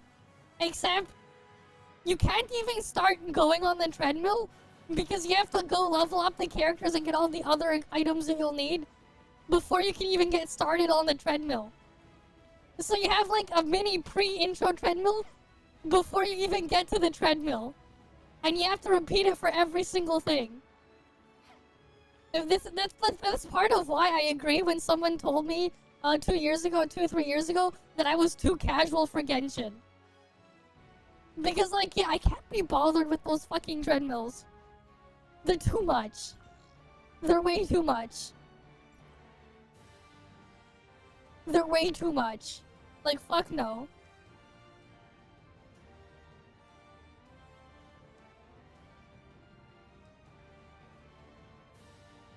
Alright, let's go look at some of the other ones. Actually, we had this video tab, like, held here for a couple of weeks now. I think. Wait, 4 months ago? Was this posted 4 months ago? I thought I had this thing in here for weeks. I didn't realize it was 4 months ago, this video. I might as well get rid of this now. And then we'll go back to the other reacts while we go freaking hot world bosses. As I've been getting back into the gacha space, there's been a big conversation about the concept of power creep. This particular time was about Honkai Star Rail, starting with a tweet by Mr. Pokey, and I was super surprised by how long this discussion went on. This was certainly not the first time this debate has been brought up, and will definitely not be the last time we have to hear about power creep in gacha games. However, one thing I did Can I have a notice crepe while instead? watching 15 debates with what felt like 500 different creators is that we all Wait, where's my kinda crepe? suck at talking about power creep. Where's my crepe? Do we have an intro skip? This is a little bit late to the party. I wanted to get some more scripting We got a practice crepe. in and talk about the concept of power creep, what it is, why it happens, and hopefully get some more of a baseline down for everyone in Gacha so that next time this conversation comes up, we can talk about it more effectively. And maybe even finish the debate in 1 or 2 conversations instead of 50 billion. We'll start at the most 50 basic billion, oh question. boy. What is power creep? The Google AI definition, which I think sums it up pretty nicely, is that power creep is the process of making new content in a game more powerful than existing content. This Yep. is a phenomenon that happens far beyond gacha games and can Well, be yep. seen in card games like Magic the Gathering and Pokemon, and Google AI also says it happens in World of Warcraft, which I don't know anything about, so I'm just kind of taking its word for it. Well, yeah, it happens in World of Warcraft. They power creep your gear every raid tier with a new set of gear. They power creep your gear at the end of every expansion with gear in the next expansion. Yeah, everything power creeps all the time. It's normal. And it knows power creep all the time. How they go about it, though, depends on the game. Usually, though, what happens in a lot of these games is they replace your old stuff with new stuff. ToF is just the funny, weird one that is like, nah, we'll just add more on top instead. We'll just give you more stuff on top. For some reason. I want to establish that I believe that this But like, the same time, the benefit is, right? Like, here's the thing, right? If you wanted to play World of Warcraft today, you do not have to play all of Vanilla WoW, all of Burning Crusade, and then all of Wrath of the Lich King, and then all of Cataclysm, and then all of Pandaland, and then all of Gold Farmers of Draenor, Garrison Farmers of Draenor, and then all of Legion, to then play all of Battle for Azeroth, was it? Right? To then play all of Shadowlands, to whatever the expansion it is now. You can just play the new one. You can just download the game, right? Buy the game, right? And you can play the current expansion. They'll even give you a level boost. Because you can get like a bunch of crap gear at the start of the current content that is going to be better than the gear in all the other old content. So you don't have to play 20 years of WoW to get to the game to play it now. You can just do that. Yeah, making them stronger isn't bad. It's bad when the characters get useless. Even then, like, it depends on how you look at it too. Because again, like, it's like where you're using it and why you're doing things in there. Right, like, again with like endgame stuff, especially in a lot of these gacha games, endgame is atrocious. And it's often not even worth bothering with at all. Right? If you have to, let's say you pull one character copy of the latest freaking power creep character in a gacha game. Right? And it costs you 25,000 premium currency. And then you have to go use them in the latest endgame content that resets once a month. And they only take up 1/9 of your character slots, and you only get 700 back. It's gonna take you more than 20 years of you doing that content every single reset, and you have to use that exact same team to break even for that one character copy. It'll take you more than 20 years. So, like, after that point, you realize when pulling to go clear content is always a loss. You're always losing. And that shouldn't be the reason why you do it. Right? What's even worse, though, is like for these single player games especially, if the game is impossible to play and clear unless you get the next thing. Right? If you cannot actually play through the actual regular content of it, endgame aside, whether it be story or whatever you're playing it for. If that's the case, the game is fucked. But yeah. That's like the real thing that is the issue. Yeah, you think they went from level 120 to 60 in an expansion? Yeah, they had to level squish because numbers got too big. Because numbers got too big, that's why they squished it. They reduced the amount because it got too ridiculous. That's why they did that. That's why Blizzard did that for a while. They lowered all of the levels of everything because the numbers got way too big. Gacha in the game is where you win to lose. Exactly. You actually lose at the end. You're not winning. And that's just what happens when you start putting things, looking at things logically. This is also why I'm strongly against these games putting premium currency as rewards for endgame. Because logically speaking, they're terrible rewards. Because it's never going to be worth what you put in to clear them. That's why I'm against that stuff being in there. No, Pandaland did the same. Both Pandaland and Cataclysm did 5 levels. Cataclysm was level 85 was the cap. Pandaland was level 90. Warlords of Draenor went to 100. Legion went to 110. That was not the case. You forgot Pandaland. You forgot the Pandaland. The Pandaland stuff was actually pretty peak. Back in the day. The theming of the stuff and the funny panda shit aside. The actual shit they had there was really good. With the raids and stuff. The raids were great. They had like a lot of like interesting and creative shit back then. This definition is an extremely simplified baseline and more of a catch-all umbrella term for many things that most people refer to. Wait for him to do another expansion with 5 level increase since we're back to level 80. Primary culprit for why that would be Gacha funny. Aren't the most effective at discussing this topic, but we'll get more into that later. The next question is, why does power creep happen? What many of the games that experience power creep have in common is that they don't have the ability to go back and change old content. In a game like League of Legends or Valorant, character stats can be adjusted and their whole ability kits can be changed to help them keep up with the current state of the meta. However, in a card game like Magic the Gathering, the only change that can be made to a card after being printed is to ban it from play if it's too strong. So power creep happens pretty regularly. I play Pot of Green. Gacha games. Let's me draw 2 are cards. not typically ever directly changed after release. Because people spend their money and time to get those characters, it's not like the developers can just go back and adjust their stats and abilities willy-nilly. I believe there might also be laws about this, at least in China, where a lot of gacha game developers are based, but at the end of the day, the point is that retroactively changing characters directly is not done in gacha games. The only example I can personally think of are the Geo and Zhongli changes that happened in Genshin Impact. I mean, we've had a bunch of things get buffed in ToF. Look at Lin. Lin alone is just walking with a bunch of buffs. We just got that Void Piercer buff recently. What else did we have that got buffed? Actually, wait, every altered unit got buffed on Void Piercer release. As well. Every, like, pre-existing one. Lin got buffed, like, so many times. Right, like... Yeah, they have multiple versions of a character shares level and gear. Yep. The red card being banned in normal Pokemon TCG, but in Pocket's allowed.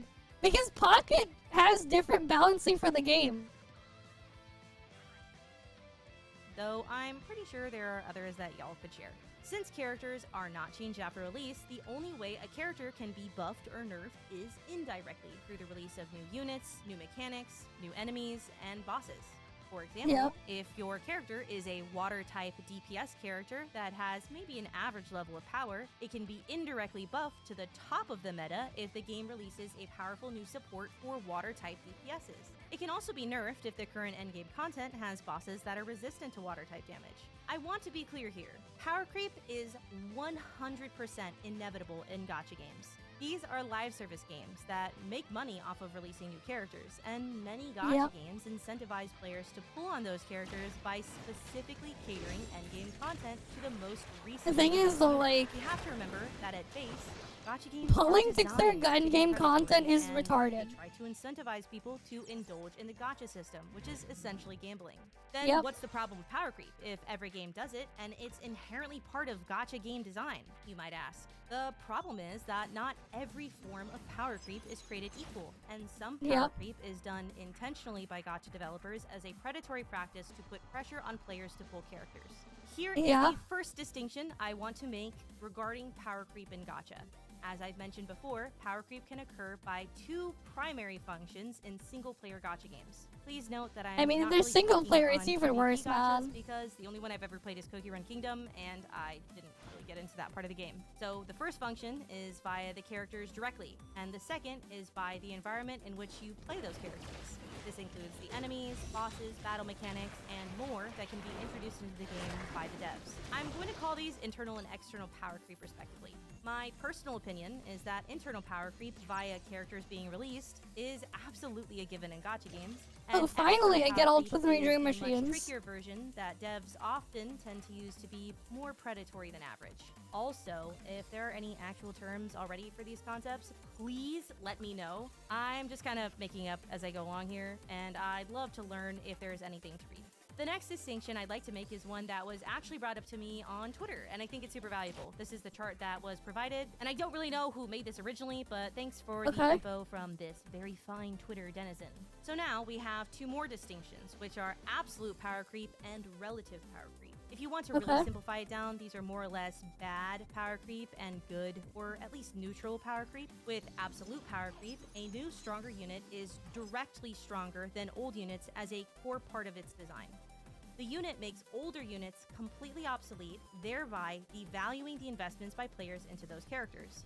Absolute power creep also has a negative impact on the game state as a whole. Due to the newer unit being so objectively stronger, it discourages variety in gameplay and makes the meta of the game overall much more simple and much more specific. It's due to the negative side effects of absolute power creep that I'm terming it bad power creep. With relative power creep, while the character might be stronger than other units, it still allows older units to be played relatively easily. The new character introduces mechanics or synergies that encourage players to create many strategies to complete content, and older units retain value even if they aren't as strong. No power creep better. Since relative power creep enhances the game by introducing more complex strategies and a richer environment for The meta, most they I just want to be calling de-incentivize it Bennett power instead. creep. This is why I said that power creep is an umbrella term that is used as a catch-all for many things in the gacha community. When we talk about power creep in a gacha game, what do we mean? Do we mean internal power creep or external power creep? Absolute or relative? If we can't make these distinctions, it's really easy to flatten down these conversations. After all, if power creep happens in every gacha game, does that mean it's fine? Why are you tourists complaining about it? You clearly don't even understand what a gacha game is if you're complaining about power creep. You're just stupid and lazy. But that's the thing. Power creep is a fine line, a razor's edge that gacha developers walk very intentionally to keep their games making money and retaining relevancy. In most gacha games, standard banner characters are power crept relatively quickly, since they can usually be obtained over time as you pull for units and lose 50-50s. The dev doesn't want you to be perfectly satisfied with the performance of those free or cheaper units because they want you to pull for new premium characters. But that doesn't mean those characters are unusably bad in all of those games. If a dev really wants to push you to pull a character, that unit will usually be relatively strong and power creep other units. They'll add mechanics in the endgame content that caters to the specialty of that. I mean, ToF doesn't add stuff to freaking cater to it, though. They don't do it. That's the funny part, right? ToF actually doesn't do the thing where they add stuff to cater to that one. At most, they cater to whatever random fucking thing can unintentionally break a mechanic. And you can't even pull for some of them in a lot of cases. With how, like, weird some of the freaking event raids can be. Like, it's like, what the fuck? Right? But hey, you know, at least for this week, the Phelan raid this week, they gave everyone a free Ganano. So everyone has a Ganado to hit the physical hit count cap that they need. That character very specifically, and they'll also probably do some really sweet marketing and trailers to get you emotionally invested in the character. I want to give an example of what I feel was a positive instance of power creep. Sometimes devs want to shake up the meta due to its becoming stale or incentivize players to pull in a type of unit that isn't very popular. An example of this is in Inazuma with Genshin Impact. There was an insane shield meta at the time because Zhongli was so incredibly strong, which made most healing characters effectively useless. After all, why heal something when you could just not take any damage? So, Oyo introduced Healing is always worse than preventing. Through a shield and made healers a lot more useful. This was a form of external power creep and internal power creep, as they also released Kokomi, a very powerful healer, at the same time. Personally, oh yeah, here's the funny part about Kokomi healing. Bennett is a better healer than Kokomi. Mathematically speaking, Bennett out-heals Kokomi. Also, mathematically speaking, Sayu also out-heals Kokomi. If you had C6 Sayu. Something about the funny heal scaling stuff with Elemental Mastery, the conversion, and the fact that they tick every second instead of every 2 seconds actually make them heal more than Kokomi. Yeah, your healing is useless if you're dead too. People hating because she couldn't crit? My reason was her fucking weapon was a scam and they mixed it with other shit. But also, her healing wasn't even better. Her healing was objectively worse than other options. Because I knew the fucking math behind how the things worked. Because the game has weird tick rates on things. And there are weird things you could abuse. Because of really weird, stupid design decisions that Oyo had with their earliest units. They freaking designed her so poorly. She didn't power creep other healers. Except the only healer she power crept was fucking Barbara and Chi-Chi. When she was released. The other shit did way better healing than her. There were like funny hard events that they had back then. Where like you could completely cheese it if you had a high energy recharge build on Bennett. And you could just stand in the freaking zone that would kill you in 2 seconds because Bennett would out-heal all the damage. And I would use that a lot. For some of those, like with the freaking, you know, the events where they had the boss where you can put all the things to maximize the difficulty? They had one where you had the Mecha Ray boss, right? And in the middle there was like this massive zone of death that would just kill you in like 2 seconds. But like you could freaking build up Bennett to just out-heal all the damage. And I would just stand there and just sit in it while whacking the boss and ignoring all the mechanics because Bennett could out-heal it on the maximum difficulty where I turned up everything because of the weird Pepega dumb mechanics. They power crept healers and support for a while, but they also hate the Electro in charge. A lot of the reactions are poorly designed. Genshin's reactions are terribly designed. The problem with Genshin's reaction is only the last hit matters with the Elemental Mastery stat, despite all the things working together to put out the output. You then have elemental reactions. Some of them do fixed damage based off of the stat and a modifier there. And then some of them, they're based off of your initial hit.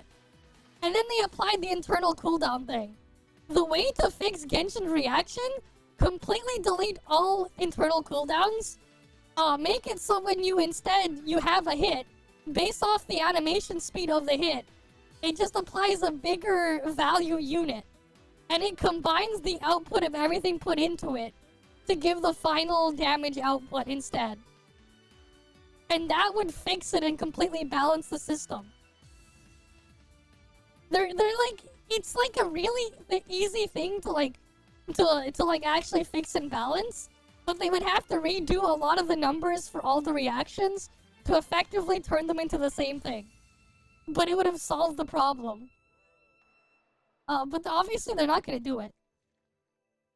Like, there's a very simple solution to the problem, but they won't do it. It would actually make the game less complicated if they did it. Like, if instead, let's say the reaction damage was this, every time you dealt damage, let's say a percent of your attack, let's say 10% of whatever damage you dealt is saved on the target under the elemental debuff. And you make every element both an applicator and a detonator. And what would happen is, the first hit of a specific element is an applicator.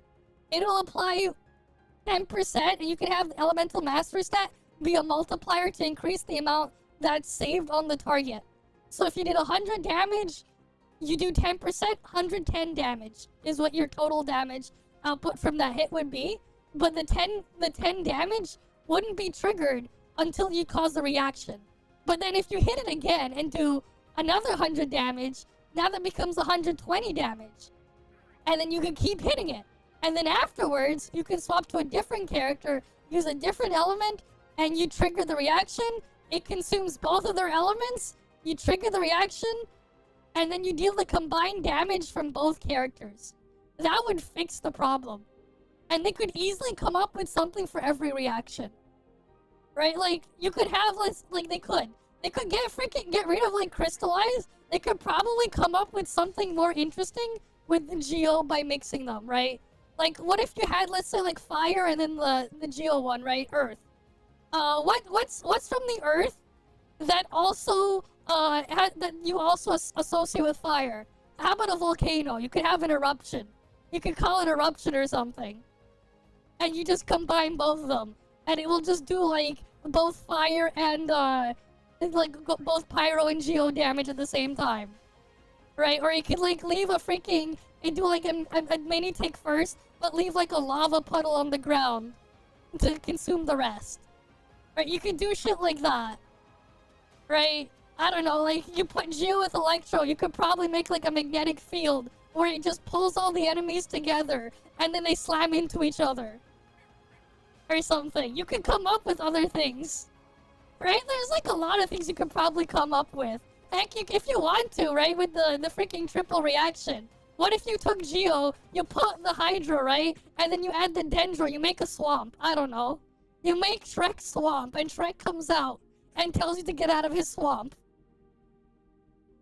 I don't know, you can get creative with that. There's a lot of things you could do. But it's like, it's just a massive disappointment what the thing became. There's so many ways you could, like, come up with things to make it interesting. But they don't do it. And, like, you could apply it to, like, all the things in there. You could come up with something. Like, you could be like, I don't know, you could combine, let's say, Geo with the Cryo. You get, like, a Glacier or something. Oh, that's not a parfait, that's a crepe. So I just For continued power to creep. Zhongli and my C6 Diona and did enough damage fast enough that I could still complete Spiral Abyss. Zhongli was also still very useful, and I believe he's still considered strong even now, 4 years later. Personally, I But, like, yeah. Or, like, here's one, right? You combine Geo with Animo, you get a Sandstorm. You, like, that's another one, right? You could get, like, a freaking Sandstorm. You could combine those. Like, if they needed a freaking reaction. There's so many things that they could have done, but they didn't. Like, if you tell me 2 elements, I could probably come up with an idea. Any 2 that they have in there that could, like, fit that, but they don't obviously do anything like that. Right? But, like, it is what it is. Good power creep situation because it created more complexity in the meta. Before then, it was just use shield Unga Bunga. Now, you had more viable characters to play, and Physical only one with Shatter. I mean, you could come up with more with that still. Bleed out before finishing the floor. Probably. Power creep can also be considered good or relative when it can be mitigated by the investment of the players at a. But, like, physical doesn't have a debuff marker. So, like, they could just make it so it's like you just get bleed. I don't know. Just make it so you get bleed.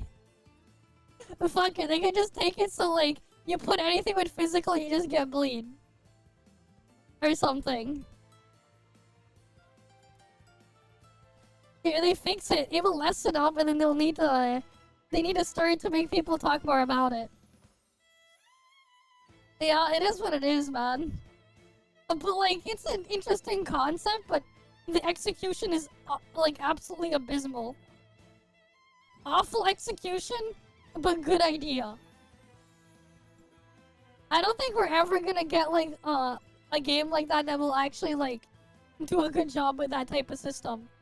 And like properly combine them in a way that makes sense and is like actually decently balanced for everything. I mean, like, yeah, bleed is for physical. In like a lot of games, bleed is counted as physical damage. Typically, they put bleed under physical category. So like, yeah, it's just a standard trope type of thing. Usually bleed gets associated with physical. Reasonable amount. However, there is unfortunately a lot of nuance to this.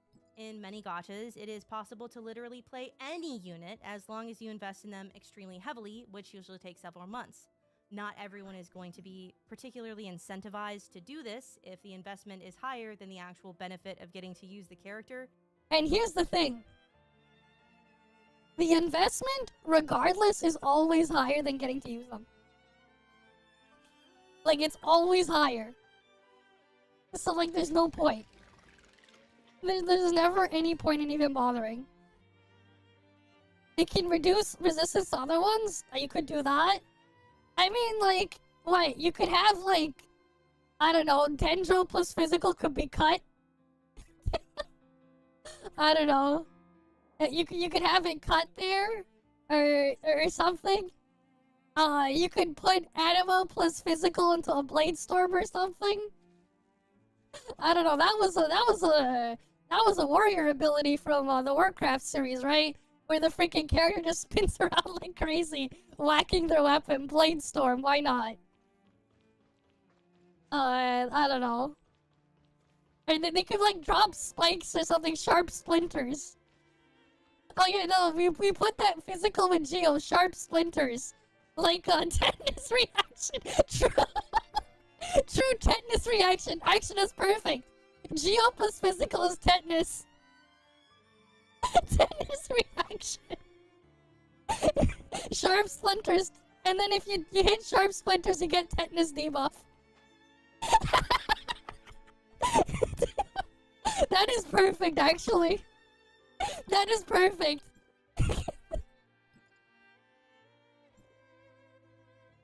That is perfect. Tetanus reaction.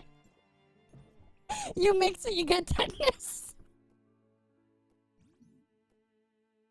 I mean, like, if you could already count though, like, the cryo with the physical of shatter anyways. Just give shatter to even non-frozen targets. It just makes sense. Give it to non-frozen as well. Usually it's kind of done when people really like a character. In other games, the power creep gets so severe that older units are almost completely unplayable, no matter the level of investment. I've been told an example of this is Tower of Fantasy, which is pretty well known in the gacha space for having severe power creep. They talk about stuff they don't know, man. We literally just did the weekly raid and used Samir earlier. We had people using Samir, Hilda, Type 5 armor, and Ganano. They also don't lock any premium currency behind any endgame content. So it don't even matter. The freaking raids are mostly mechanics heavy. So your damage doesn't even matter. But these guys don't know or understand that. They can make a game where, like, they freaking miss an opportunity and don't scale shit to match the content. I've not played enough of it myself to have personally formed an opinion on this. The problem with investment... Why they freaking bring it up then? I don't understand why they bring it up if they can't even talk about it in detail. That's what I don't understand about these people. If you can't actually, like, talk about it from what you from like actual knowledge, why even bring it up?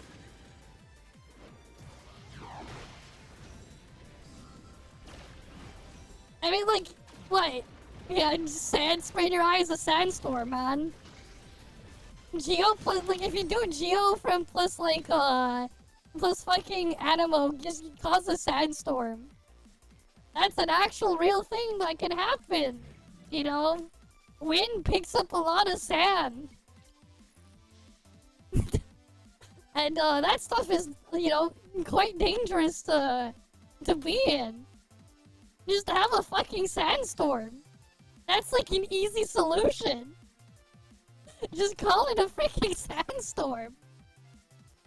Like, fuck. It makes no sense how you can't freaking just... Well, you don't even need to call that, you can just reuse the freaking swirl. Because it's just the same thing, you're just spreading it around. Right? Like, isn't it kind of obvious? That you could probably just, I don't know, have the wind blow it around. Power creep is when the amount of investment needed is significantly less for new units than for older units. If you can use a newer unit and instantly blast through endgame content, that is a problem with power creep if the older units require you to work months and months and months continuously to keep them viable. Now that we've established the extreme poles of good and bad power creep, we have to think about all of the shades of gray in the middle. What about a game where the power creep isn't so severe that older units are completely unplayable, but they do require a significantly higher level of investment, even if they're not very old, compared to newer units with more powerful mechanics? In the case where you really want to use a specific character, if the game requires you to get multiple new units to make that older unit even functional, is that a positive example of power creep? Some games release new units extremely rapidly, meaning that power creep is inevitably happening a lot more quickly. And investing in units at a low, real-life monetary cost might take longer than the actual amount of time the unit is viable in the meta.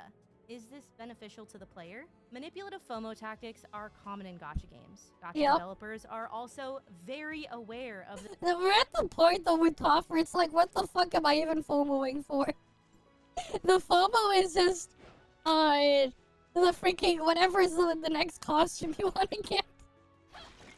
What even is that the FOMO over? Not if they give trash characters, yeah. I mean, like, if we're talking gameplay-wise, for some of these, it's like, I wouldn't want to touch any of them regardless. The sunken cost fallacy experienced by their players. When power creep is used as a weapon against players, they bank on the fact that players will continue True, the first physical door. Because they've already spent so much time and money on their account, and they don't want to feel like they've wasted it. If bad power creep happens once with a particular character or relatively infrequently, it can often be more or less overlooked. When it happens relatively often, it should be looked at with a more critical eye. There is a even Astronaut getting a dorm, behavior that gacha players have ultimately decided to accept by playing the games. When power creep starts to feel bad for the average player and disincentivizes them from continuing to play or pull for characters, that's a problem. Additionally, because gambling addiction is absolutely a problem in gacha games, even if everyone tries to deny it, there will also be players who are pushed further into their addiction when developers use these practices without caution. Even those who don't struggle specifically with gambling addiction can be pressured into these new units when power creep is too severe. At the end of the day, I mean, I just look at it a different way, man. It's like, do I want to actually use it or not? There are times where I've just skipped shit because I wouldn't want to even touch it. Right? Like, despite me having Frost account, man. Look at my Yanuo. This is my Yanuo, that's it. Right? Look at all my other Frost stuff. All my other Frost. A6. Max level, whatever. Right, and then you freaking see Yanuo. Like, Yanuo, I only use her for like exploration stealth thing and running. And even then I barely used it for that. Actually, the only time I used it was when I did part of my initial exploration in the freaking mech area map in 4.6. Just because I could force the stealth to hide. They need to understand they're being farmed for playtime. Exactly, I'm aware of it. And because I'm aware of it, it's like, I actually look at the things differently. Where it's like, oh fuck, I'm being farmed for it and I don't want to do this shit.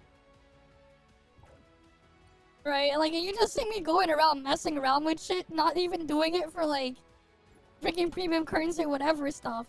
I was just freaking killing a world boss just so I can get, to get pieces for a cosmetic. Apophis is the next one on the list I'm going after. But like, they can't monetize that crap. Because they're not even bothering to try and do it. And they did other elevate combo with ToF like Flame Frost. I don't think they're gonna do that, man. You don't care about the drama anymore in ToF. All you care about is how good looking. Yeah, cause here's the thing, man.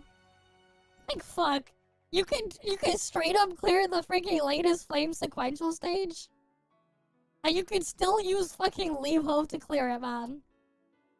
I can still clear this shit with fucking Levo. And how I know? Cause I fucking cleared it with Levo. Like, you look at my fucking flame selection. Yeah, it's quite the roster of flame units, right? Quite the roster. Yeah, exactly. Pulling outfits worth more, man. You go after the cosmetics and stuff you like.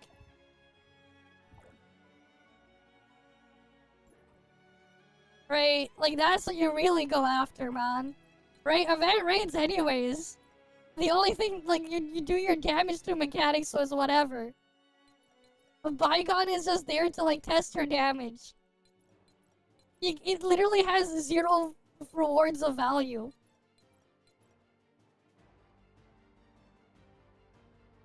There's, like, no actual, like, rewards of value on Bygone. They just add more floors. They just add more floors every patch. Like, the people who are, like, at the top that can clear everything in here, they're not getting anything they would need. The fuck, like, this patch specific alone made these, like, completely worthless. The fuck am I doing with my 1,000+ advancement modules? My freaking almost 13,000 booster modules? The fuck am I even gonna do with these? I can't use them. It doesn't benefit me at all from having all of those. If anything, at one point, if they, it might actually hurt if I eventually run out of inventory space. At one day, I might even actually run out of inventory space.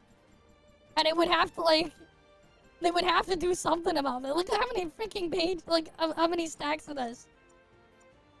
I have stacks upon stacks of this crap. There's another page of it. The rewards are worthless. It's just there to just test your damage. You do it because you want to and you want to see how far you can go. Not because you need to. There's like no value in actually going up higher. The things don't reset anyways either. You ran out of Eureka space, you need to upgrade Eureka with the lower tier, yeah. Especially because they have the Eureka double drop event right now. You just run out and then you're just like spending time like just trashing everything. It's like I'm collecting a bunch of crap and then it's like once in a while I don't do anything with them, I just look through them and just throw them out. Like you see this pair of boots. You're gonna throw those out. How about this one? Throwing them out. This one? Oh yeah, I'm throwing that out too. I might keep that one. That one I'm throwing out. I'm throwing out this one too. I'm tossing that one out. I'll keep that one. I'll toss this one out. That one I'm throwing out. I'm throwing out that one. I'm throwing out that one. I'm throwing out that one. I'm still throwing out that one. I'm throwing that one out. And I'll keep that one there. Yeah, I'm glad they at least they put that in.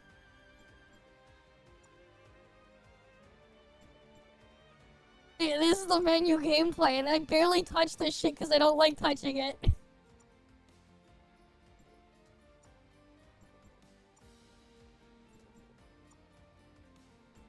I end up like throwing out most of the stuff in here anyways.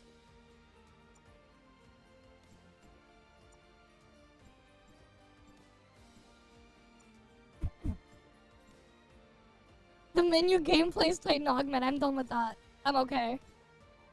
I already finished that gameplay. Actually, wait, no, I haven't finished it on my ult, but I just don't want to do it. I'm too lazy to click augment like 2,000 times.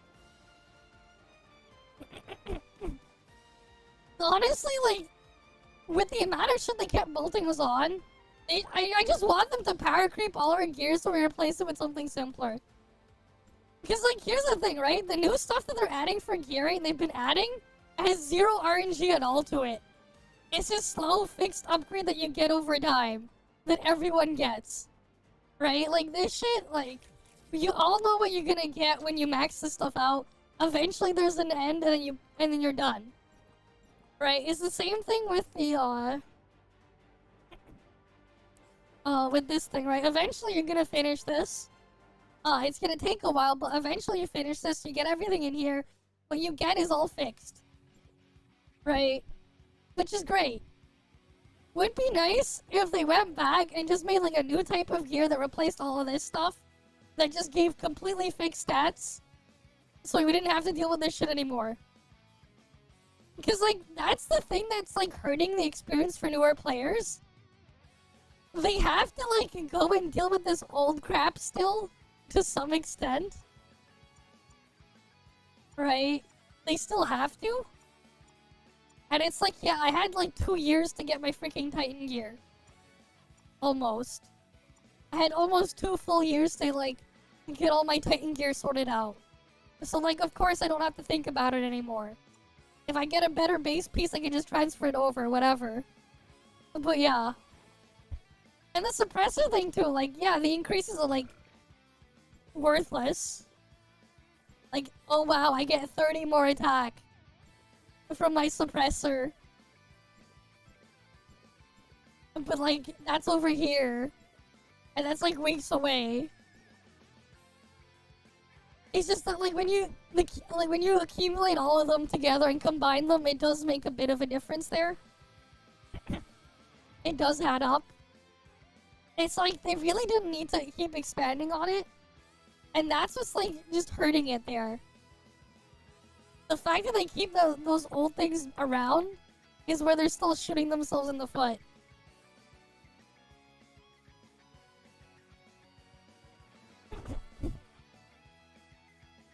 But like, yeah, it is what it is.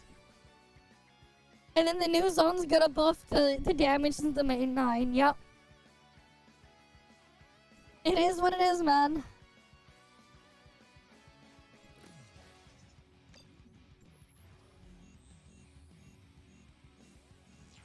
Ooh, free loot.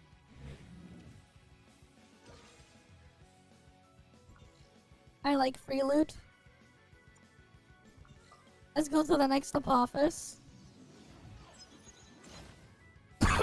Exactly, like that's the thing with like that's what WoW used to do. Right? Next expansion, they would just reset everyone's progress. And people will just go do the next new thing. Which gets around this whole problem, because then everyone could get caught up. Because if everyone has access to the same thing, right? And like, that's why like, power creeping, that type of stuff is not a bad thing. It does help new players a lot more than people think. The problem is just that they didn't actually power creep stuff in like fully. So we still have all the older shit at the bottom that we gotta deal with.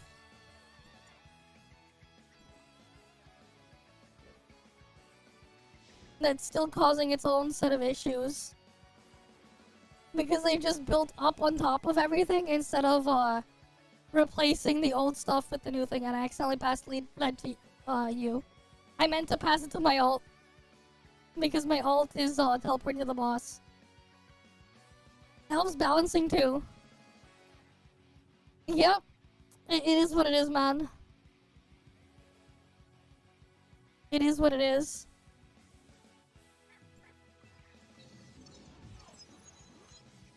Yeah, players made broken builds. Yep. Of course they did. Creep in Gacha is inevitable and can be used as a tool by developers to make the game better, more interesting, and honestly, very engaging to play. But a screwdriver can be a shiv in the hands of the wrong person, and power creep can also be used as a weapon to squeeze the player base of their time and money. As always, there's personal accountability to know when it's time to stop, and if you're having a hard time resisting the urge to pull in a gacha game, it's probably time to take a break and reevaluate. But next time we have the inevitable debate of power creep in gacha games, I'd like to suggest a few questions we can use to guide the conversation. 1, what kind of power creep is occurring? What are we talking about right now? Is it internal or external? Is it absolute or relative? Does this power creep add complexity to the game and its mechanics, or does it make it very simplistic, where it feels like a paint-by-numbers meta where you plug in the right units, even at mediocre investment, to win? Is the amount of investment via time, money, whatever, required by players to keep up with the power creep reasonable for players of varying amounts of commitment to the game? While high commitment players will always feel the investment is reasonable, what about average or middle commitment players that often make up the majority of the player base? While there is a normal... I mean, for me, personally, with the experience of how things are in like some of these games, especially with Genshin and Wuwa, I don't find any of the shit in there reasonable, because the amount of shit you have to go through to go level up a new character, or whatever, especially after like you freaking go through the cost of them, I find them completely unreasonable, because I ain't wasting freaking weeks, if not months, of my time to level up a character that costs, you know, like $400 a copy to guarantee them before I can like actually play them as well. Right? You have both monetary and time investment. Instead of just one or the other, it has both. And the worst of both. Doesn't matter if the entire amounts on each side with the percent gain is... it looks relatively small between. But because I have to deal with both, and how drastic both are when they multiply against each other, it's like, no.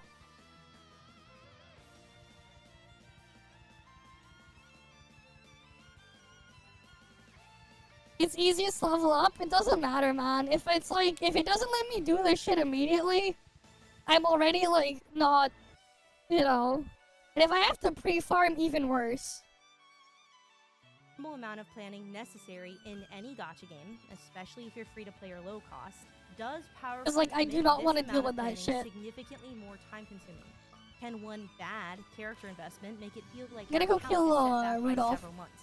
Has the power creep in whatever game we're talking about become a pattern over time rather than something that's a one-off or relatively infrequent? Finally, does the power creep serve the players in any conceivable way, for example, by creating a more diverse meta environment, or does it only serve to make predatory behaviors in the game more intense?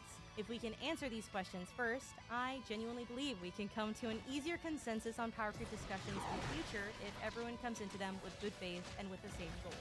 So, there is my power creep yapathon. Thanks so much for watching. I hope you learned something.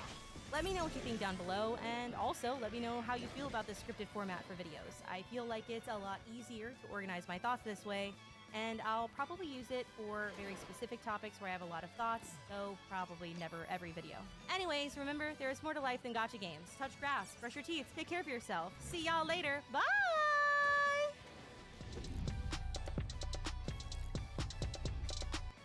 Okay. At least that video's like no longer on the thing in the queue. We got that one completely out. What the hell is this Elden Ring movie confirmed? What the fuck?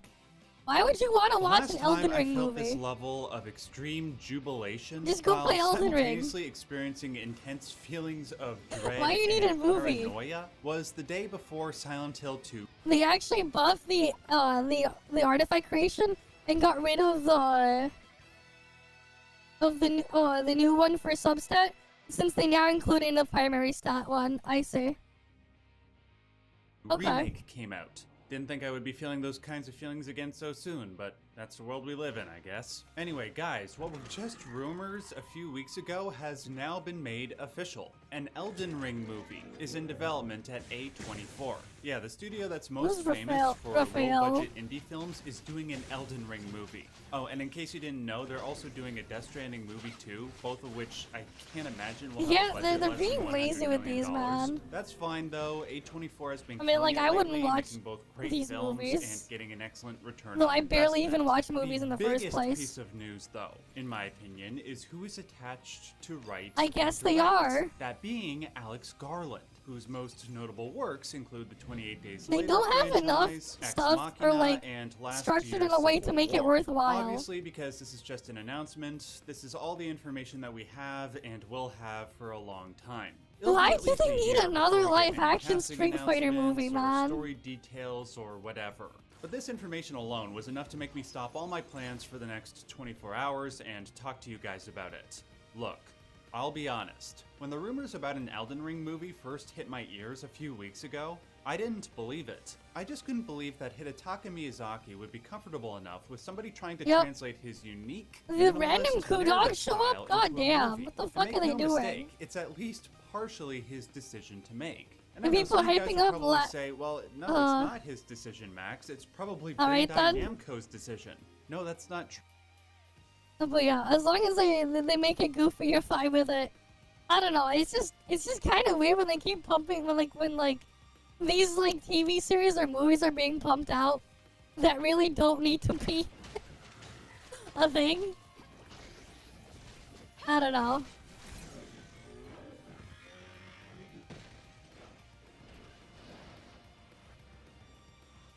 But yeah. I have milk in the fridge. We ran out of space in Remember, the From regular Software fridge in the bought the kitchen. rights to the Elden Ring IP But back after from we had them. like So it's recent either groceries entirely up to delivered, him or so I him ended and up a having to couple other put some of the head stuff in honchos my and mini advisors. fridge in my In the room. case of the movie, So I would just imagine have he'd like have a solid I degree have of 3 input bags regarding of who milk would be in the my person room. with the right take In the on source fridge. material. I have like a bagged milk. I have like bag of milk.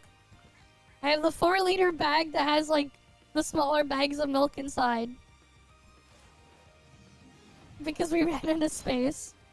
The content is the reviewers hating on the adapted movies. Yeah, fair enough. It's just that I don't understand why they're even adapting these in the first place when they don't exactly have this stuff structured to